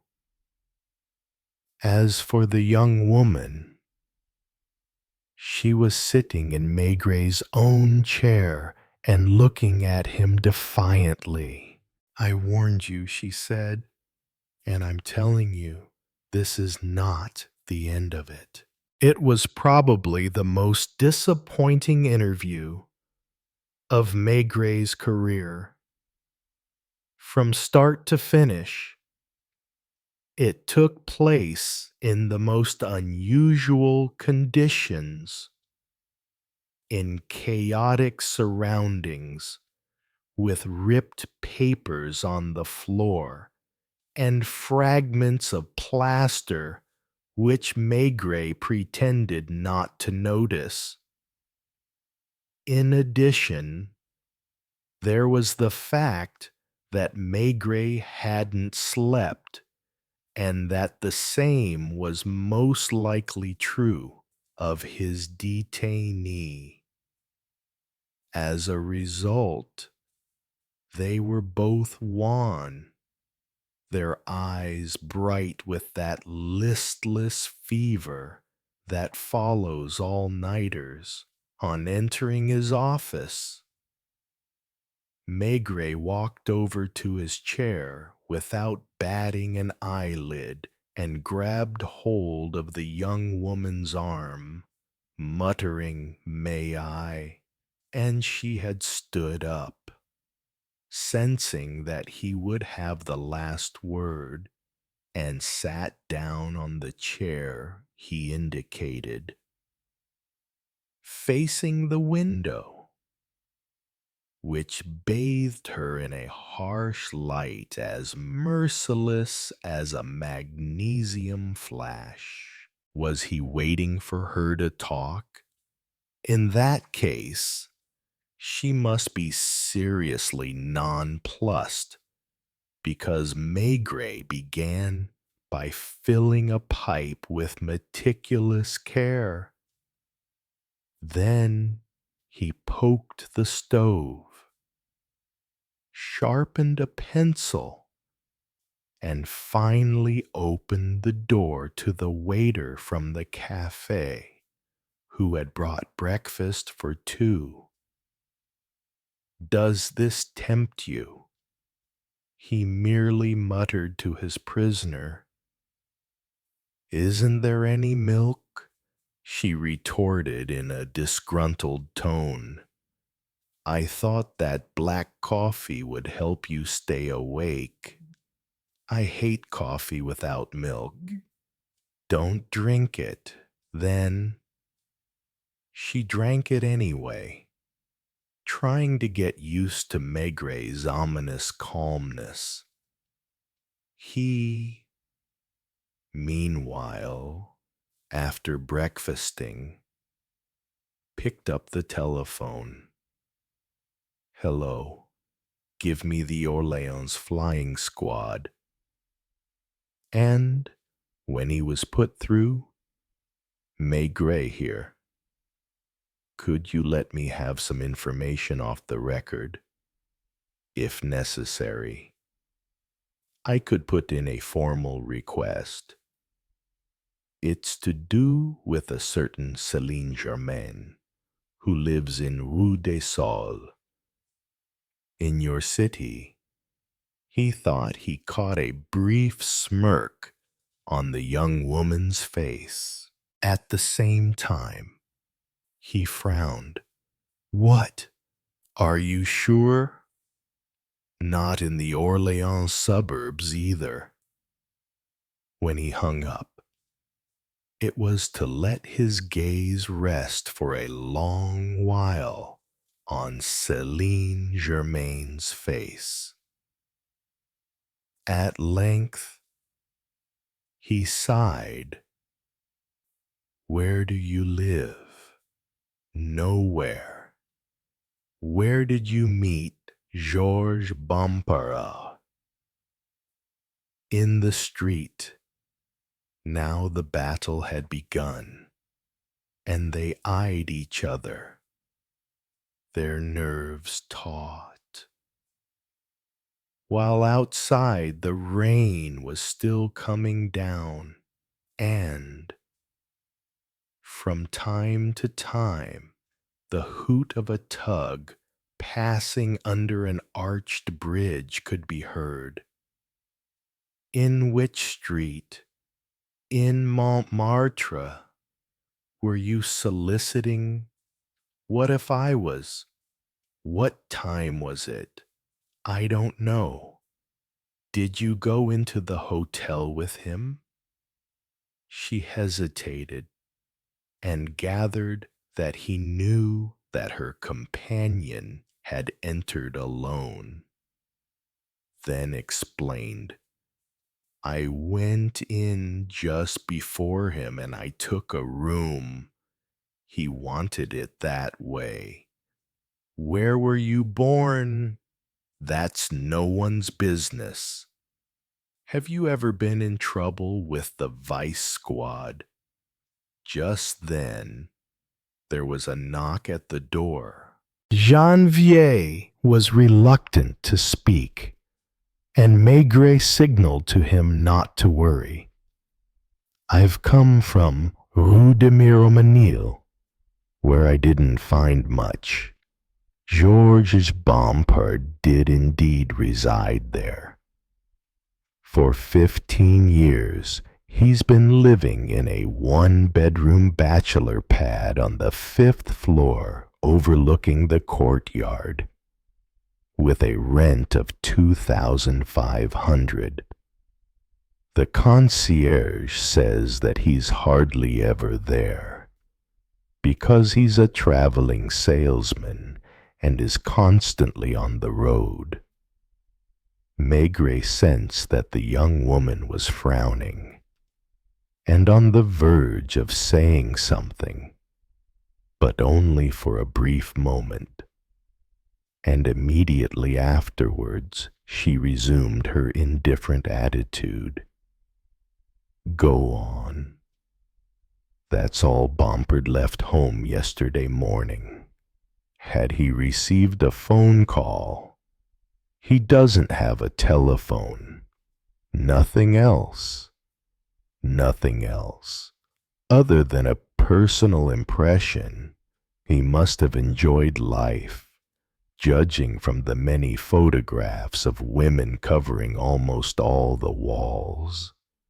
Did you see a picture of this one? I'm trying to remember. I don't think so. Go and fetch me all the photos and letters if there are any. Janvier gone.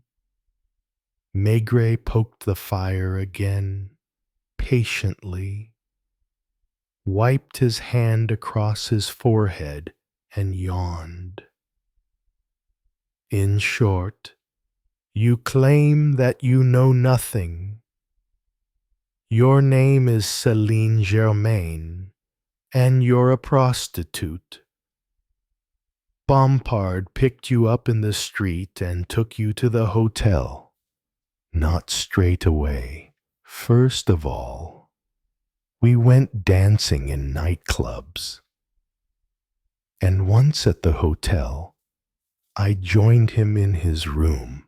As agreed, we went to bed. I know. A neighbor heard. She must be a pervert who got up to eavesdrop. Maybe she also looked through the keyhole. Then what did someone come in? I don't know. I went back to my room. In your nightdress. I only got half dressed.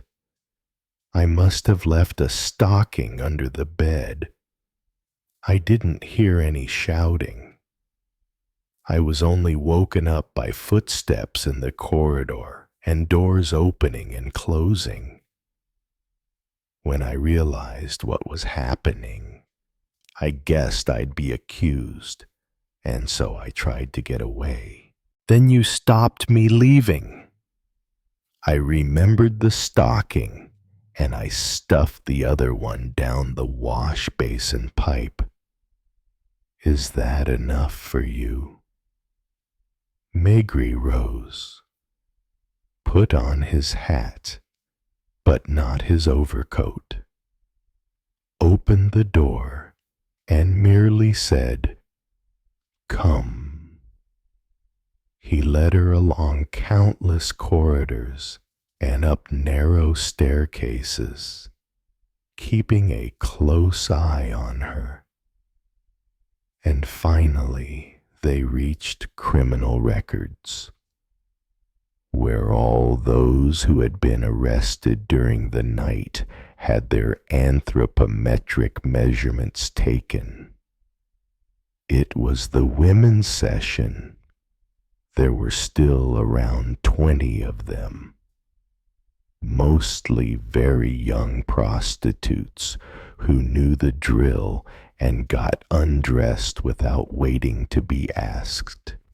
At that moment, anyone who didn't know Maigret would have seen him as just a fat man doing a mundane job without conviction.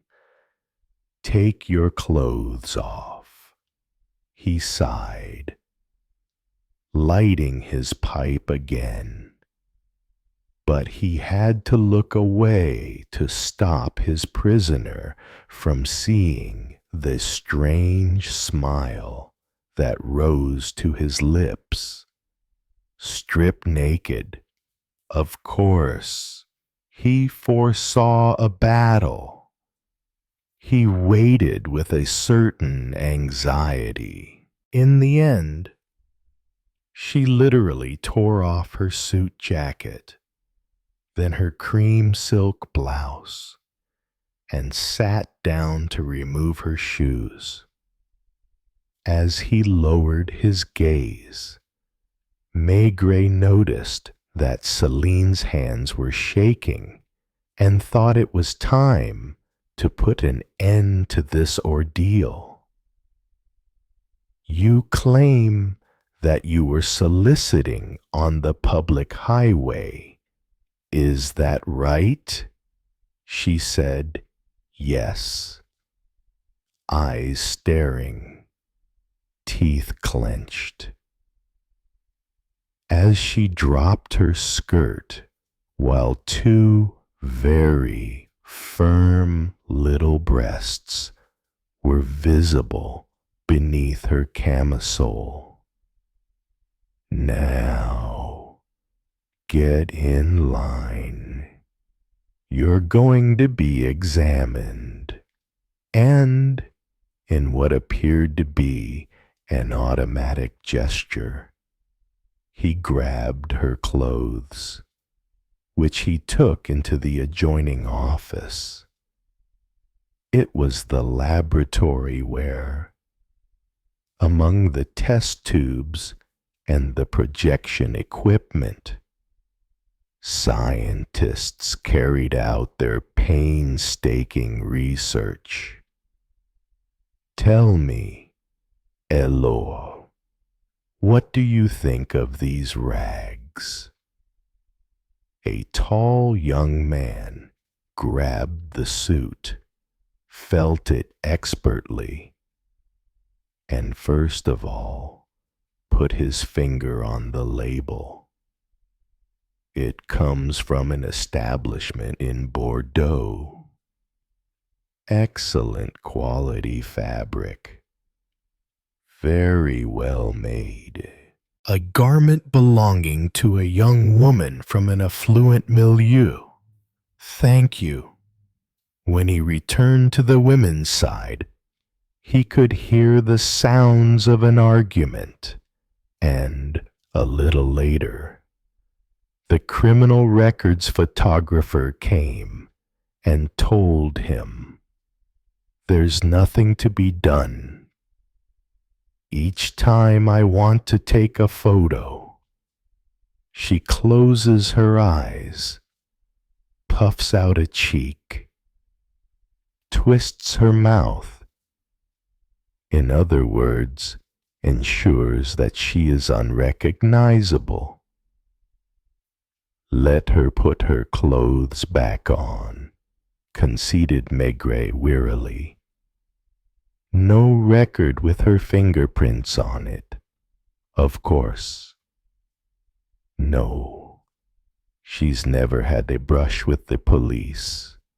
Look, here's the doctor who's been looking for you. He was a young doctor whom Maigret knew well. The two men sat in a corner and spoke for a long time in hushed voices. When they had finished, the young woman reappeared, in her suit, her eyes staring and her face so pale that Maigret felt sorry for her. Have you made up your mind to talk? I have nothing to say. They were back in Maigret's office and, curiously, a sort of complicity had developed between Maigret and the young woman. Although they didn't regard one another as friends, quite the opposite.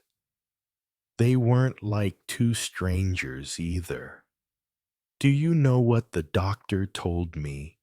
She blushed and looked about to burst into tears. I suppose you can guess. It's only a month since. Be quiet. So you admit that, not even a month ago, you were still a virgin. I'd like you to confess, too, that you didn't give me your real name. She tried being sarcastic. Since you're asking the questions and giving the answers, that's right. I'm going to ask the questions and give the answers. Or rather, I am going to try to reconstruct the events. You live in the provinces. I don't know where yet, but probably in the Bordeaux area. It did not escape his notice that the young woman displayed a certain smugness, so it wasn't Bordeaux. You are a good little girl, and it is likely that you lived with your parents. Georges Bompard came into your life. He wooed you. You gave yourself to him, and he dragged you along with him. She looked away, realizing that Maigret was talking only to catch her reactions. Are you writing a popular novel? She jeered in a voice that couldn't quite manage to sound coarse. Almost, because we're about to get to the abandonment. In other words, Georges tells me we have to break up, and I kill him. Then I hide the knife. By the way, where on earth could I have hidden the knife? Excuse me, who told you he'd been stabbed with a knife? But in the corridors, people were talking about it. In that case, since you have just become so talkative, go on and tell me where you did hide the weapon. You think you're clever, don't you? At any rate, one thing I'm certain of is that you are very clever to the point of subjecting yourself to this morning's ordeal and being herded together with prostitutes rather than admit that you lied when you said you were soliciting You are naive because the fact that I was a virgin a month ago proves nothing. Do you intend to question me for much longer? For as long as is necessary, I warn you, so you know what you're in for. That 3 years ago, a man sat in that same chair as the one you are sitting in now for 37 hours. He had been brought in as a witness. He left in handcuffs, and now he is in French Guiana. A look of disdain crossed her face. At your leisure, she said, I will patiently await your questions. Then you began by groping my garter belt. Then you found a way of seeing me stark naked. I'm beginning to wonder whether, in fact, you're nothing but a big fat pervert. Maigret did not reply, but, perhaps to punish her, left her for a quarter of an hour without saying anything while he perused documents of no importance. How much did Bompard give you for the night? He asked, looking up abruptly. Because, since he found you in the street, it's natural that he paid me, he gave me 1,000 francs. There is indeed a 1,000-franc note in your bag. Had your other clients got you accustomed to such generosity? It depends which ones. At such moments, Maigret would gladly have slapped her. The most notorious criminals of the past 30 years had sat in this same office. One of them, a former lawyer who had tragically ended up turning to crime, was so wily that several times Maigret had had to leave the room to hide his rage. But on this occasion, it was a mere slip of a girl sitting in front of him. She admitted to being 19, but it wouldn't have surprised him to discover that she was only 17. They had already been closeted together for hours, and he had learned nothing, not even her name or her country of origin. She lied with impunity. She barely attempted to pretend otherwise. Or, rather, she appeared to be saying, "It's not up to me to tell you the truth. Is it? It's up to you to find it out." Janvier had come back from Rue de Miromesnil with a bundle of photographs, some of them more than suggestive. Maigret studied them one by one, slowly, not without noticing the young woman's cold anger. Jealous, he asked, of a one-off punter? The fact remained that none of the photos resembled Céline, and that information on Bompard was scant. They had found his employer a music publishing company on Boulevard Malesherbes.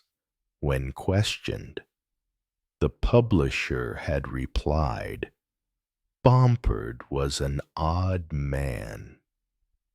I saw very little of him. He was an excellent sales representative, but he had his strange ways, like constantly changing his itineraries. He liked to keep an aura of mystery about him, and here at the office, we considered him a fantasizer. Sometimes he hinted that he belonged to an illustrious family. He dressed with meticulous care and an outlandishness I sometimes found exaggerated, given his job. At 3 o'clock in the afternoon, Maigret's office was still in the same mess, with beer glasses on the table, the leftovers of sandwiches, pipe ash and cigarette ends everywhere as well, because Maigret had eventually sent out for some cigarettes for Céline. All in all, the situation was bordering on the absurd, and everyone in the building must have been aware of it, because several times colleagues came and put their heads round the door on obvious pretexts. At the Étoile du Nord, Sergeant Lucas, Maigret's best officer, was conducting a thorough but fruitless investigation. Not only could the knife not be found, and they had dismantled all the toilets, but none of the witness statements afforded the least clue. In short, all they knew was this: soon after 3 a.m., a certain Céline, about whom nothing was known, had rung the hotel doorbell and requested a room for the rest of the night. Less than 15 minutes later, Georges Bompard, carrying a travel bag, walked into the same hotel and took a room where Céline quickly joined him.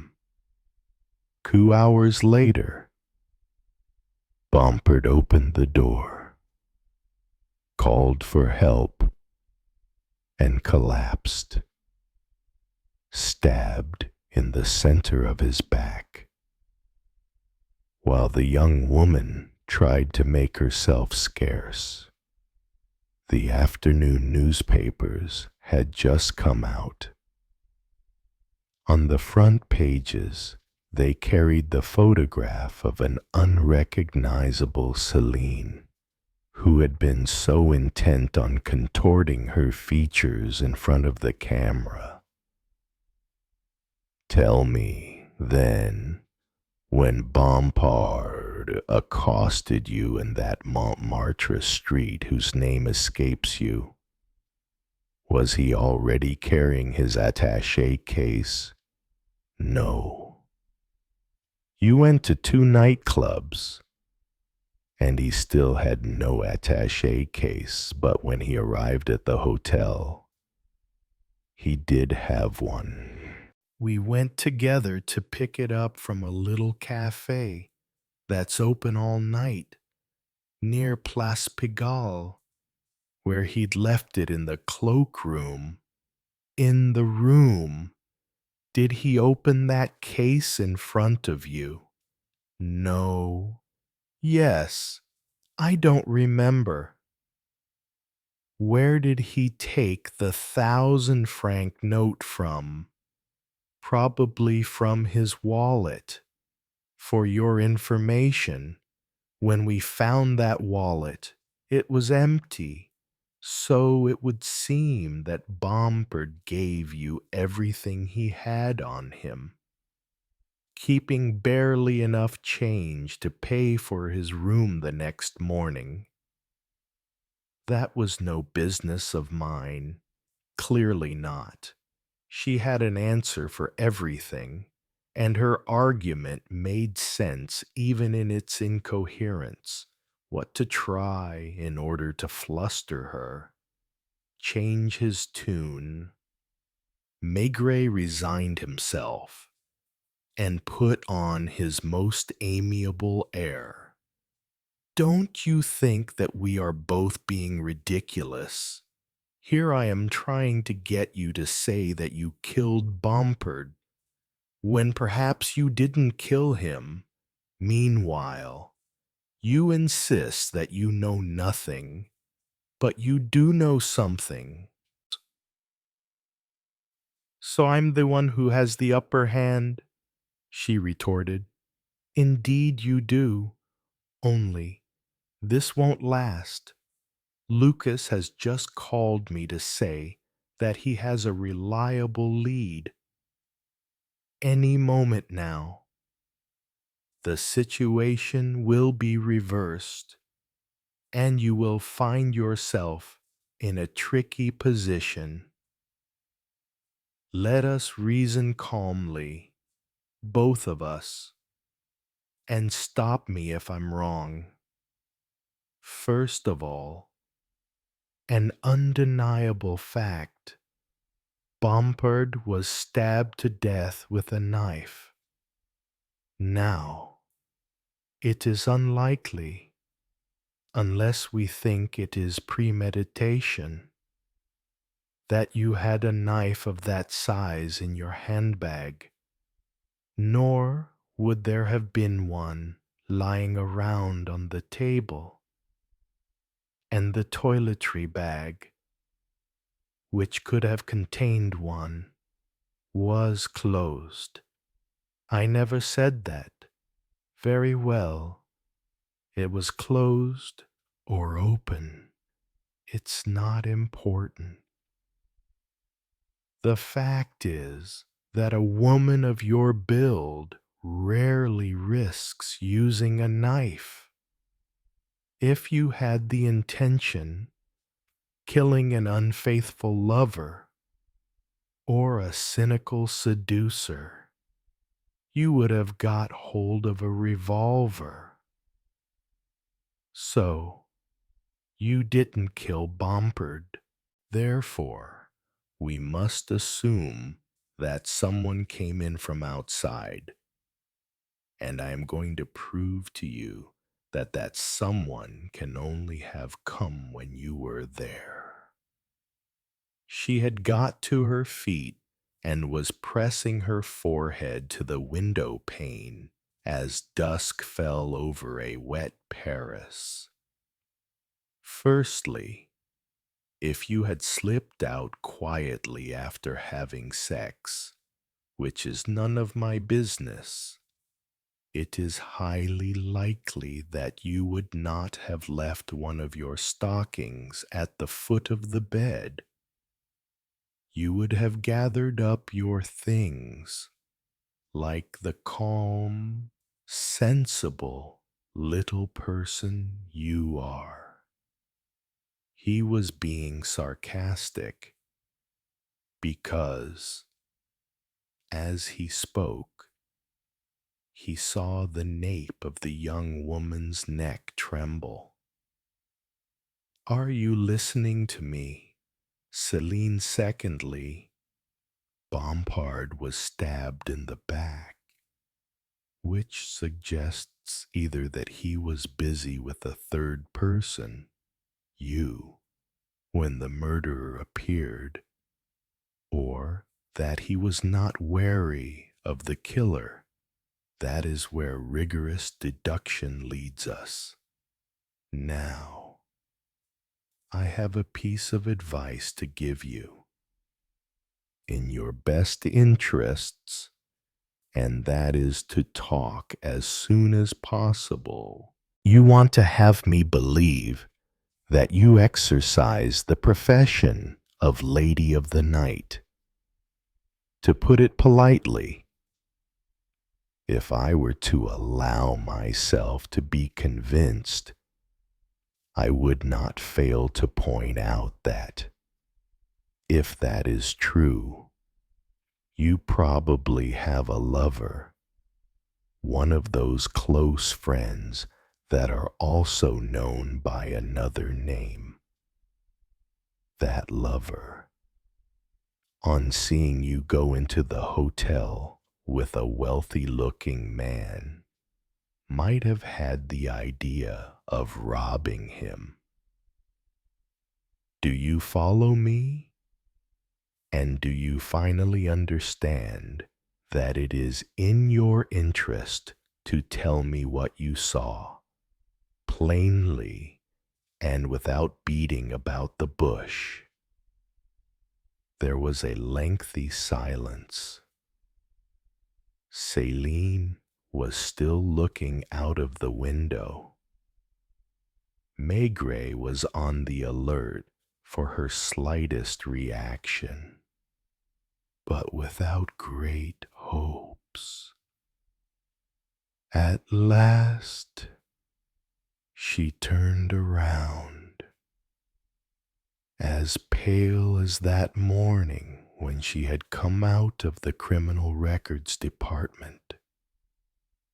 She went over and sat down wearily on her chair, kicking away the papers scattered over the floor.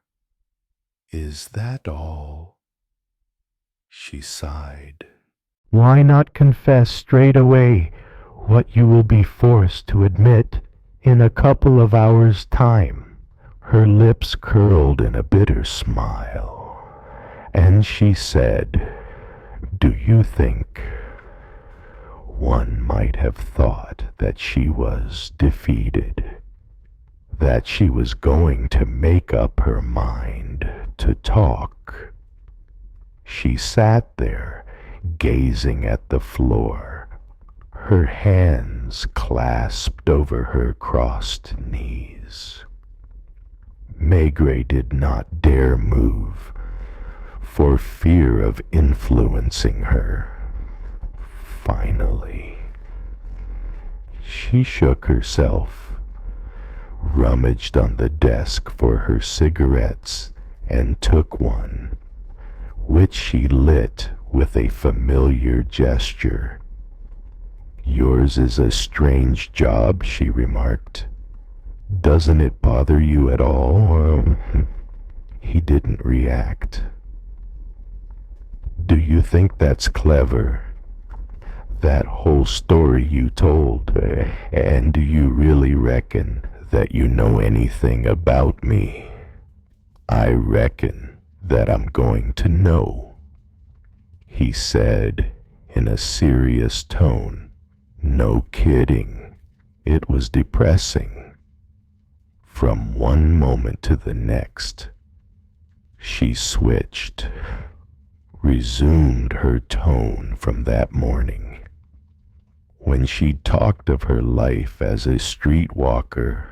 Is this how you always conduct your investigations, instead of getting angry? Maigret was moved, because at last he glimpsed in her a suppressed anxiety, a despair that would perhaps shatter the flimsy barrier of her resolve. Listen, Céline. My name isn't Céline. I know. You know nothing at all, and you won't know anything, and if by unlucky chance you learn something, you will carry that burden on your conscience.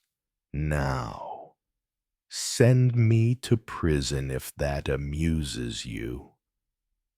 Give interviews to the journalists who will write columns about the girl who won't say her name. What were you doing in Bordeaux? When?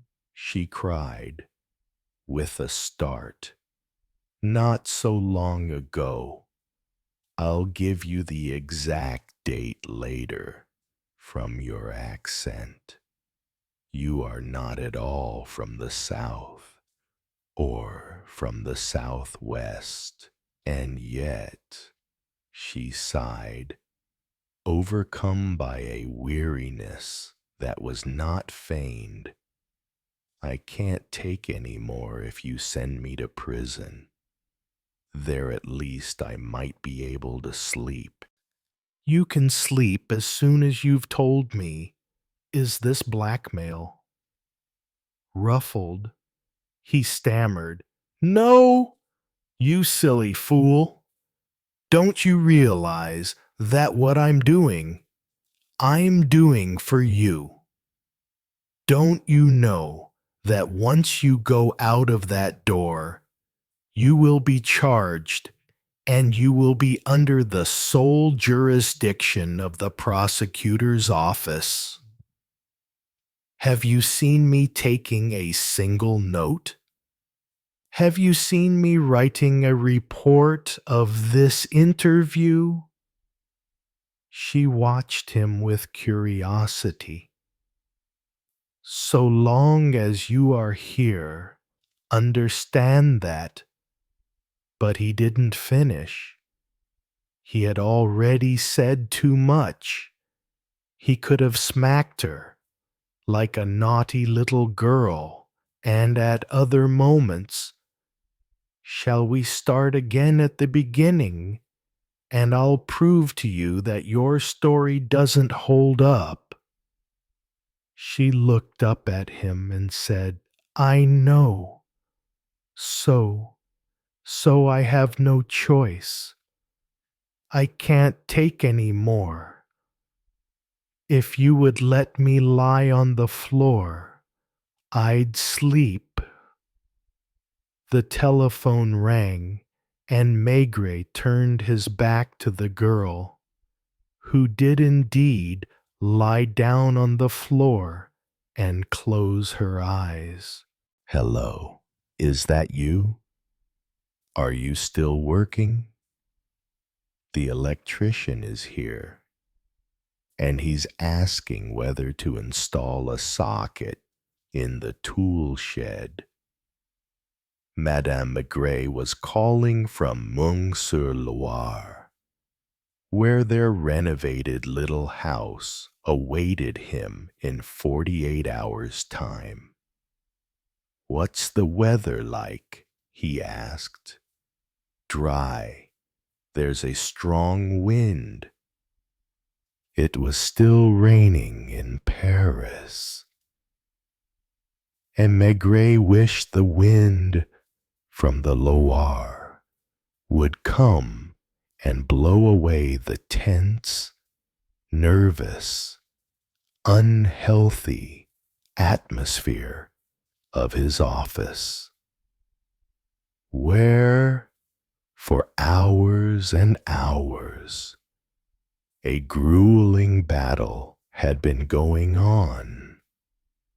The receiver to his ear, he let his gaze fall on the mysterious being who had been pitting herself against him with that incredible energy that some women alone are capable of, and lying with the cunning of a girl.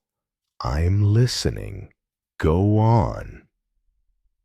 Can I talk to you for a minute? The electrician also wants to know if he should put a bell on the front door. I think the knocker's enough myself. Of course. But his of course did not only apply to the front door and the bell of the house in Meung. Maigret was no longer listening.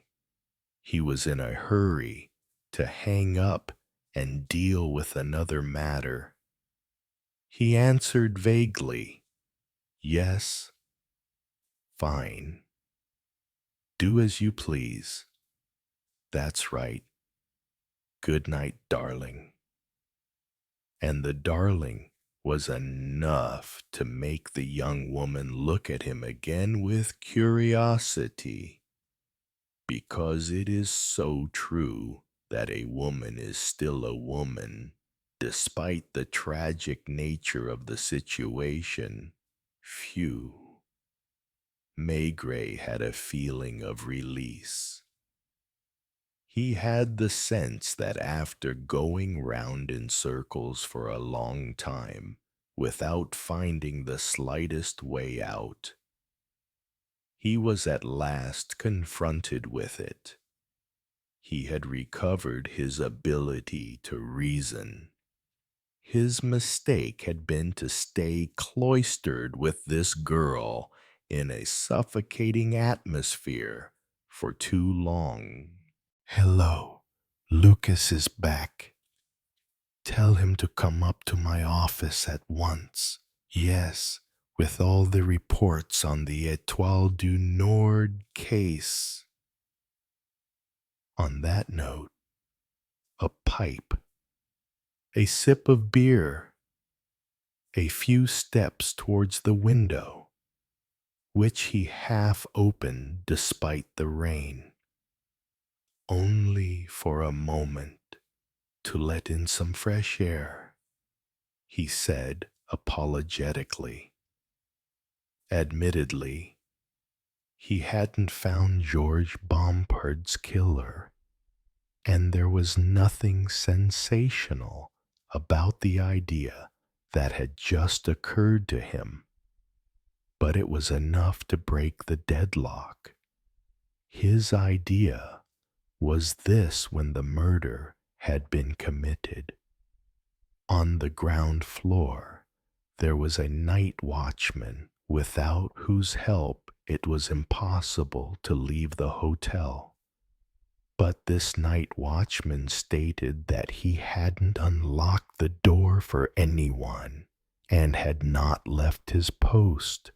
What was more, on the first floor, the owner was awake, busy, he said, putting on his trousers, and he had rushed upstairs as soon as he heard the cries for help.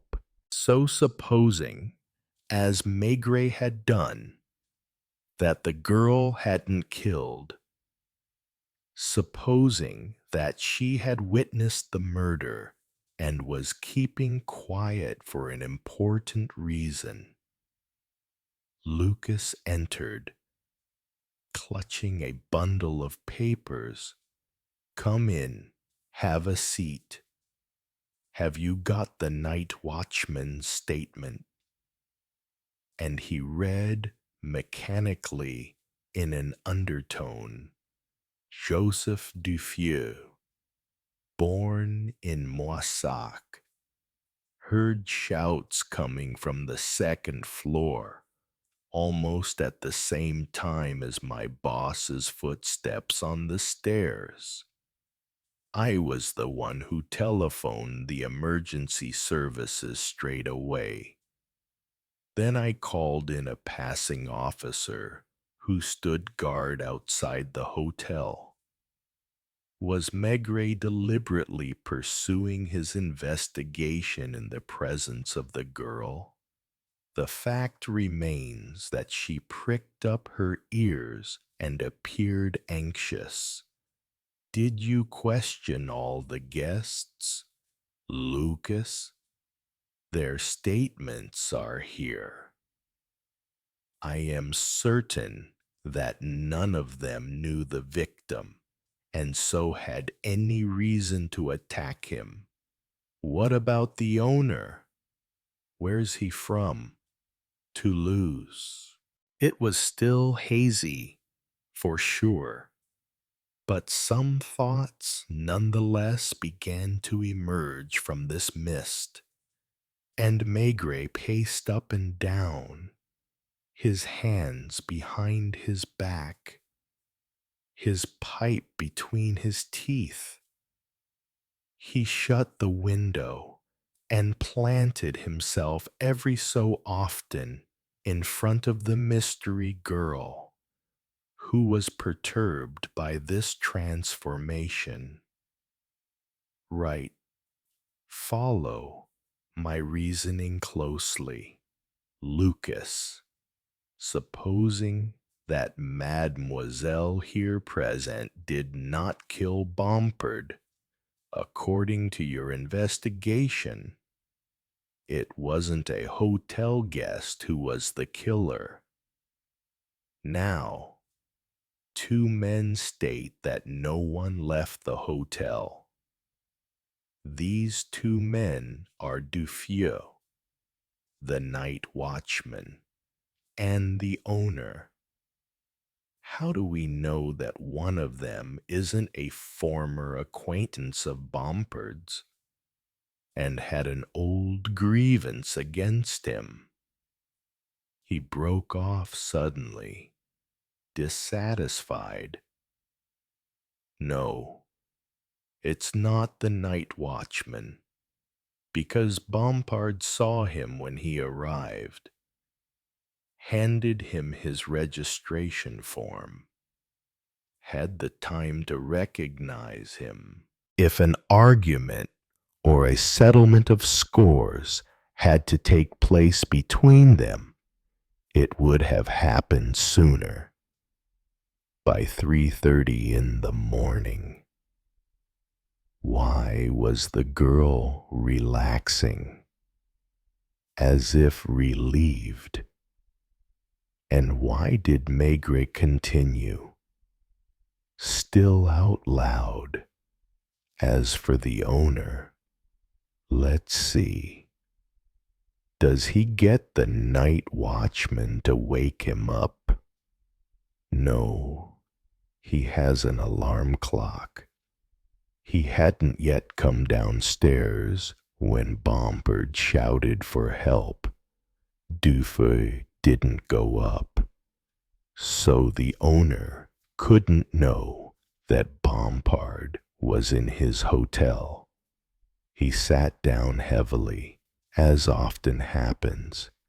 He had started off confidently with an idea, and had then realized that it was a red herring. Have some drinks brought up. Lucas, what will you have? Mademoiselle, a coffee. Don't you reckon you're jumpy enough as it is? To think that with one word she could have shed light on the whole thing, but was keeping obstinately quiet. He glared at her resentfully.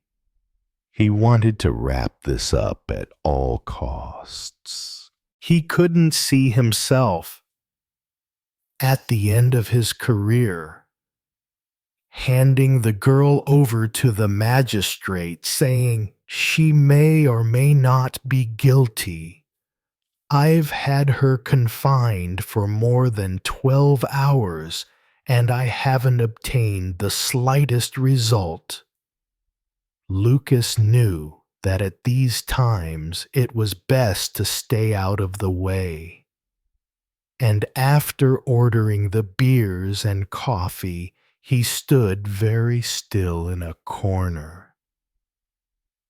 You see, Lucas, there's someone I find myself coming back to time and time again, and that's the night watchman. He was the only person who knew that Bompard was in the hotel. He was the only one who could have seen the murderer leave. Wait! There was a knock at the door. He yelled, "No, I'm not here for anyone." He was on his feet again, energetic. The list of guests. Quick. You did say the fellow was from Moissac, the owner from Toulouse. Let's see the guests. London, Amiens, Compiègne, Marseille, Mercy-le-Haut. Not one from Moissac, not one from Toulouse. The words were barely out of his mouth when, turning to the girl, He caught her frightened expression, her little teeth feverishly chewing her lower lip. You can guess what I'm getting at. Lucas Bompard had the good fortune, as must be his habit, judging from the photographs found at his place, to arrive at a nondescript hotel opposite the Gare du Nord. Someone recognized him, someone who had reasons to hold a grudge against him. That someone. This stubborn girl knows them too, because she refuses to talk, because she makes up any excuse rather than tell the truth. We're very warm. I can feel it. We, of course. He repeated dreamily, Moissac Toulouse. And the suit comes from an outfitter's in Bordeaux. He picked up the telephone and handed it to Lucas. Get me the music publisher that Bompard worked for. Ask him what his sales representative's last itinerary was. At times like this, Maigret appeared to grow taller, bulkier and broader. He puffed out thick clouds of smoke and, from time to time, shot the girl a truly damning look. He appeared to be saying, I see. When you saw me, you thought I was much less smart that some people claim a jovial fatso. Isn't that right? A jovial fatso whom a little girl can tease and who is going to amuse himself by making her take her clothes off. A romantic on top of that, who rolls his eyes indulgently, who gets angry, who loses his temper. Just a moment, please. And to Lucas, busy on the phone, what does he say? Bompard must have spent the past months in the Southwest. Enough hang up. He downed his beer in one, poked the stove for a good few minutes, turned around, suddenly calm, and said to Lucas, in an unexpected tone, which the girl could not help smiling at, could you not have pointed out that I was an idiot?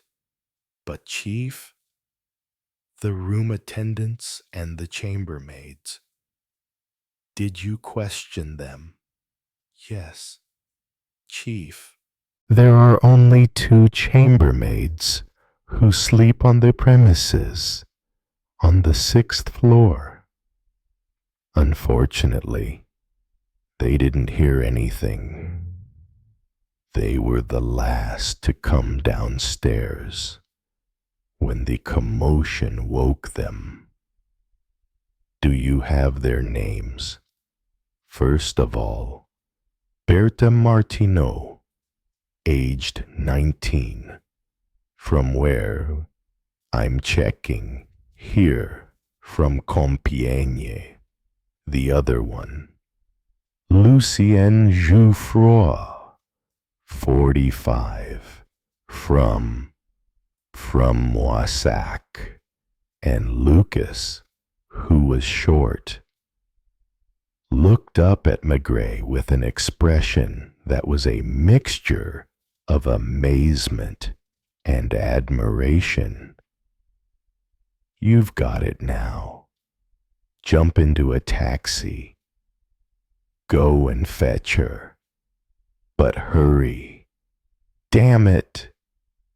and he pushed Lucas out of the door, closing it with a movement of triumphant weariness. He looked at the photographs one at a time, and noticed only that Bompard's mistresses were all young girls, and often very young girls. "Which one is it?" he asked his prisoner in a friendly tone. They were both as sleepy as each other. Céline's shoulders drooped. Instead of answering, she shook her head. Is Lucien Jouffroy's photo among these? I still can't say anything. She sighed at last with an effort. Why not? Are you waiting for the arrival of this woman? Admit that you're from Moissac. I'll talk later. Why not now? Because, do you know what I'd do if I had a daughter like you? From time to time, I'd give her a good slap to teach her how to live. I say, I bet you began by collecting photographs of film stars.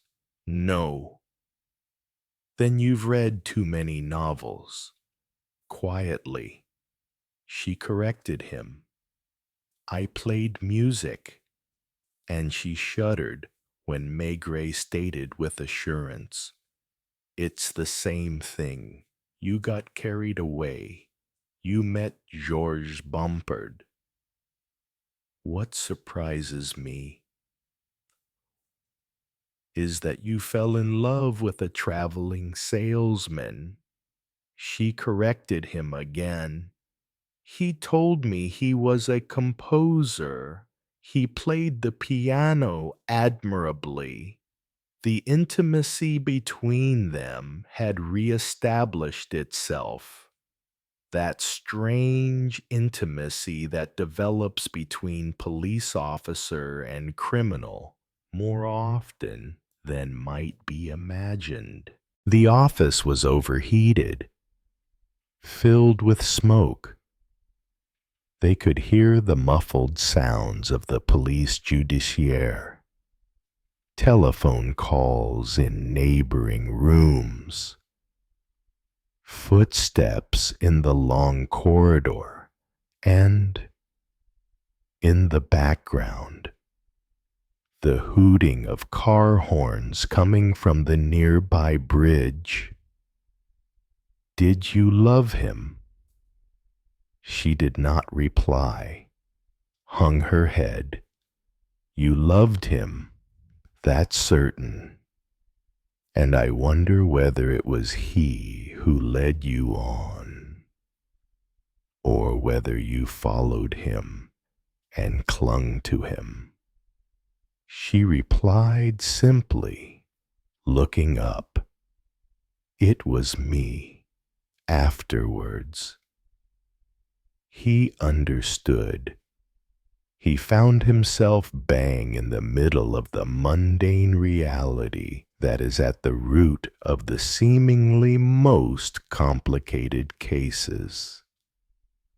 A traveling salesman who had a penchant for young girls and made himself appear more romantic in their eyes by pretending to be a great composer. A lovesick girl from the provinces, as one is at 18 or 19, who, after having given in, was prepared to fight for her happiness.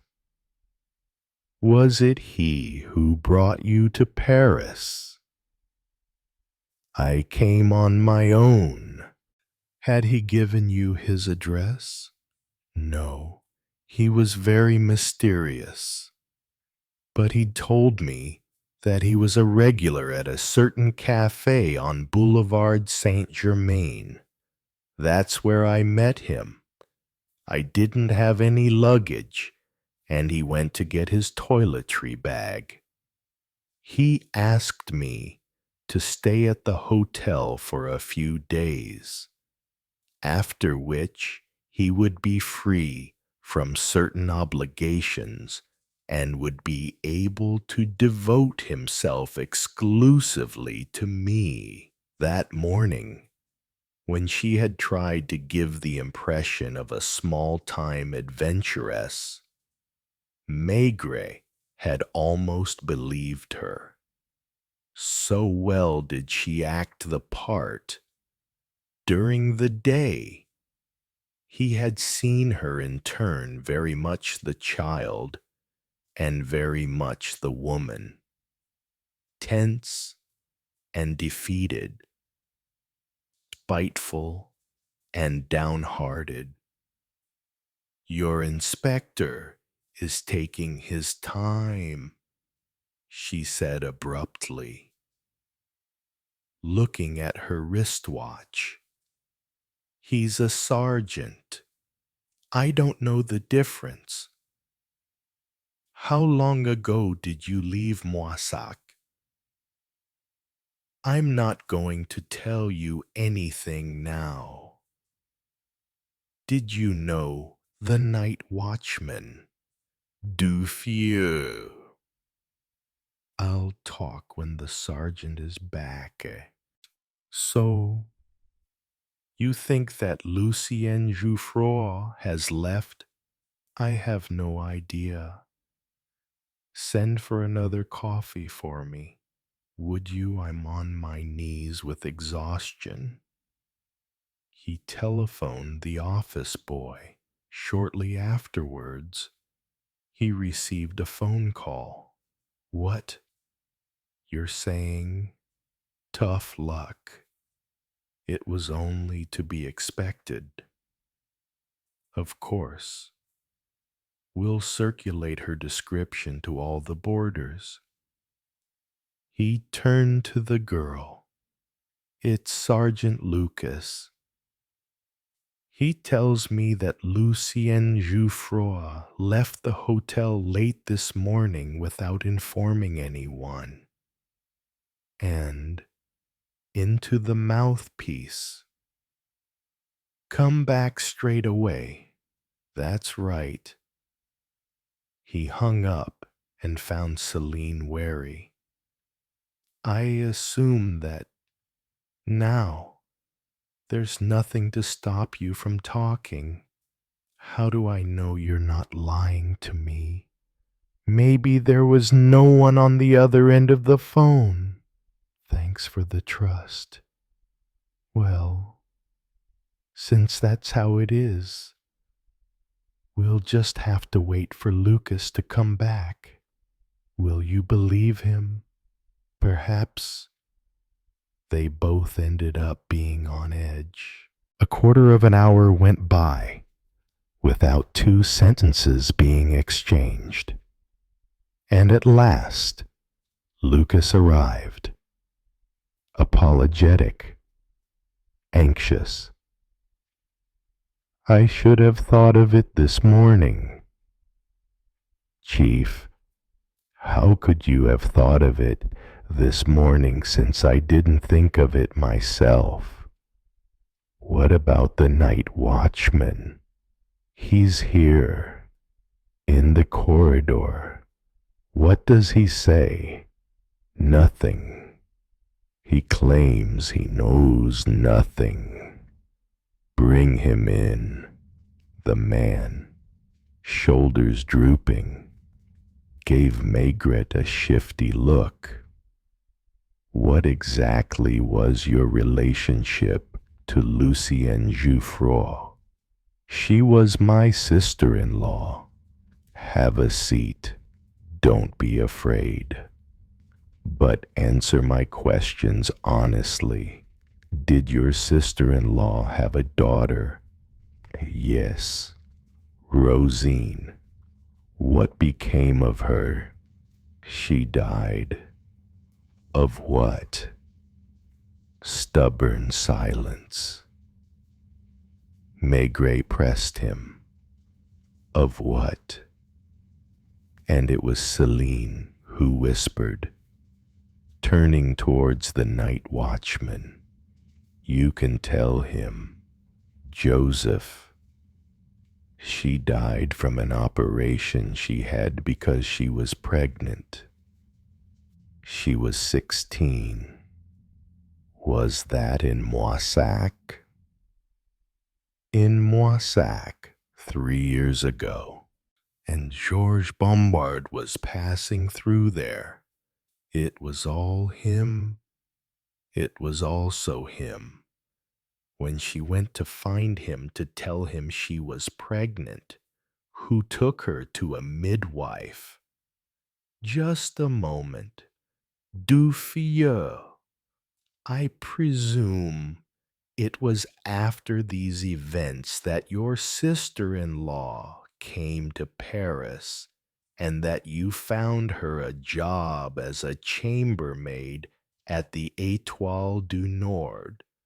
The man nodded.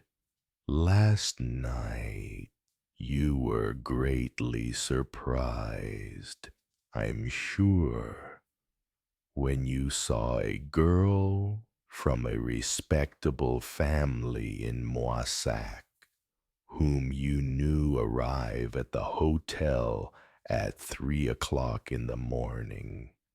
Mademoiselle Blanchon. He couldn't help muttering.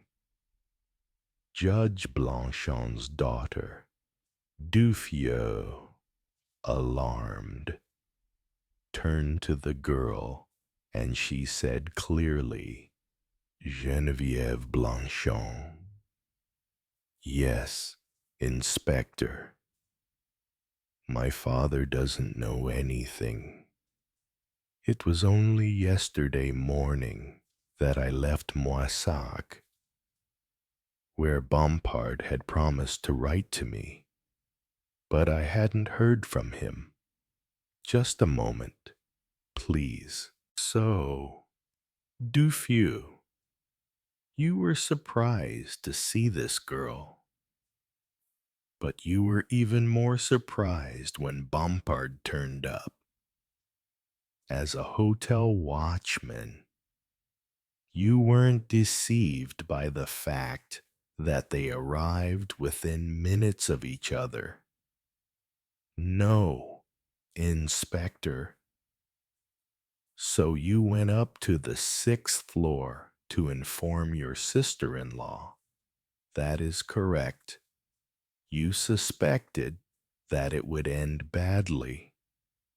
I knew that my sister-in-law wanted to pay that man back.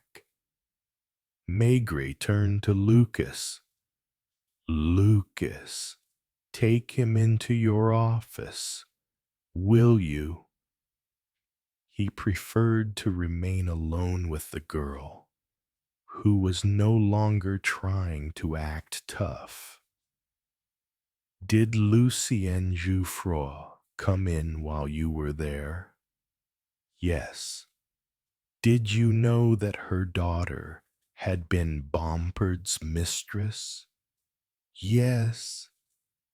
And that he'd taken her to a backstreet abortionist? Yes.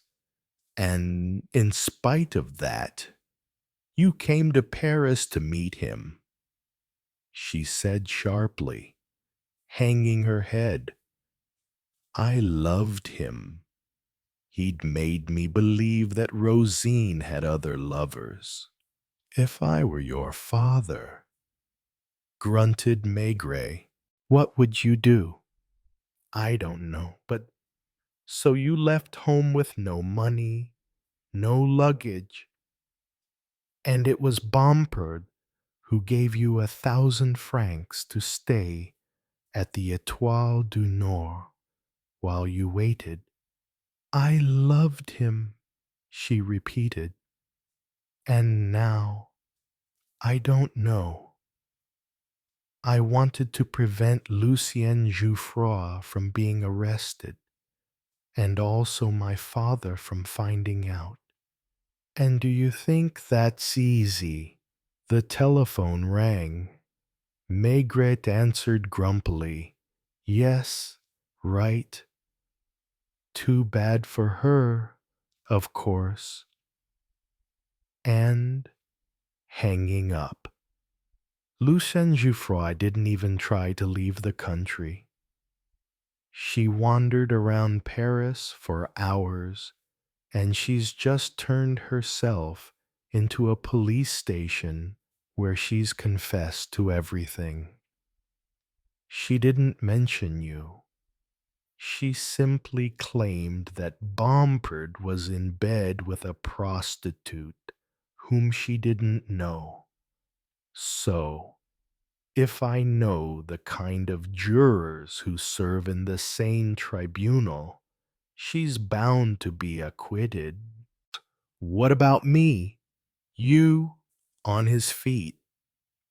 He suddenly gave in to a desire that he'd been repressing for too long, and he slapped the girl, who was so shocked that she remained speechless. Come, where? That's not your concern. He made her walk down the corridors until they reached the dark courtyard of the police judiciaire. Hey, taxi, and forced her into it. He grumbled as if to himself, "There are two doors.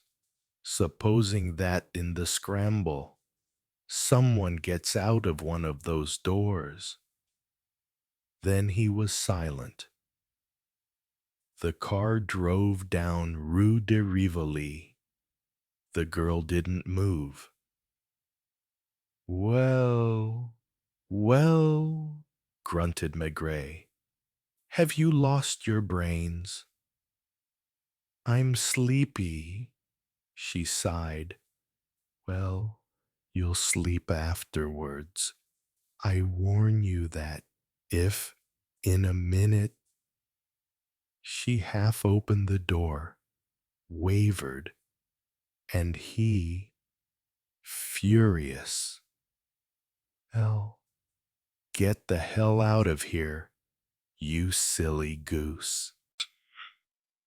The driver turned around, saw only one person in his car, wanted to stop, but Maigret lowered the partition window and muttered, "Drop me at a good bar. I am dying for a drink." Chapter 15. Storm over the Channel. It was as if fate was mischievously taking advantage of Maigret's recent retirement to provide him ironically with the most flagrant proof of the unreliability of human testimony. And this time, the legendary detective chief inspector, or rather, the man who had still had that title 3 months earlier, was on the other side of the fence, on that of the accused, since he was the one being asked, eyes boring into him. "Are you certain that it was 6:30, or rather just before, and that you were standing by the fireplace?" Now Maigret realized, with frightening clarity, that a small handful of humans, half a dozen as it happened, could suddenly be paralyzed by that simple question. What were you doing exactly between 6 and 7 o'clock? If only it had been a matter of turbulent, dramatic, or emotional events. But no, it was quite simply a matter of half a dozen people who, in bad weather, while waiting for dinner, had lingered in the 2 or 3 communal areas of a family boarding house. and Maigret accused. Maigret being questioned, hesitated like a poor student or a false witness. Bad weather was an understatement. At the Gare Saint-Lazare, there was a board with the warning storm over the channel. The Dieppe-New Haven crossing cannot be guaranteed, and numerous English travelers could be seen turning around to go back to their hotels in Dieppe's main street. The wind threatened to blow down the shop signs, and you had to brace yourself to open some doors. The rain was pelting down, and the waves were crashing onto the pebble beaches. Sometimes a shape emerged. Anyone who had to go outside kept close to the walls, running with their coat over their head. It was November. The street lights came on at 4 o'clock in the afternoon. At the ferry terminal, the boat that should have left at 2 o'clock was still there, close to the fishing boats, whose masts were clinking against each other, resigned. Madame Maigret had gone to her room to fetch a piece of knitting which she'd started on the train, and she was sitting near the stove where a cat she didn't know, the ginger cat from the boarding house, had come to snuggle up on her lap every so often. She looked up and darted an apologetic look at Maigret, who didn't know what to do with himself. "We'd have done better to stay at a hotel," she sighed.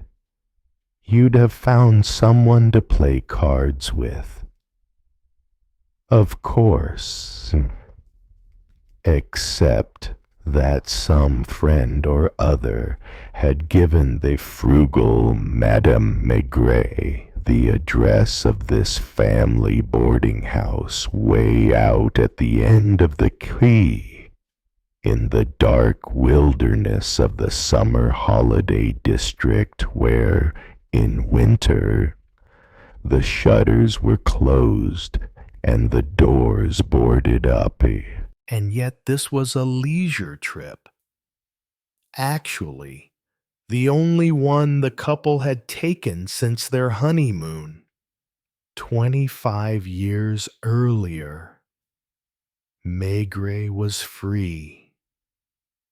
At last, he had left Quai des Orfèvres, and he could sleep with the certainty of spending the night in his own bed, without a telephone call abruptly sending him to inspect some dead body that was still warm.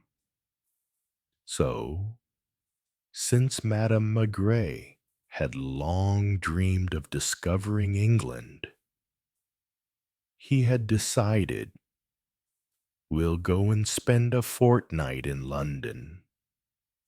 I'll take the opportunity to drop into Scotland Yard and say hello to some colleagues with whom I worked during the war." And just their luck. Storm over the channel. The ferry delayed this gloomy family boarding house that Madame Maigret had suddenly remembered, and whose walls reeked of pettiness and boredom. The owner was Mademoiselle Otard, a surly woman in her 50s who tried to conceal her bitterness beneath syrupy smiles.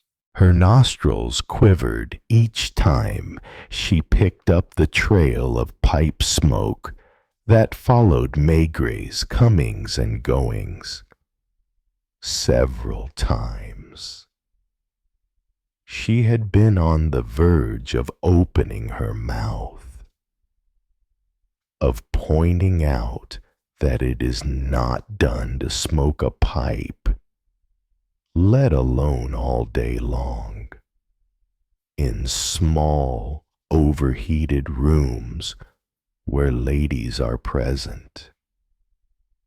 At these moments, Maigret, who could sense the approaching storm, would gaze into her eyes with such calmness that she preferred to look away. She was no more thrilled when she saw the former police inspector, who had never managed to shake off this mannerism, hovering over the stoves, grabbing the poker and scraping off the charcoal crust so vigorously that all the fireplaces roared like engines.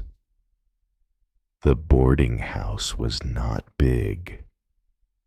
It was a 2-story building that had been converted into furnished rooms.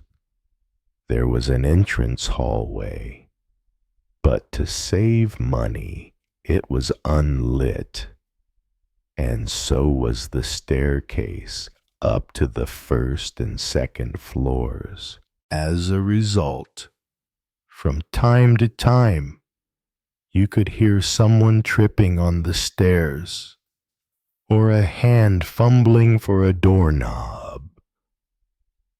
The first room at the front of the house was the sitting room, with odd little armchairs upholstered in a greenish velvet and some very old, tattered magazines on the table.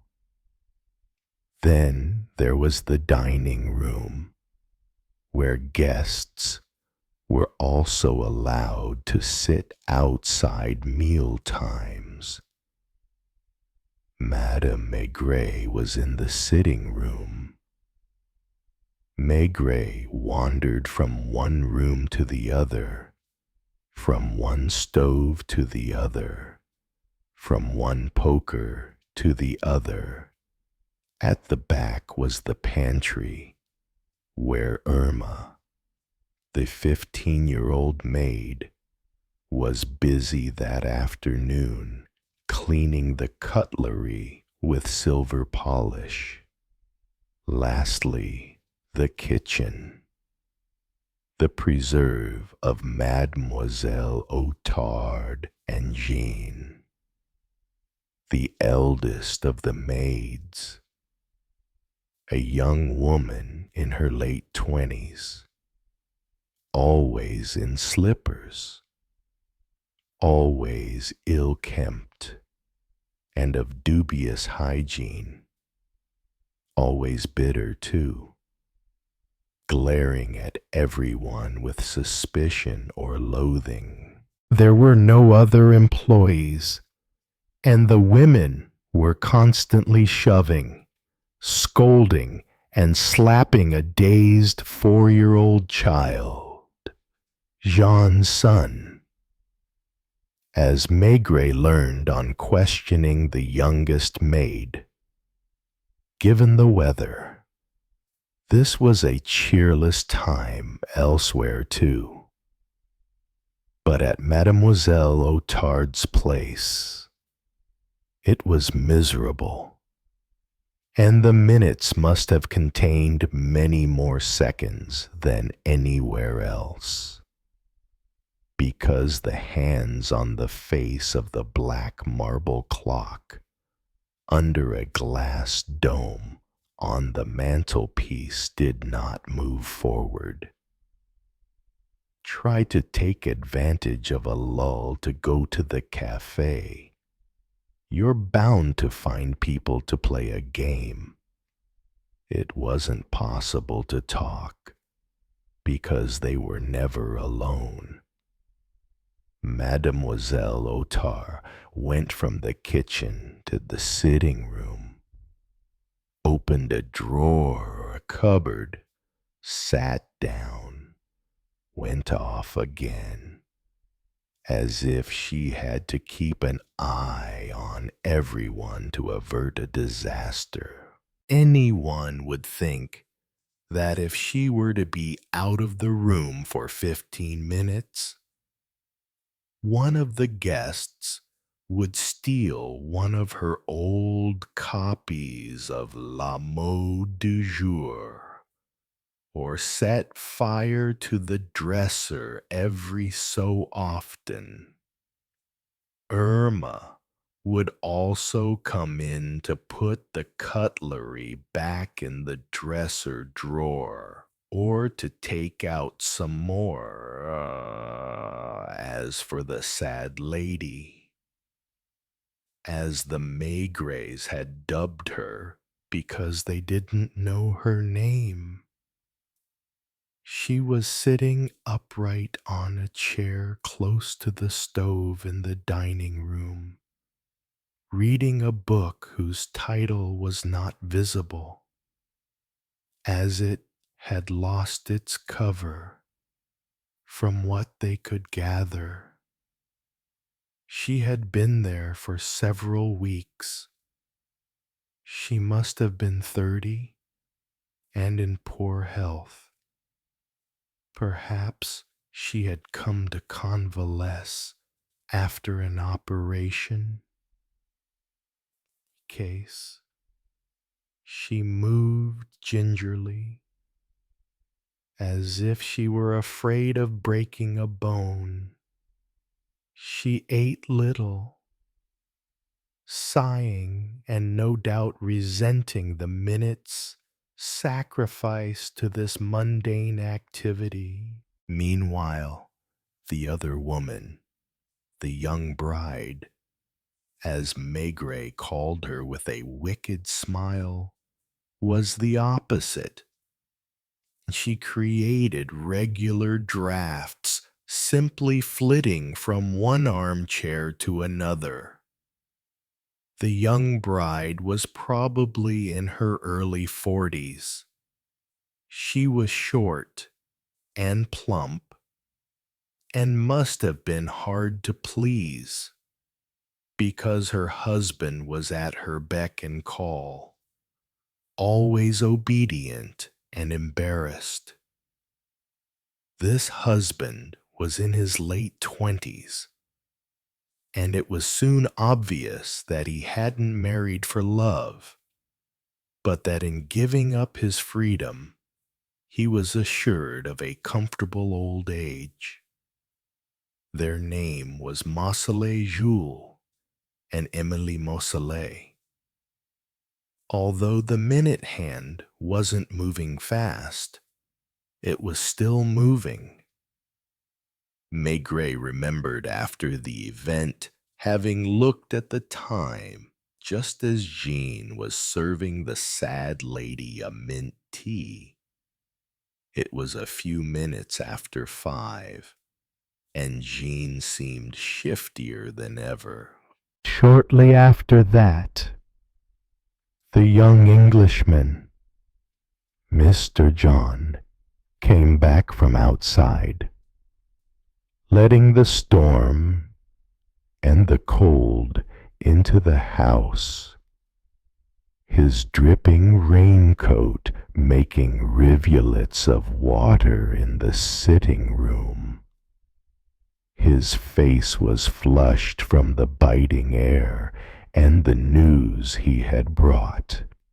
He announced, in a strong accent, "The boat, it's going to leave.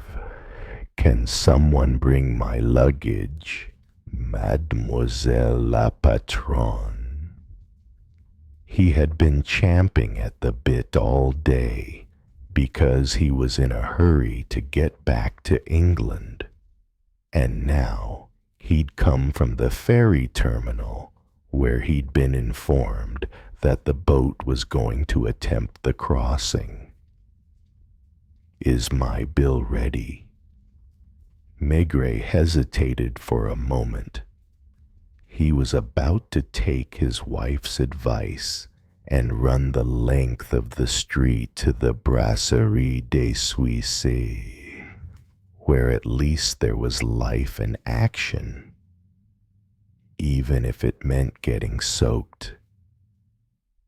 He even went as far as the coat stand in the hallway, caught sight of Mr. John's 3 large suitcases in the gloom, then shrugged and stepped into the sitting room.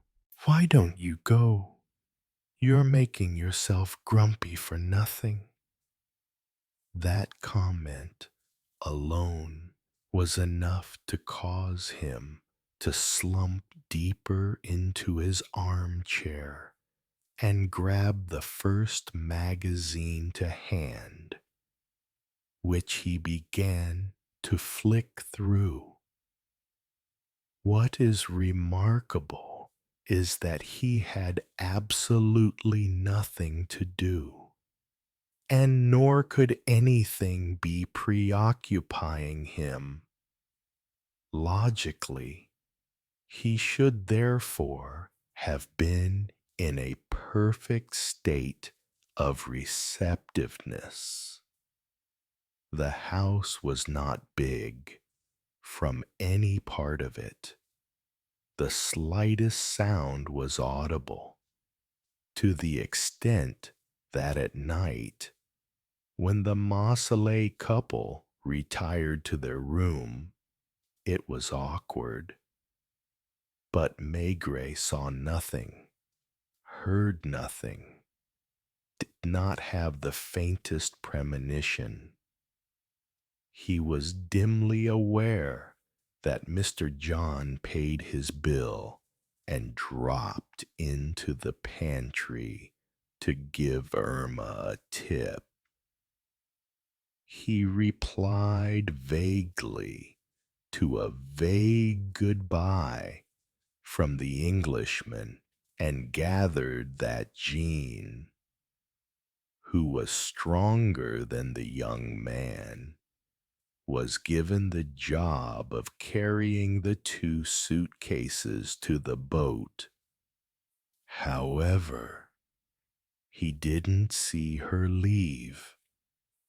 It was of no interest to him. He happened to be reading because the magazine he'd picked up at random was an agriculture journal.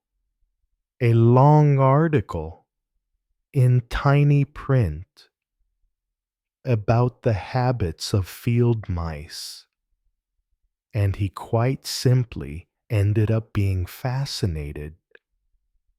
Now the hands could creep forward across the somber clock face without anyone noticing.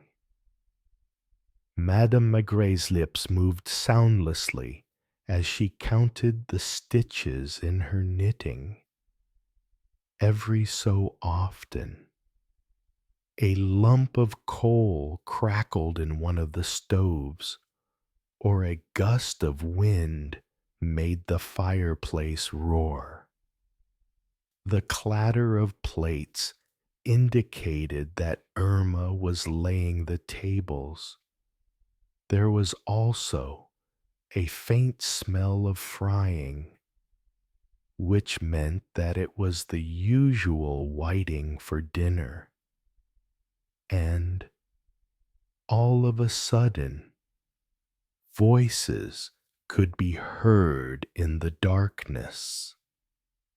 Loud voices that seemed to be bursting out of the storm, coming nearer, passing close to the shutters, stopping on the threshold, culminating in the most violent ringing of the doorbell that the establishment had ever heard. Even then, Maigret didn't recoil. For hours on end, he had been wishing for a distraction from the tedium of the day. And just when one came, far more exciting than could have been hoped for, he remained absorbed in his reading about field mice. "It's here, yes," said Mademoiselle Otard's voice. Air blew in, water, wet clothes, red, animated faces, and he was forced to look up. Saw the uniform of a police officer and the black coat of a short man with an extinguished cigar. "You are the person who employed a certain Jean Fénard, are you not?" Maigret noticed that the little boy was there, appearing from nowhere, probably from the back of the kitchen. "This person has just been killed by a gunshot as she was walking down Rue de la Digue."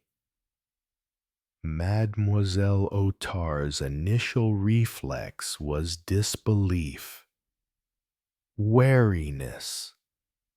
She was clearly not a woman to listen to any nonsense from just anybody, and, with pursed lips, she uttered one splendid word. "Really, ça?" But what followed left no doubt, because the man with the extinguished cigar went on, "I am the chief inspector. I would like you to come with me to identify the body. I would also like no one else to leave this house." Maigret's eyes sparkled with mischief. His wife gave him a look, as if to say, "Why don't you say who you are?" But he had only recently retired and was relishing the joys of anonymity.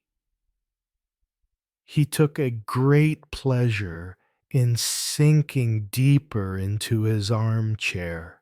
He studied the chief inspector with a critical eye. "Please put on a coat and come with me." "Where to?"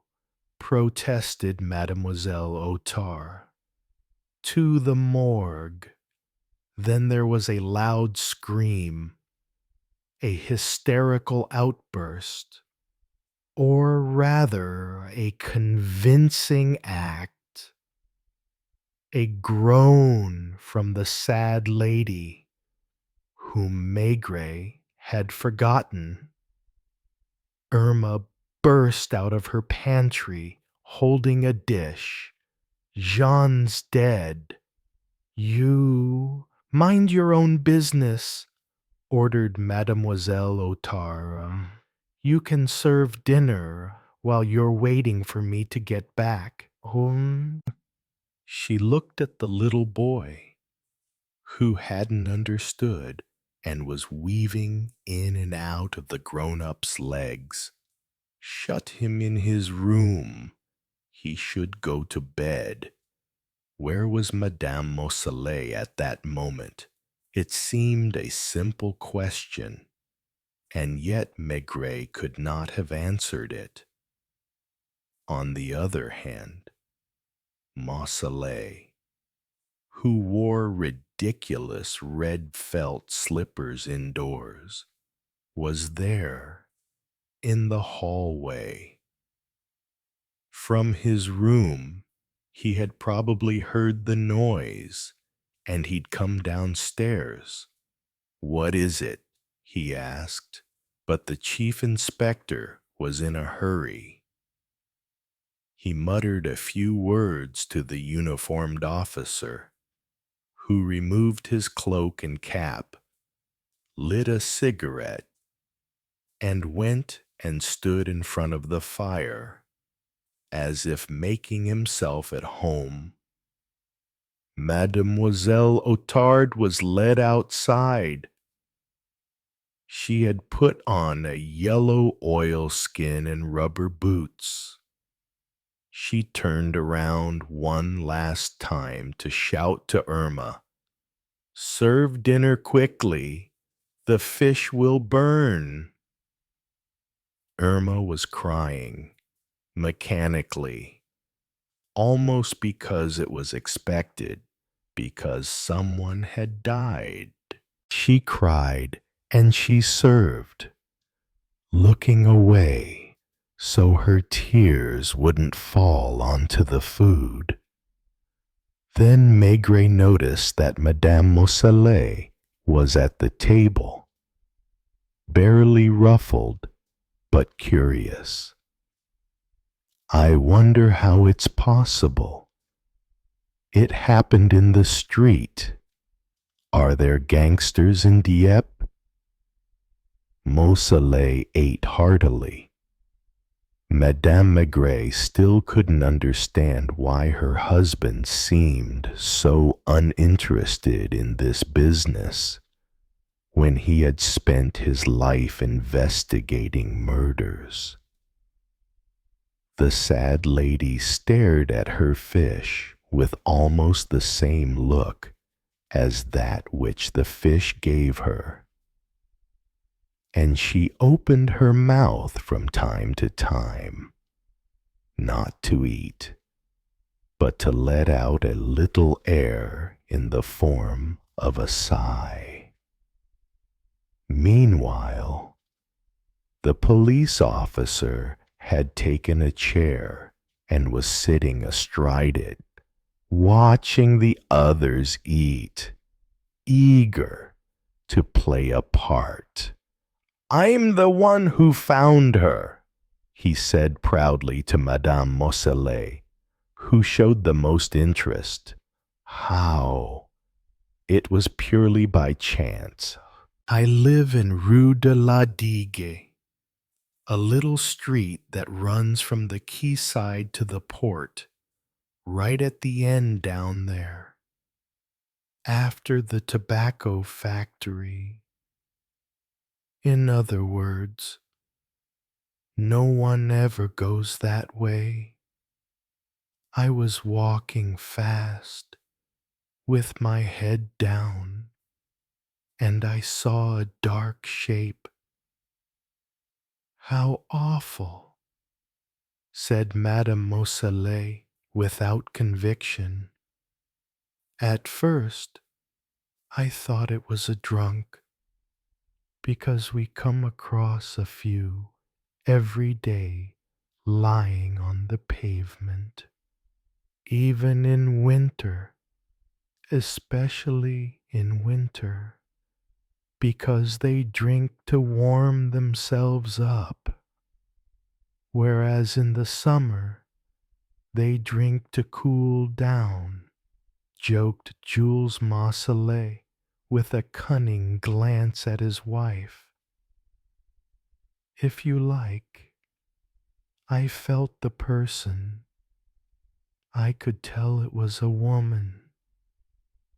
I called out, and when she had been carried to a pharmacy, the one that's on the corner of Rue de Paris, we realized she was dead.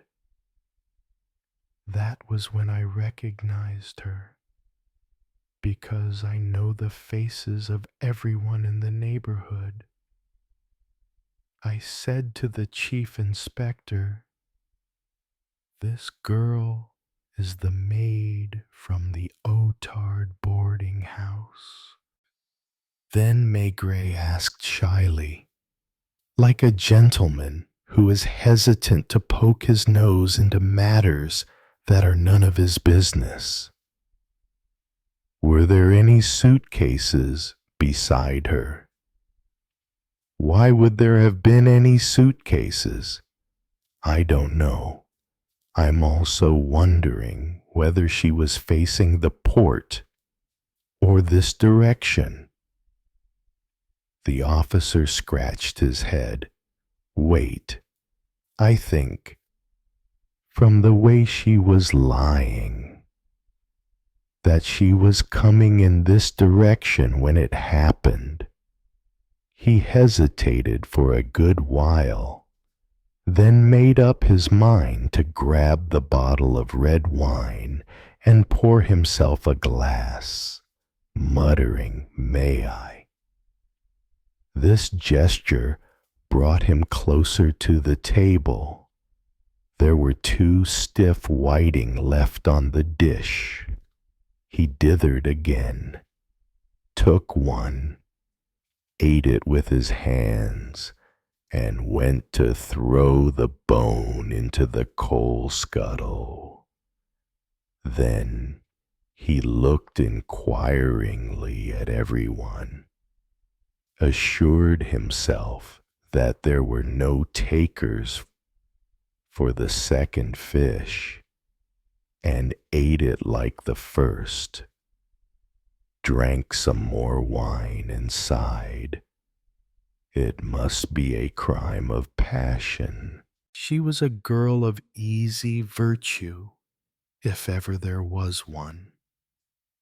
She was the life and soul of the dance hall at the far end of the port. "Well, that's different," muttered Madame Mousselet, who, the minute a crime of passion was mentioned, seemed to find it quite natural. "What surprises me," continued the police officer, whom Maigret was watching closely, "is that she was killed with a revolver. Sailors generally carry knives, you know." Just then, Mademoiselle Otard came in, and the wind, which made other faces red, had turned hers pale. What was more, the incident had made her aware of her own importance, and her attitude declared, "I know things, but don't count on me to reveal them." Her gaze roved around the table, taking in the diners and the plates, and she spotted the fish bones. She barked at Irma, who was standing glued to the door frame, sniveling. "What are you waiting for?" "To serve the veal." And finally, to the police officer, "I hope you've been given a drink. Your chief will be coming in a few minutes. He's busy telephoning New Haven." Maigret shuddered, and she noticed. She found that shudder rather dubious, and a suspicion visibly clouded her face, as confirmed by her need to add, "At least, I suppose." She didn't suppose she knew, so the police chief had heard about Mr. John and his hasty departure. For the time being, the official line of inquiry focused on the young Englishman. "All this is going to make me ill again," dolefully murmured the sad lady, who only opened her mouth 3 times a day when she was not sighing. And what about me? Protested Mademoiselle Otard, who would not stand for someone being more upset by the event than her. Do you think this is going to be good for my business? A girl I spent months training, pretty much. Irma, when are you going to get around to bringing the sauce? The most obvious result, these comings and goings, was that the house had been invaded by the cold air instead of melting into the surrounding warmth. It created little drafts that blew around and brushed the backs of people's necks, causing shivers between their shoulder blades. It was so chilly that Maigret rose, ignoring the empty coal scuttle, and went over to poke the stove.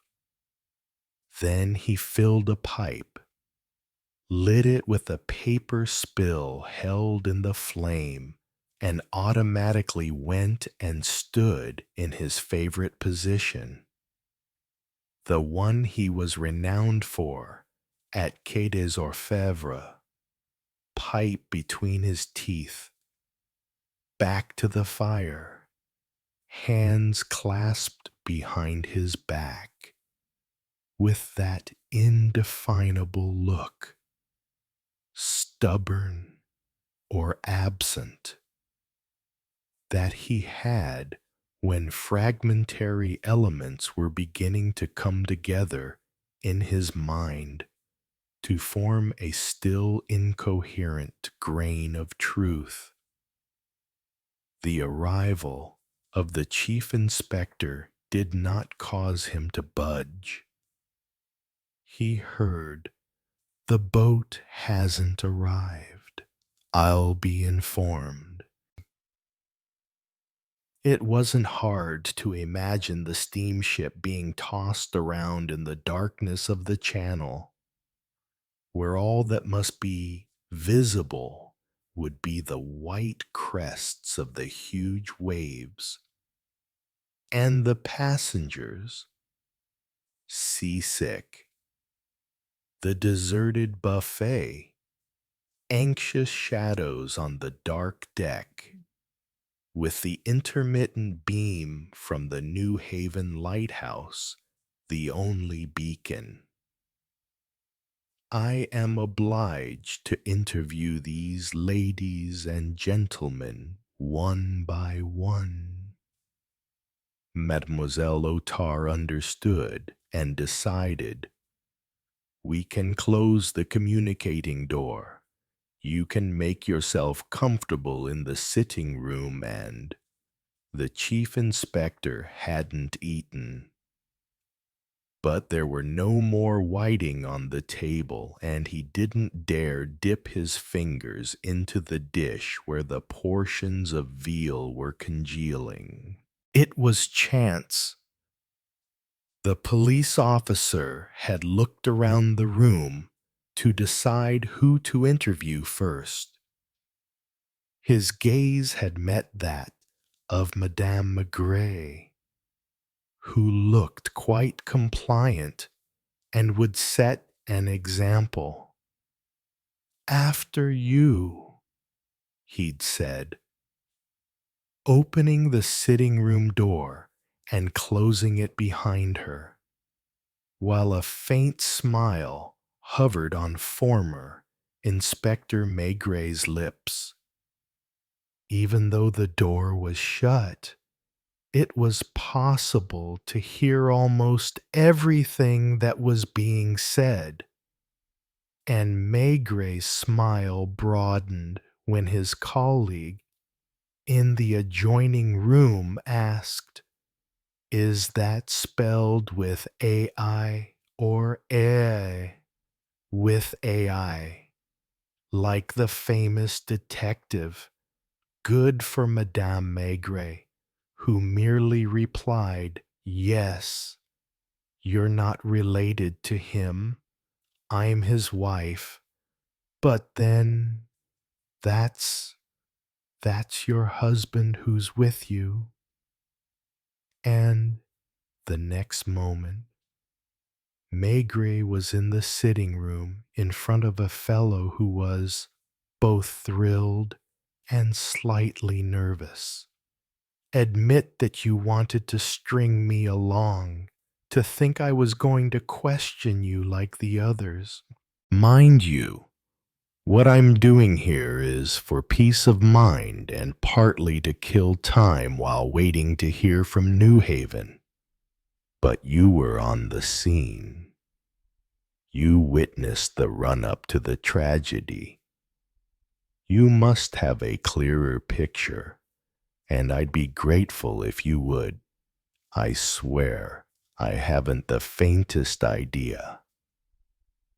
In other words, who knew that the girl was going to go out? The staff, of course. But now I realize how hard the role of the witness is. I am unable to say precisely who was in the house at that moment. Were you busy? I was reading. He did not dare add that he'd been reading an article about moles and field mice. I vaguely heard a commotion. After that, Madame Mousselet, for instance, was she downstairs, or wasn't she? And if so, where was she? What was she doing? The police chief was not satisfied. He almost believed that his illustrious colleague was enjoying leaving him to struggle on his own, and he promised himself that he would show him that he, a provincial police chief, knew how to conduct an investigation. He summoned the sad lady, whose name was Germaine Moulineau, and who was a primary school teacher on convalescence leave. "I was in the dining room," she stuttered. "I remember thinking that it was unfair to ask that poor girl to carry the Englishman's suitcases while strong men were sitting there twiddling their thumbs." She had said that for Maigret's benefit, judging by the way she glanced at his broad shoulders as she alluded to strong men. "From that moment, you didn't leave the dining room. I'm sorry I went up to my room. Did you stay there long?" "About 15 minutes. I took a pill and waited for it to take effect. Forgive me for asking this, but I will be asking the same question to all the guests, and I consider it as a mere formality. I assume you did not go outside today, and that consequently all your clothes are dry. No, towards mid-afternoon. I went out for a moment." Further proof of the unreliability of witness accounts, Maigret hadn't noticed either that she had gone out or that she had been absent from the dining room for a quarter of an hour. "Presumably you went to the pharmacy to collect your pills?" "No. I wanted to see the port in the rain and the wind." "Thank you. Next." The next person was Irma, who was still sniveling and scrunching the corner of her apron. Do you know whether your friend Jean had any enemies? No. Monsieur? Did you notice any change in her mood suggesting that she felt threatened? Only that she said to me this morning that she wouldn't last long in this place. Those were her words. Are you not treated well here? I didn't say that. She hastened to add, glancing towards the door. Do you at least know whether Jean had lovers? Most definitely. Why do you say most definitely? Because she was always scared of falling pregnant. Do you know any names?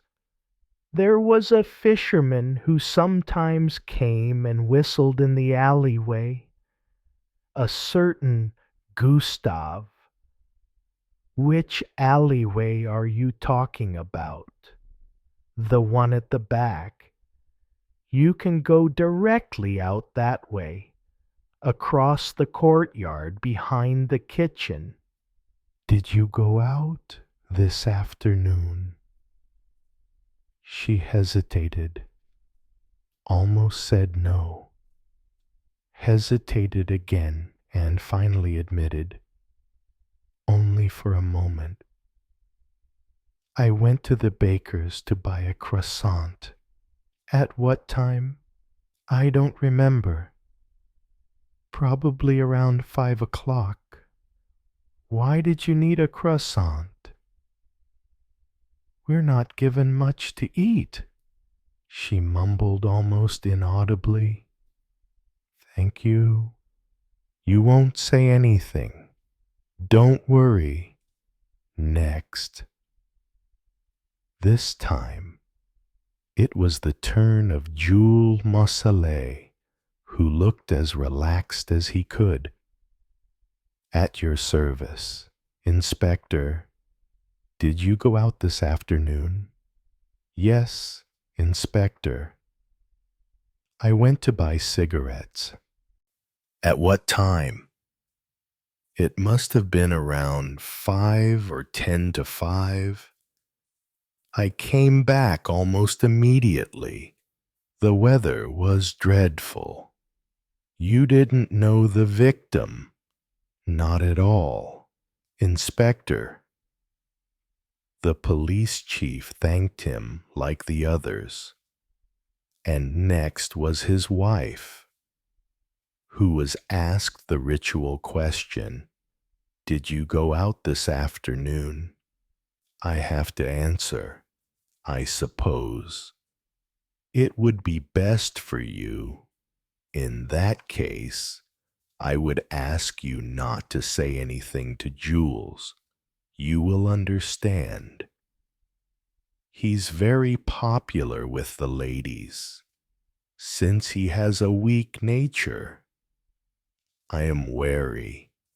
When I heard him go out, I followed him to find out where he was going. And where did he go? Asked the police chief, winking at Maigret. The reply was unexpected, to say the least. I don't know. What do you mean you don't know? You have just admitted that you followed him. That's the point. I thought I was following him. You see, by the time I'd put on my coat and opened my umbrella, he was already at the first street corner. When I got there, I could make out a shape in a brown raincoat a long way off, and I fell into step behind him. It wasn't until 5 minutes later, when the shape went past a lit shop window, that I realized that it wasn't Jules. So I came back and pretended I hadn't noticed. How long after you did he return? I don't know. I was upstairs. He could have been downstairs for a while. Just then, there was a sharp ring at the door, and a uniformed officer handed the chief a sealed envelope, which he opened and quickly handed to Maigret. Neither John Miller nor any person answering his description had disembarked from the Dieppe boat in New Haven. The police chief had politely invited Maigret to pursue the investigation alongside him if he was interested, but he didn't relish the idea. Given that his colleague's attitude did not seem particularly helpful, as they walked past the houses where they were in danger of being hit on the head by a falling roof tile, there were fragments here and there on the pavements. He nevertheless explained, "I don't want to leave anything to chance. As you can see, I would be very surprised if there weren't something fishy about this John Miller. The owner of the boarding house told me he'd been staying there for a few days, but was evasive when she asked him any questions. He paid with French money, but, strangely, he gave her an unusual amount of small change. He went out very little, and only in the mornings. 2 days in a row, Mademoiselle Otard ran into him at the market, where he seemed to be taking an interest in butter, eggs, and vegetables, or maybe in the housewives' purses." Maigret broke in. "Do you think he's a pickpocket?" Which would explain, at any rate, why he entered England under a different name and wearing a different coat from the one you described. "That won't stop me from trying to find him. Now we're going to Victor's, the cafe that's near the fish market. I'd like to meet this Gustave that the maid told us about, and to discover whether he's the same as a certain Gustave, known as Broken Tooth, who I've had dealings with on several occasions. Your officer claims that the fellows around here are fonder of the knife than the revolver," objected Maigret again, jumping over a deep puddle, but still getting muddy. A few minutes later, they walked into Victor's, where the floor was slimy and a dozen tables were occupied by sailors in pea jackets and clogs. The cafe was too garishly lit, and a turntable was blaring out loud music, while the owner and 2 shabby waitresses bustled about. It was obvious, from the men's glances, that they had recognized the police chief, who went and sat in a corner with Maigret and ordered a beer. When one of the girls served him, he tugged her apron and said to her quietly, "What time did Jean come here this afternoon?" "What, Jean Gustave's mistress?" The girl hesitated, looked at one of the groups of men, and cast her mind back. "I don't think I saw her," she said eventually. "She comes here a lot, doesn't she?" "She does sometimes, but she doesn't come in. She pushes the door open a little to see if he's here, and if he is, he goes outside to meet her." "Did Gustav spend the evening here?" "You'll have to ask my friend Bertha, because I wasn't here." Maigret smiled at no one in particular. He appeared delighted to see that he wasn't the only one not to be able to give a definite witness statement. Bertha was the other waitress. She had a squint. Perhaps that was what made her look so disagreeable. "If you want to know," she replied to the police chief, "ask him yourself. I'm not paid to do the job of the police." But the first waitress had already spoken to a ginger-haired man wearing rubber boots, who stood up, hitched up his canvas trousers held up with a string, spat on the floor, went over to the police chief, and, opening his mouth, showed a broken tooth right in the middle. "Is it me you're talking about? I'd like to know if you've seen Jean this evening. What's it to do with you? Jean is dead." "I don't believe it." "She's dead, I tell you. Killed in the street by a bullet from a revolver." The fellow, genuinely shocked, looked at the others and shouted, "Hey, what do you mean Jean's dead? Answer my question. Did you see her?" "To hell with it. I'd rather tell the truth." "She came." "At what time?" "I don't remember. I was playing Big Paulite for the drinks." "Was it after 5 o'clock?" "Definitely." "Did she come in?" "I don't allow her to come into the cafes where I drink." "I saw her head poke round the door. I went and told her to leave me in peace." "Why?" "Because—" The owner had stopped the turntable, and silence reigned in the cafe, where the customers strained to hear snatches of the conversation. "Had you argued?"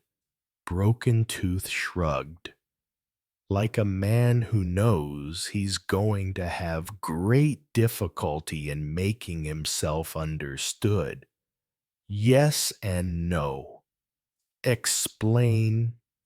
"Let's say that I fancied another girl, and she was jealous." "Which girl?" "Another one who came to the dance once with Jean. Her name, I don't even know her." "What the hell? Seeing as you want to know, since I haven't touched her yet." "You can't cause me trouble, in spite of her age. It's the little one who works with John at the boarding house. That's all. When Jean came, I just went out into the street and told her that if she didn't leave me in peace, I'd give her a thrashing." "And then, did you come straight back into the cafe?" "Not immediately. I went to watch the New Haven boat leaving. I thought it would botch the maneuver. because of the current. Are you arresting me? Not yet. Well, don't hesitate, will you? We folk are used to always getting the blame for others. To think that she's dead, she didn't suffer, I hope. It was a strange feeling for Maigret. Being there but having nothing to do. He wasn't yet accustomed to being an ordinary citizen like everyone else. He was listening to somebody else's voice asking the questions, and he had to make an effort not to intervene, approve or disapprove. Sometimes he was burning to ask a question himself, and it was a real torment having to keep quiet. Are you coming with me? Asked the police chief, rising to his feet and tossing some coins onto the table. Where are you going? To the police station. I have to write my report. Then I can go to bed, because there's nothing more to be done today. Only once they were outside did he mutter, turning up the collar of his overcoat. Of course, I'll have an officer tell Broken Tooth. That's my method, and I believe it's yours too. As for wanting to obtain immediate results at any price, that is a mistake, because you simply tire yourself out and lose your grip. Tomorrow, I'll have enough on my plate with the gentleman from the public prosecutor's department. Maigret preferred to take his leave under the red light of the police station. He had no business in the office where his colleague was going to patiently endeavor to write a detailed report. The wind had died down somewhat, but it was still raining. A wetter rain, it seemed, than earlier, because it was coming down vertically. Few people were walking past the shop windows that were still lit up, as in the past. When an investigation had got off to a bad start, Maigret began by wasting time, in the sense that he went into the Brasserie des Suisses and, for a good 15 minutes, mindlessly watched the game of backgammon at the next table. His feet were wet inside his shoes, and he could feel that he'd caught a chill. That was what made him decide, after he'd finished his beer, to order a grog, which made the blood rush to his head. Oh well, he sighed, getting to his feet. It was none of his business, for sure. He felt a slight pang, but he had been so relieved to reach retirement age that he did not grumble it.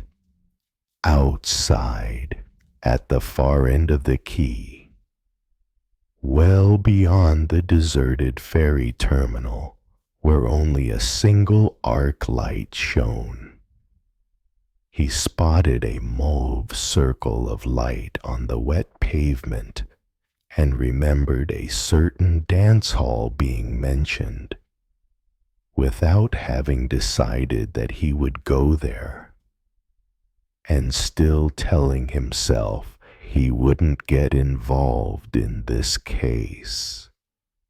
he found himself in front of a strange facade painted in poor taste and lit by colored bulbs. When he opened the door, he was hit by bursts of dance music, but was disappointed to find the place almost empty. 2 women were dancing, young factory girls, most likely, who wanted to get their money's worth. And the 3 musicians were playing for them alone. "What day is it, by the way?" he asked the owner as he sat down at the bar. "Monday. You know, not many people will come today. Here, it's mainly Saturdays and Sundays, a little on Thursdays, a few couples earlier, after the cinema. Mind you, with this weather, what will you have? A grog." He regretted it as he watched his grog being made with cheap rum and water boiled in a dubious saucepan. "You've never been here before. Are you passing through Dieppe?" "I'm passing through." "Yes." And the man, misunderstanding, explained, "You know, in my establishment, there aren't any professionals. You can dance, buy these girls a drink, but for other things, it's more difficult, especially today, because there's no one. Not only, look, those kids dancing. Do you know why they're dancing? No, to cheer themselves up. Earlier, there was one who was crying, and the other one was staring blankly in front of her. I gave them a drink on the house to lift their spirits. It's no joke finding out that a friend has been killed. Oh, was there an accident? A murder? Yes, in a back street, less than 100 meters from here. A maid who was found with a bullet through her head. And Maigret said to himself, to think it hadn't occurred to me to ask whether she'd been shot in the head or the chest. And then, out loud, so she was shot at close range. Even closer, because in that darkness and in that storm, it would have been difficult to aim from a few steps away. Anyhow, I'd swear that it's not someone from around here. A punch-up. That's one thing. Every Saturday, I have to throw some of them out before they come to blows. Why, ever since I heard about it, I myself haven't felt right. It was so true that he poured himself a small glassful and clicked his tongue. Do you want me to introduce them to you? Maigret did not protest in time, and the owner was already waving at the girls to come over. Here's a gentleman who's bored and would like to buy you a drink. Come over here. You'll be more comfortable in this corner. His wink signaled to Maigret that he could even take a few liberties without being seen. What would you like, hot grogs? Let's go for the grogs. It was embarrassing. He was out of his depth. The two girls studied him covertly and tried to engage him in conversation. You're not dancing. I don't know how to dance. Would you like us to teach you? No. Please. Not that. He couldn't see himself moving around the dance floor under the amused gaze of the three musicians. Are you a traveling salesman? Yes, I'm passing through. The owner has just told me that your friend, something bad has happened. She wasn't our friend, retorted one of the girls. Oh, I thought if she'd been a friend, we wouldn't be here. But we knew her, just like we know all the regulars. Now she's dead. We can't hold anything against her anymore. It's sad enough already. Of course. He had to agree. Most importantly, he had to be patient and not alarm his companions. Was she not a nice person? He ventured. That's one way of putting it. Be quiet, Marie. She's dead now. A handful of customers came in. One of the girls danced with some strangers a few times.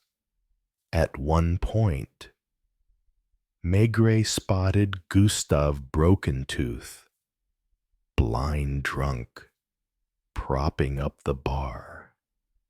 The drunkard looked at him as if he was about to recognize him, and Maigret feared an unpleasant scene. But nothing happened.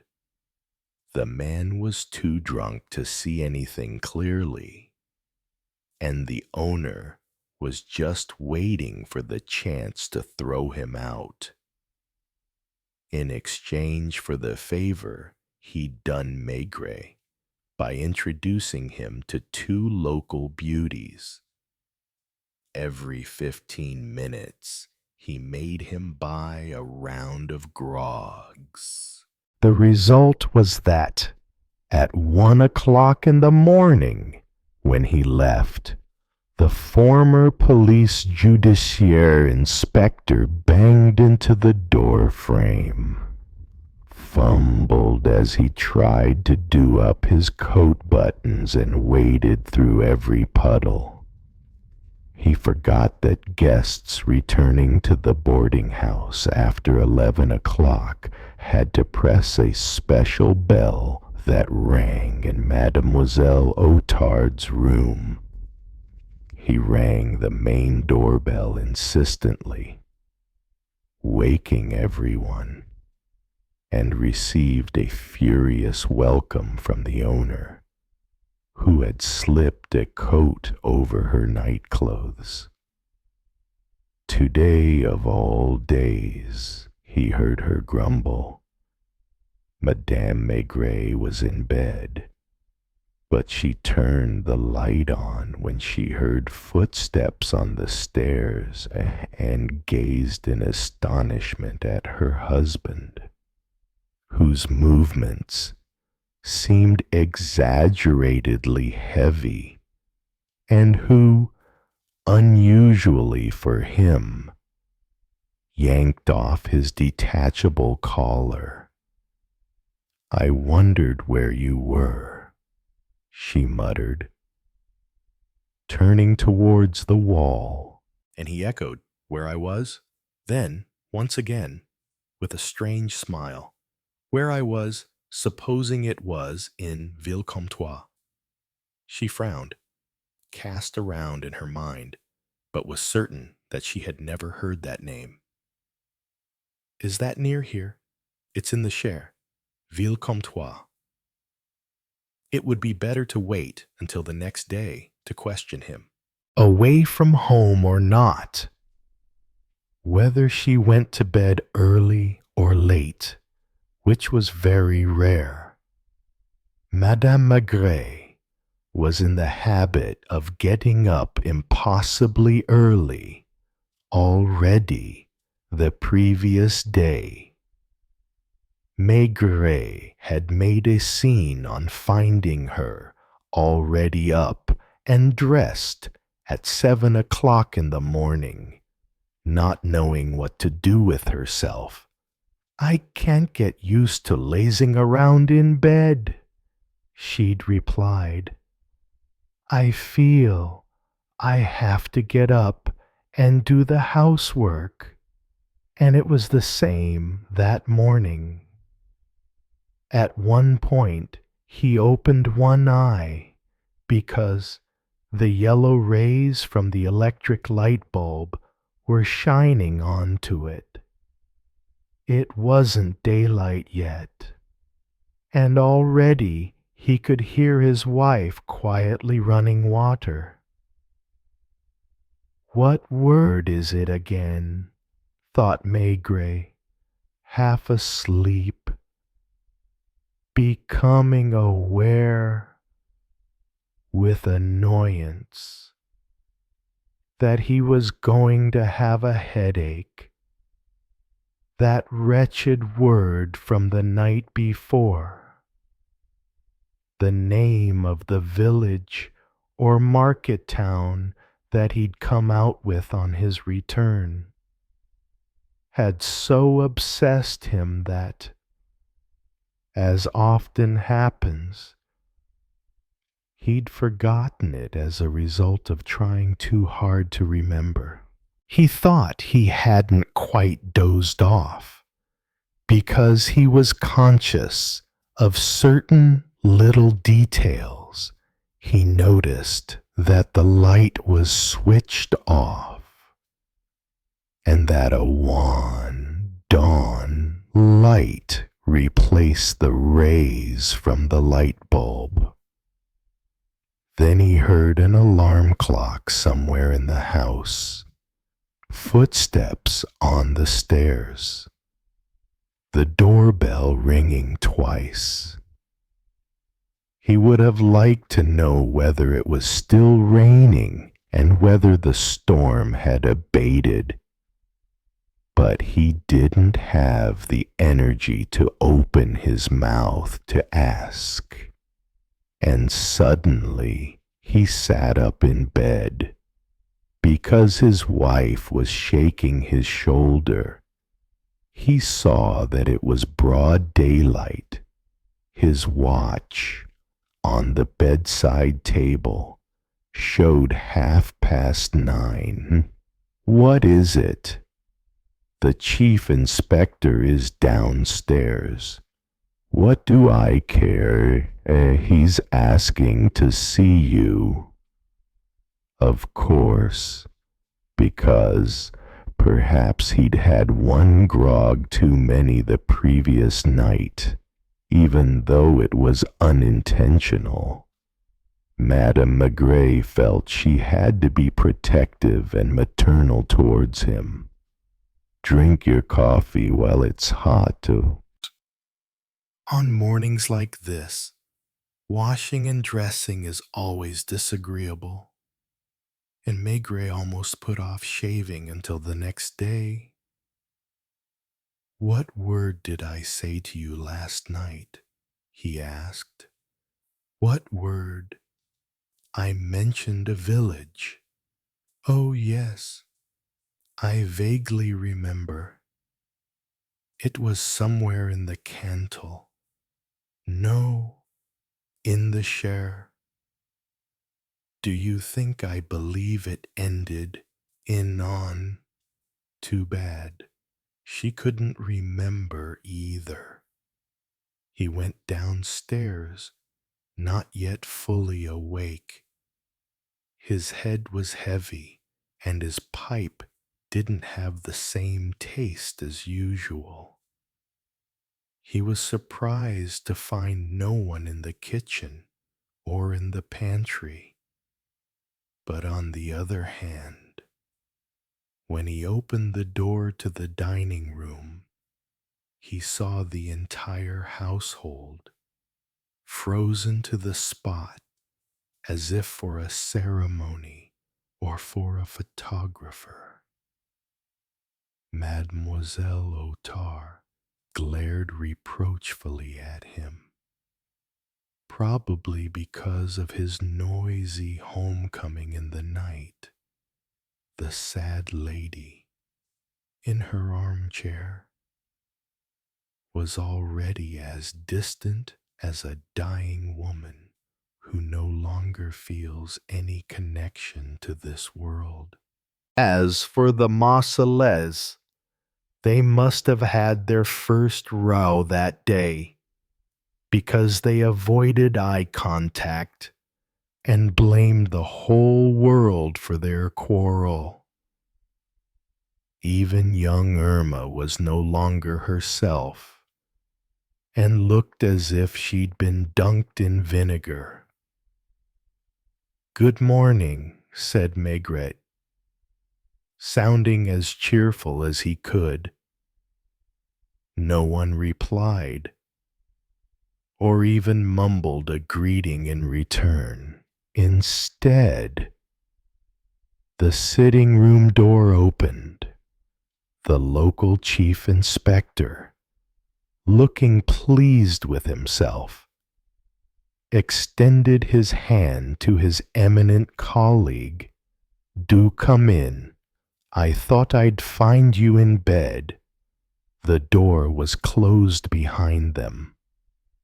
They were alone in the sitting room, where the fire had only just been lit and was smoking. Through the window, Maigret could see the gray quayside, still windswept, and clouds of spray thrown up with every big wave. "Yes, I was tired," he grunted, and seeing the chief inspector's smirk, he was eager to show him that he was no fool.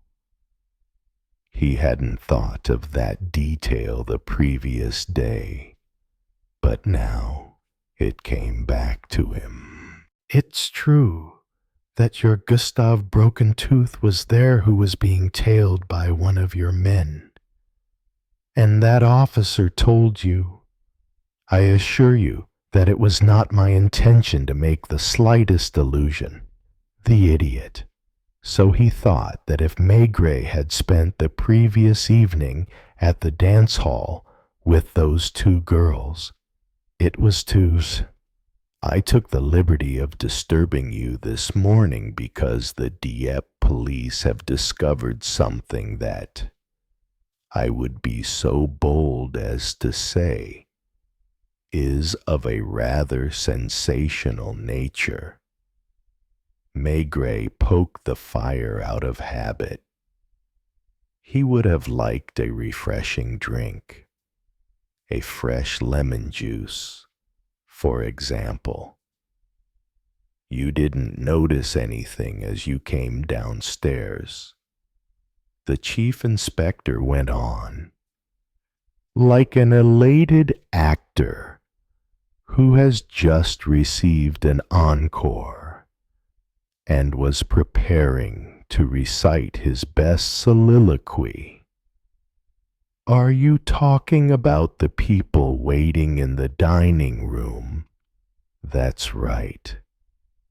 I wanted to keep them all together in one room and stop them coming and going." I am about to announce something that will perhaps surprise you. Jean Finard's killer is among them. It would have taken more to get a reaction out of Maigret on a morning like this. and he merely gave his colleague a ponderous, almost absent look, and the latter would have been astonished to learn that. At that precise moment, the thing that was preoccupying the former chief inspector of the police judiciaire was recalling the name of a village that ended in Oas. Look at this. Don't worry. The fingerprints, if there were any, have been washed off by the hours and hours of rain. It was a little card, which Maigret had seen before, an oblong, grayish card with the word menu printed on it, surrounded by curlicues. The letters written in ink had almost been obliterated by the rain, but the names of the dishes, sorrel soup, mackerel with a mustard sauce, were still visible. "It's our menu from 2 evenings ago," he said, still showing no surprise. "So I've just been told. Now, one thing is certain. This is a menu from the Pension Otard, and the one from 2 evenings ago. In other words, the eve of the murder. For your information, it was found this morning, purely by chance, on the pavement of Rue de la Digue, less than 3 meters from the spot where Jean was killed. Of course," grunted Maigret. "You agree with me, don't you? You saw that last night. I was in no hurry to arrest Broken Tooth, despite his past record, as some would have felt duty-bound to do. My method, as I told you, is not to rush into things at all costs. The presence of this menu at the scene of the crime proves, in my view, that the killer is one of the guests here. And I'll go further. With the storm still raging this morning, I tried to reconstruct his actions. Imagine that your hands are wet from the rain and that you have to shoot accurately. What do? You take your handkerchief to wipe your fingers. As he took out his handkerchief, the killer dropped. "I've understood," sighed Maigret, lighting his second pipe of the day. "And have you also deciphered the numbers on the back of the card?" "Not yet, I confess. A person who was here 2 evenings ago used this menu to make a note of something. I read, in pencil, 79, 140, and underneath 160, 80. At first, thought it could be the scores for some game. Then I abandoned that idea. Nor is it the time of a train or a boat, which had occurred to me.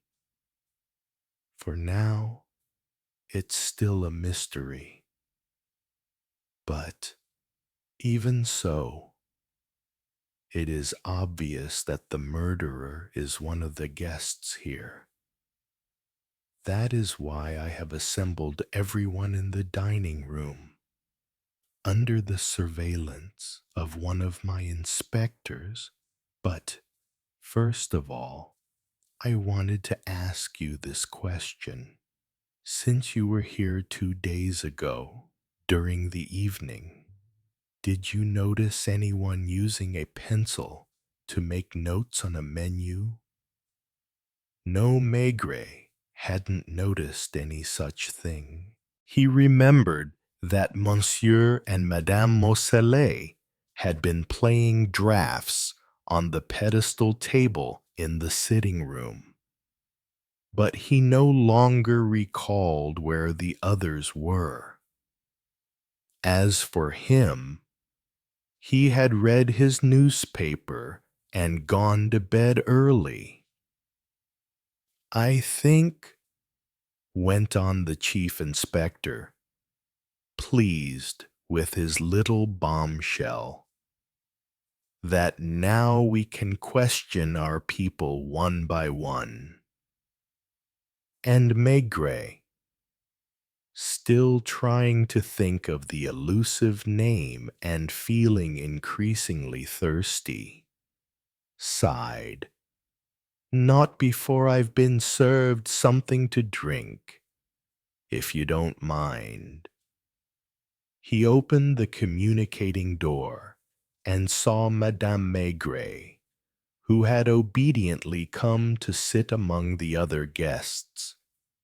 In the gray light, the atmosphere was that of a provincial dentist's waiting room, with the curtains half drawn, the sullen faces, the legs that dare not stretch out, and the cautious or suspicious glances that are surreptitiously exchanged.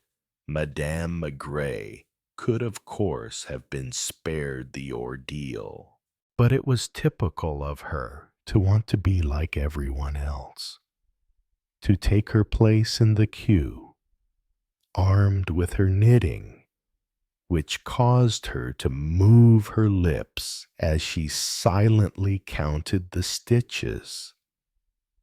Out of courtesy, the chief inspector called her in first, excused himself for having inconvenienced her again, and showed her the menu without trying to catch her out. "Does this ring a bell at all?" Madame Maigret looked at her husband, shook her head, then read the numbers again and frowned like someone hesitant to admit to an outlandish idea. "Absolutely not," she said at length. "2 evenings ago, you didn't see anyone writing on a menu. I have to tell you that because I was absorbed by my knitting. I barely paid attention to what was going on around me." As she was saying this, she gave her husband a little signal, and he, understanding that she had something to add, but that she wanted to speak confidentially, nonetheless said aloud, "What is it?" She was annoyed with him. She was always afraid of making a blunder. She suddenly blushed, intimidated, stumbled over her words, and apologized profusely. "I don't know. Forgive me. I may be mistaken, but on seeing those numbers, I immediately thought." Her husband sighed, saying to himself that she would always be the same, so humble it made one want to cry. "You will probably laugh at me. 1 meter 40 is a fabric width. So is 80 centimeters. And the first number, 79, is the length of a skirt." She was proud to catch a glint in Maigret's eyes. And then she went on animatedly. "The first 2 numbers, 79 to 140 are exactly the length needed to make a pleated skirt, for example. But not all fabrics can be found in 140 centimeter widths. With 80, since there won't be enough width for the pleats, you need a double length. I don't know if I'm making myself understood. And, turning to her husband, she exclaimed, "You don't think it ended in ARD?" Because she was still trying to think of the elusive name and was annoyed with herself for having forgotten it. "It's a menu from here. That's true," admitted Mademoiselle Otard in response to the chief inspector's question. "And I will just add that if my establishment continues to be under siege, I will have no option but to, please excuse me, madame. It's mademoiselle. Please excuse me, mademoiselle, and I will do my utmost to ensure that this state of siege, as you call it, lasts as short a time as possible. In the meantime, allow me to inform you that we are certain that the murderer is one of the guests, and that, under these circumstances, it isn't inappropriate for us to be here." "I would very much like to know who," she retorted. "I should like to know too, and I hope that we will soon find out. Meanwhile, I have a few questions to ask you, which didn't occur to me in the turmoil yesterday. How long had the Fenard girl been in your employment?"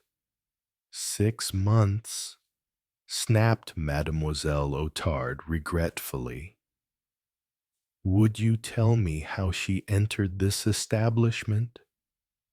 And Mademoiselle Otard, perhaps because she felt Maigret's mischievous gaze weighing on her, retorted, "Like everyone else, through the door." "This isn't a time for joking.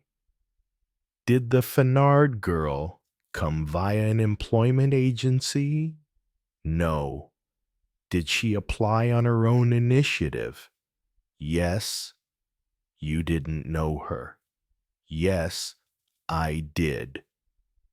She had clearly decided to keep her answers to the bare minimum now. "How did you know her? From back home?" Meaning, she'd been a waitress for years at L'Anneau d'Or, where I was the cashier. "Is that a restaurant? A hotel and restaurant? In which region?" "I told you, from back home in Villecomtois." Maigret had to make a great effort not to react. That was it. That was the elusive name at last, Villecomtois. In the share on hearing it, he forgot his promise to himself to remain in the background. "Was Jean from Villecomtois?" he asked. "No. She turned up out of the blue as a maid of all work." "Did she already have a child?" Mademoiselle Otard replied with contempt. "It was 7 years ago, and Ernest is 4. What was 7 years ago? When I left to move here." "What about her?" "I don't know. If I understand correctly, she stayed on there after you left." "I suppose so."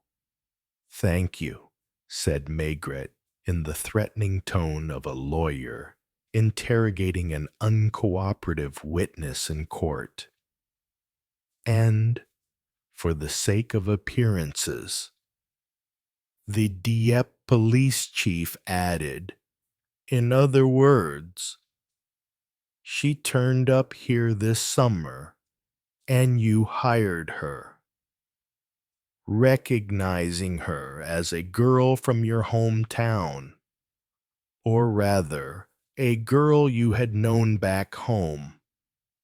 I appreciate your gesture, and it was all the more generous, given that, first of all, this Jean had a child, and secondly, her manners and her conduct were not in keeping with the reputation of your establishment. I did what I could, Mademoiselle Otard merely replied. Next was Mousselet's turn. He came in, a cigarette between his lips, with a malevolent, condescending air. Is this still dragging on? He asked, perching on the corner of the table. You have to admit that, for a honeymoon. Did you write this?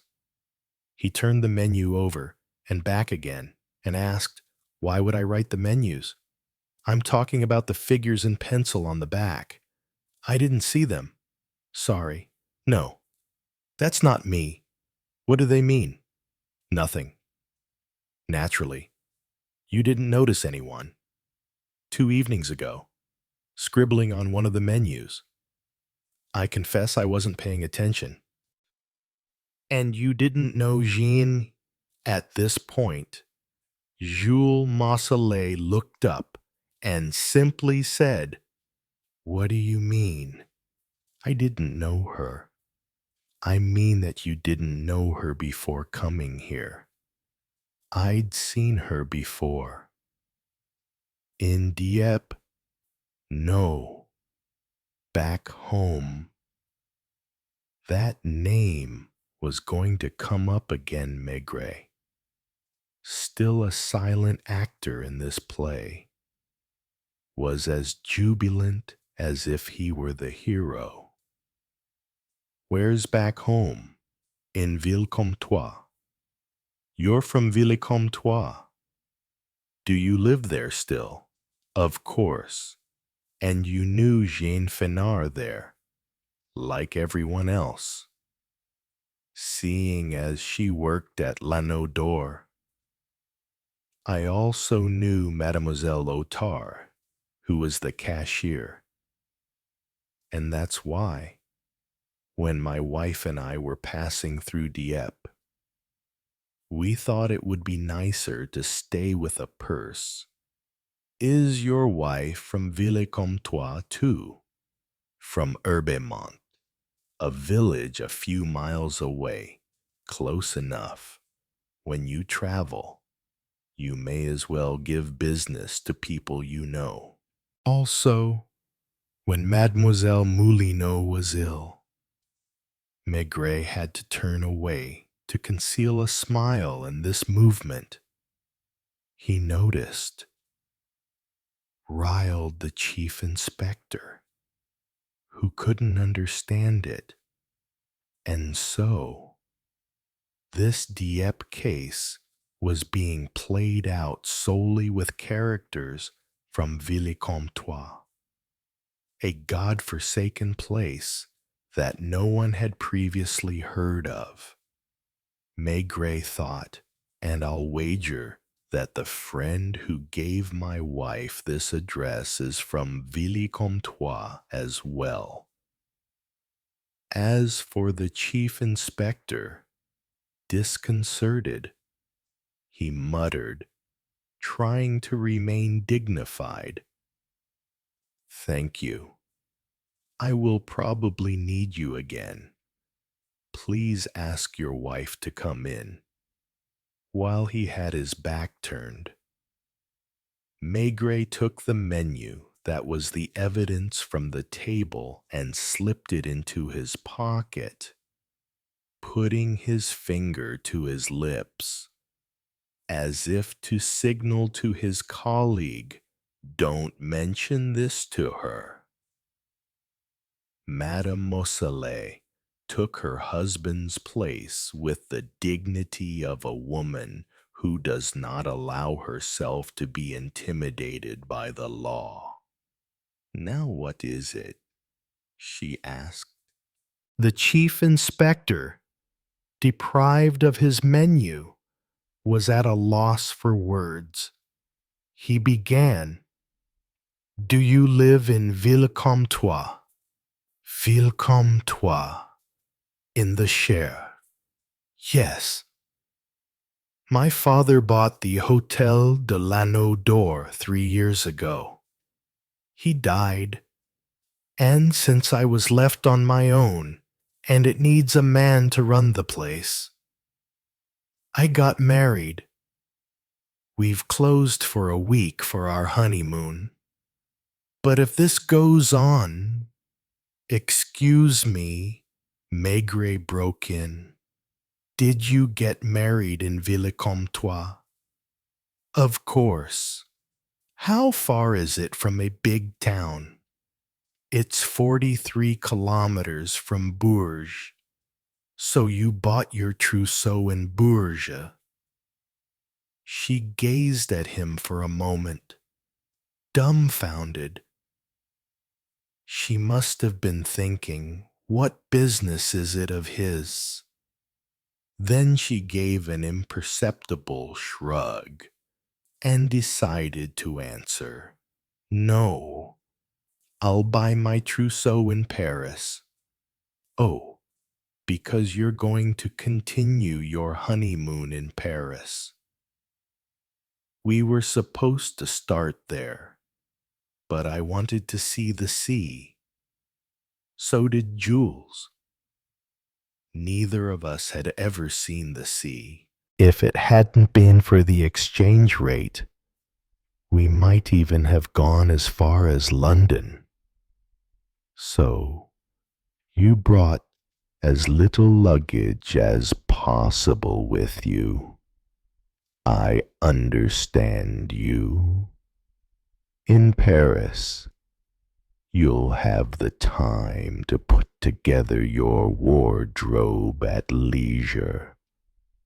She could not see why this burly man, built like a mirrored wardrobe, insisted on talking about these trivial things. But he went on, puffing away on his pipe. "It will be even more advantageous, since you are more or less the size of a model. I bet you're a 42, a rather large 42, only because I'm short. Dresses have to be taken up. You don't do it yourself.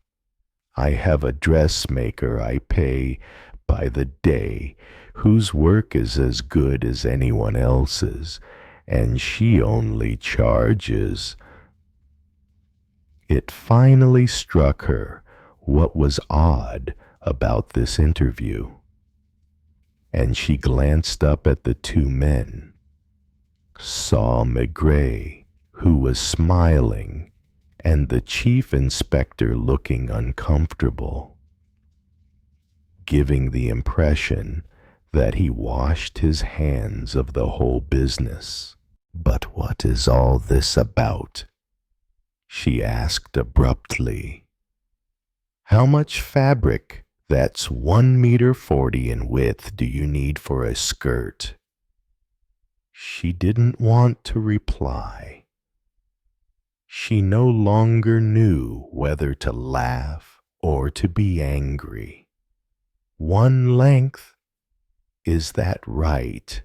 suggested Maigret. "And so, in other words, 78 or 79 centimeters. And nothing, don't worry, just a thought. My wife and I were talking about clothes. and I claimed that you were easier to dress than her. What else do you want to know?" She glanced over at the door, as if afraid that her husband would take advantage of her absence to commit a peccadillo. "You are completely free. The chief inspector thanks you." She left the room, still anxious and ill at ease, with that suspicious air that certain women have when they have believed in human duplicity for so long that they cannot imagine they are being told the truth for once, even if it is only by chance. "Can I go into town?" "If you like." When the door had closed behind her, the chief inspector stood up and wanted to rush into the dining room to instruct an officer. "Follow her." "What are you doing?" asked Maigret, going over to the stove, which he hadn't poked for some time. "But I assume." "You assume what? You're not going to tell me, mind you. Yesterday, she was the one whose account was the lamest. Her story is that she went out to follow her husband, but she claims she mistook the figure, and after following a stranger, she came back empty-handed, so to speak. This business of fabrics, precisely what? I say that those notes on the menu prove that she's not guilty, that none of the women here is guilty, and that's why there's no need to question the sad lady, as my wife and I have nicknamed the school teacher. Bear in mind that a woman knows her own measurements well enough and knows enough about fabric widths not to need to make a note of them. If, on the other hand, she asks a man to make a purchase of this kind, or if that man wants to surprise her with a gift." He pointed to 2 back numbers of La Mode du Jour on the table. "I bet," he said, "that we'll find in there the design that appealed to Madame Mousselet. She and her husband discussed fabrics. The husband took notes with the intention of making her a gift. It is all the more necessary for him to be nice to her since, from what we've heard, she's the one with the money. In other words, the Anneau d'Or Hotel.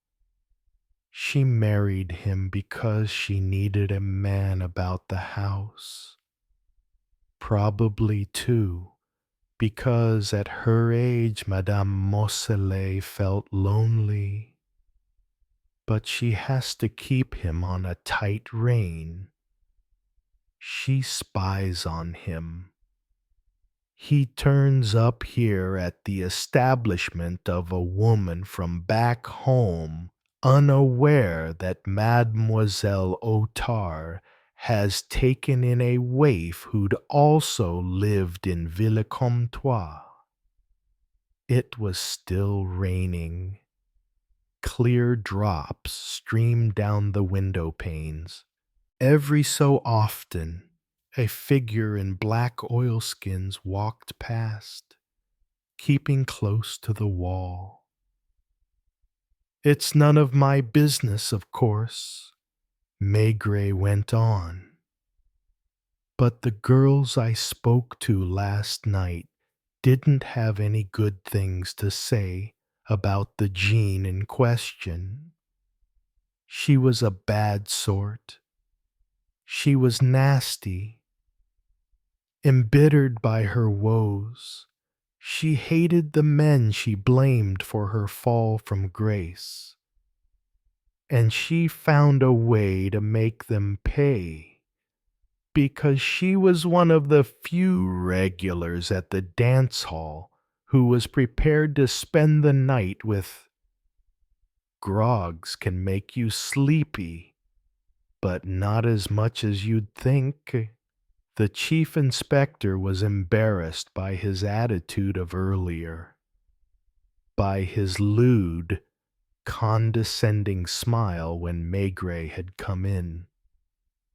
"You'll see the rest for yourself. You'll see that back there." Jeanne had been the mistress of our Marseillais, who's a good-for-nothing. "You'll see that he's the father of the kid, and that he dealt the Fenard girl more wallops than 1,000 or even 100-franc notes. All of a sudden, he turns up here with a wife who's loaded and jealous as a tigress. What does she do? She blackmails him," sighed the chief inspector ruefully. And Maigret lit a fresh pipe, his third, grunting. "It's no more complicated than that. She blackmails him, and because he's scared, not for his marriage, but for his livelihood." As he spoke, he opened the dining room door and found everyone in their place. Still like at the dentist's. "Come here, you," he said in a changed voice to Jules Marseillais, who was rolling a cigarette. "But, come on here." Then, to the police officer, who was over 6 foot tall, "You too, come in." Finally, he glanced at the chief inspector. That meant, with these people, you know. Marseillais was less bumptious than earlier, and almost seemed on the verge of raising his arms to fend off the blows. Maigret didn't want to get involved.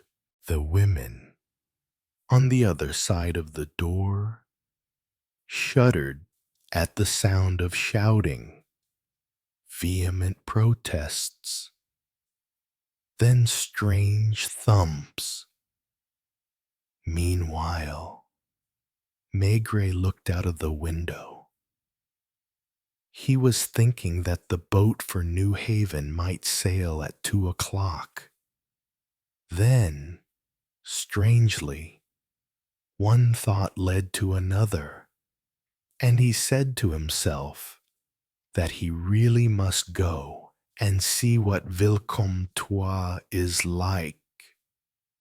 When someone tapped him on the shoulder, he didn't even turn around. "Well," he asked, "he's confessed." And he had to keep looking out of the window so as not to let the chief inspector see his smile. Sometimes there's no point in pretending. Chapter 16. Secrets in the Dark. The dim light from the table lamp fell on Maigret's pensive face. Small details, seemingly unimportant, now became the key to unlocking the secrets hidden beneath the surface of the case. Maigret returns to meet those close to Emma Ertz and Emile Gradut, trying to dig deeper into their complicated pasts, the conflicts, the tangled relationships. and the unspoken fears. During the investigation, Maigret discovers signs that a third person is manipulating the case from behind, hiding in the shadows, ready to cause new events. The character's psychology becomes confused. Conflicts gradually erupt, creating a multi-dimensional picture of truth, lies, and difficult human choices. Maigret knows that to continue his journey to the truth, he must prepare to face many dangers and unprecedented challenges. Chapter 17. Light in the Darkness.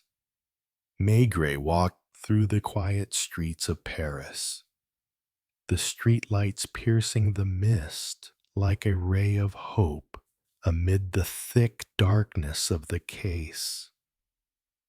He knew that the truth was within reach, but also that there were unforeseen dangers. Meetings with new witnesses reveal important pieces of the puzzle, helping Maigret gradually form a portrait of the villain, a man who lives between light and darkness, always hiding his true motives. Meanwhile, the main character's psychology is increasingly pushed to a climax. Hidden conflicts and pains erupt strongly, making the investigation more complicated. Maigret must face not only external enemies, but also the ghosts of his soul. Between justice and emotion, Paris, the city of light and darkness, has always been a playground of untold stories. And Maigret, the truth hunter, continues his journey to find light for lost souls. Chapter 18. Night Chase. Darkness falls over Paris as Maigret and Janvier track suspects through the underground network. Hurried footsteps echo through dark alleys where truth and danger coexist. The chase is dramatic, as Maigret must use all his experience and alertness to catch up with the trail of those trying to hide the secret.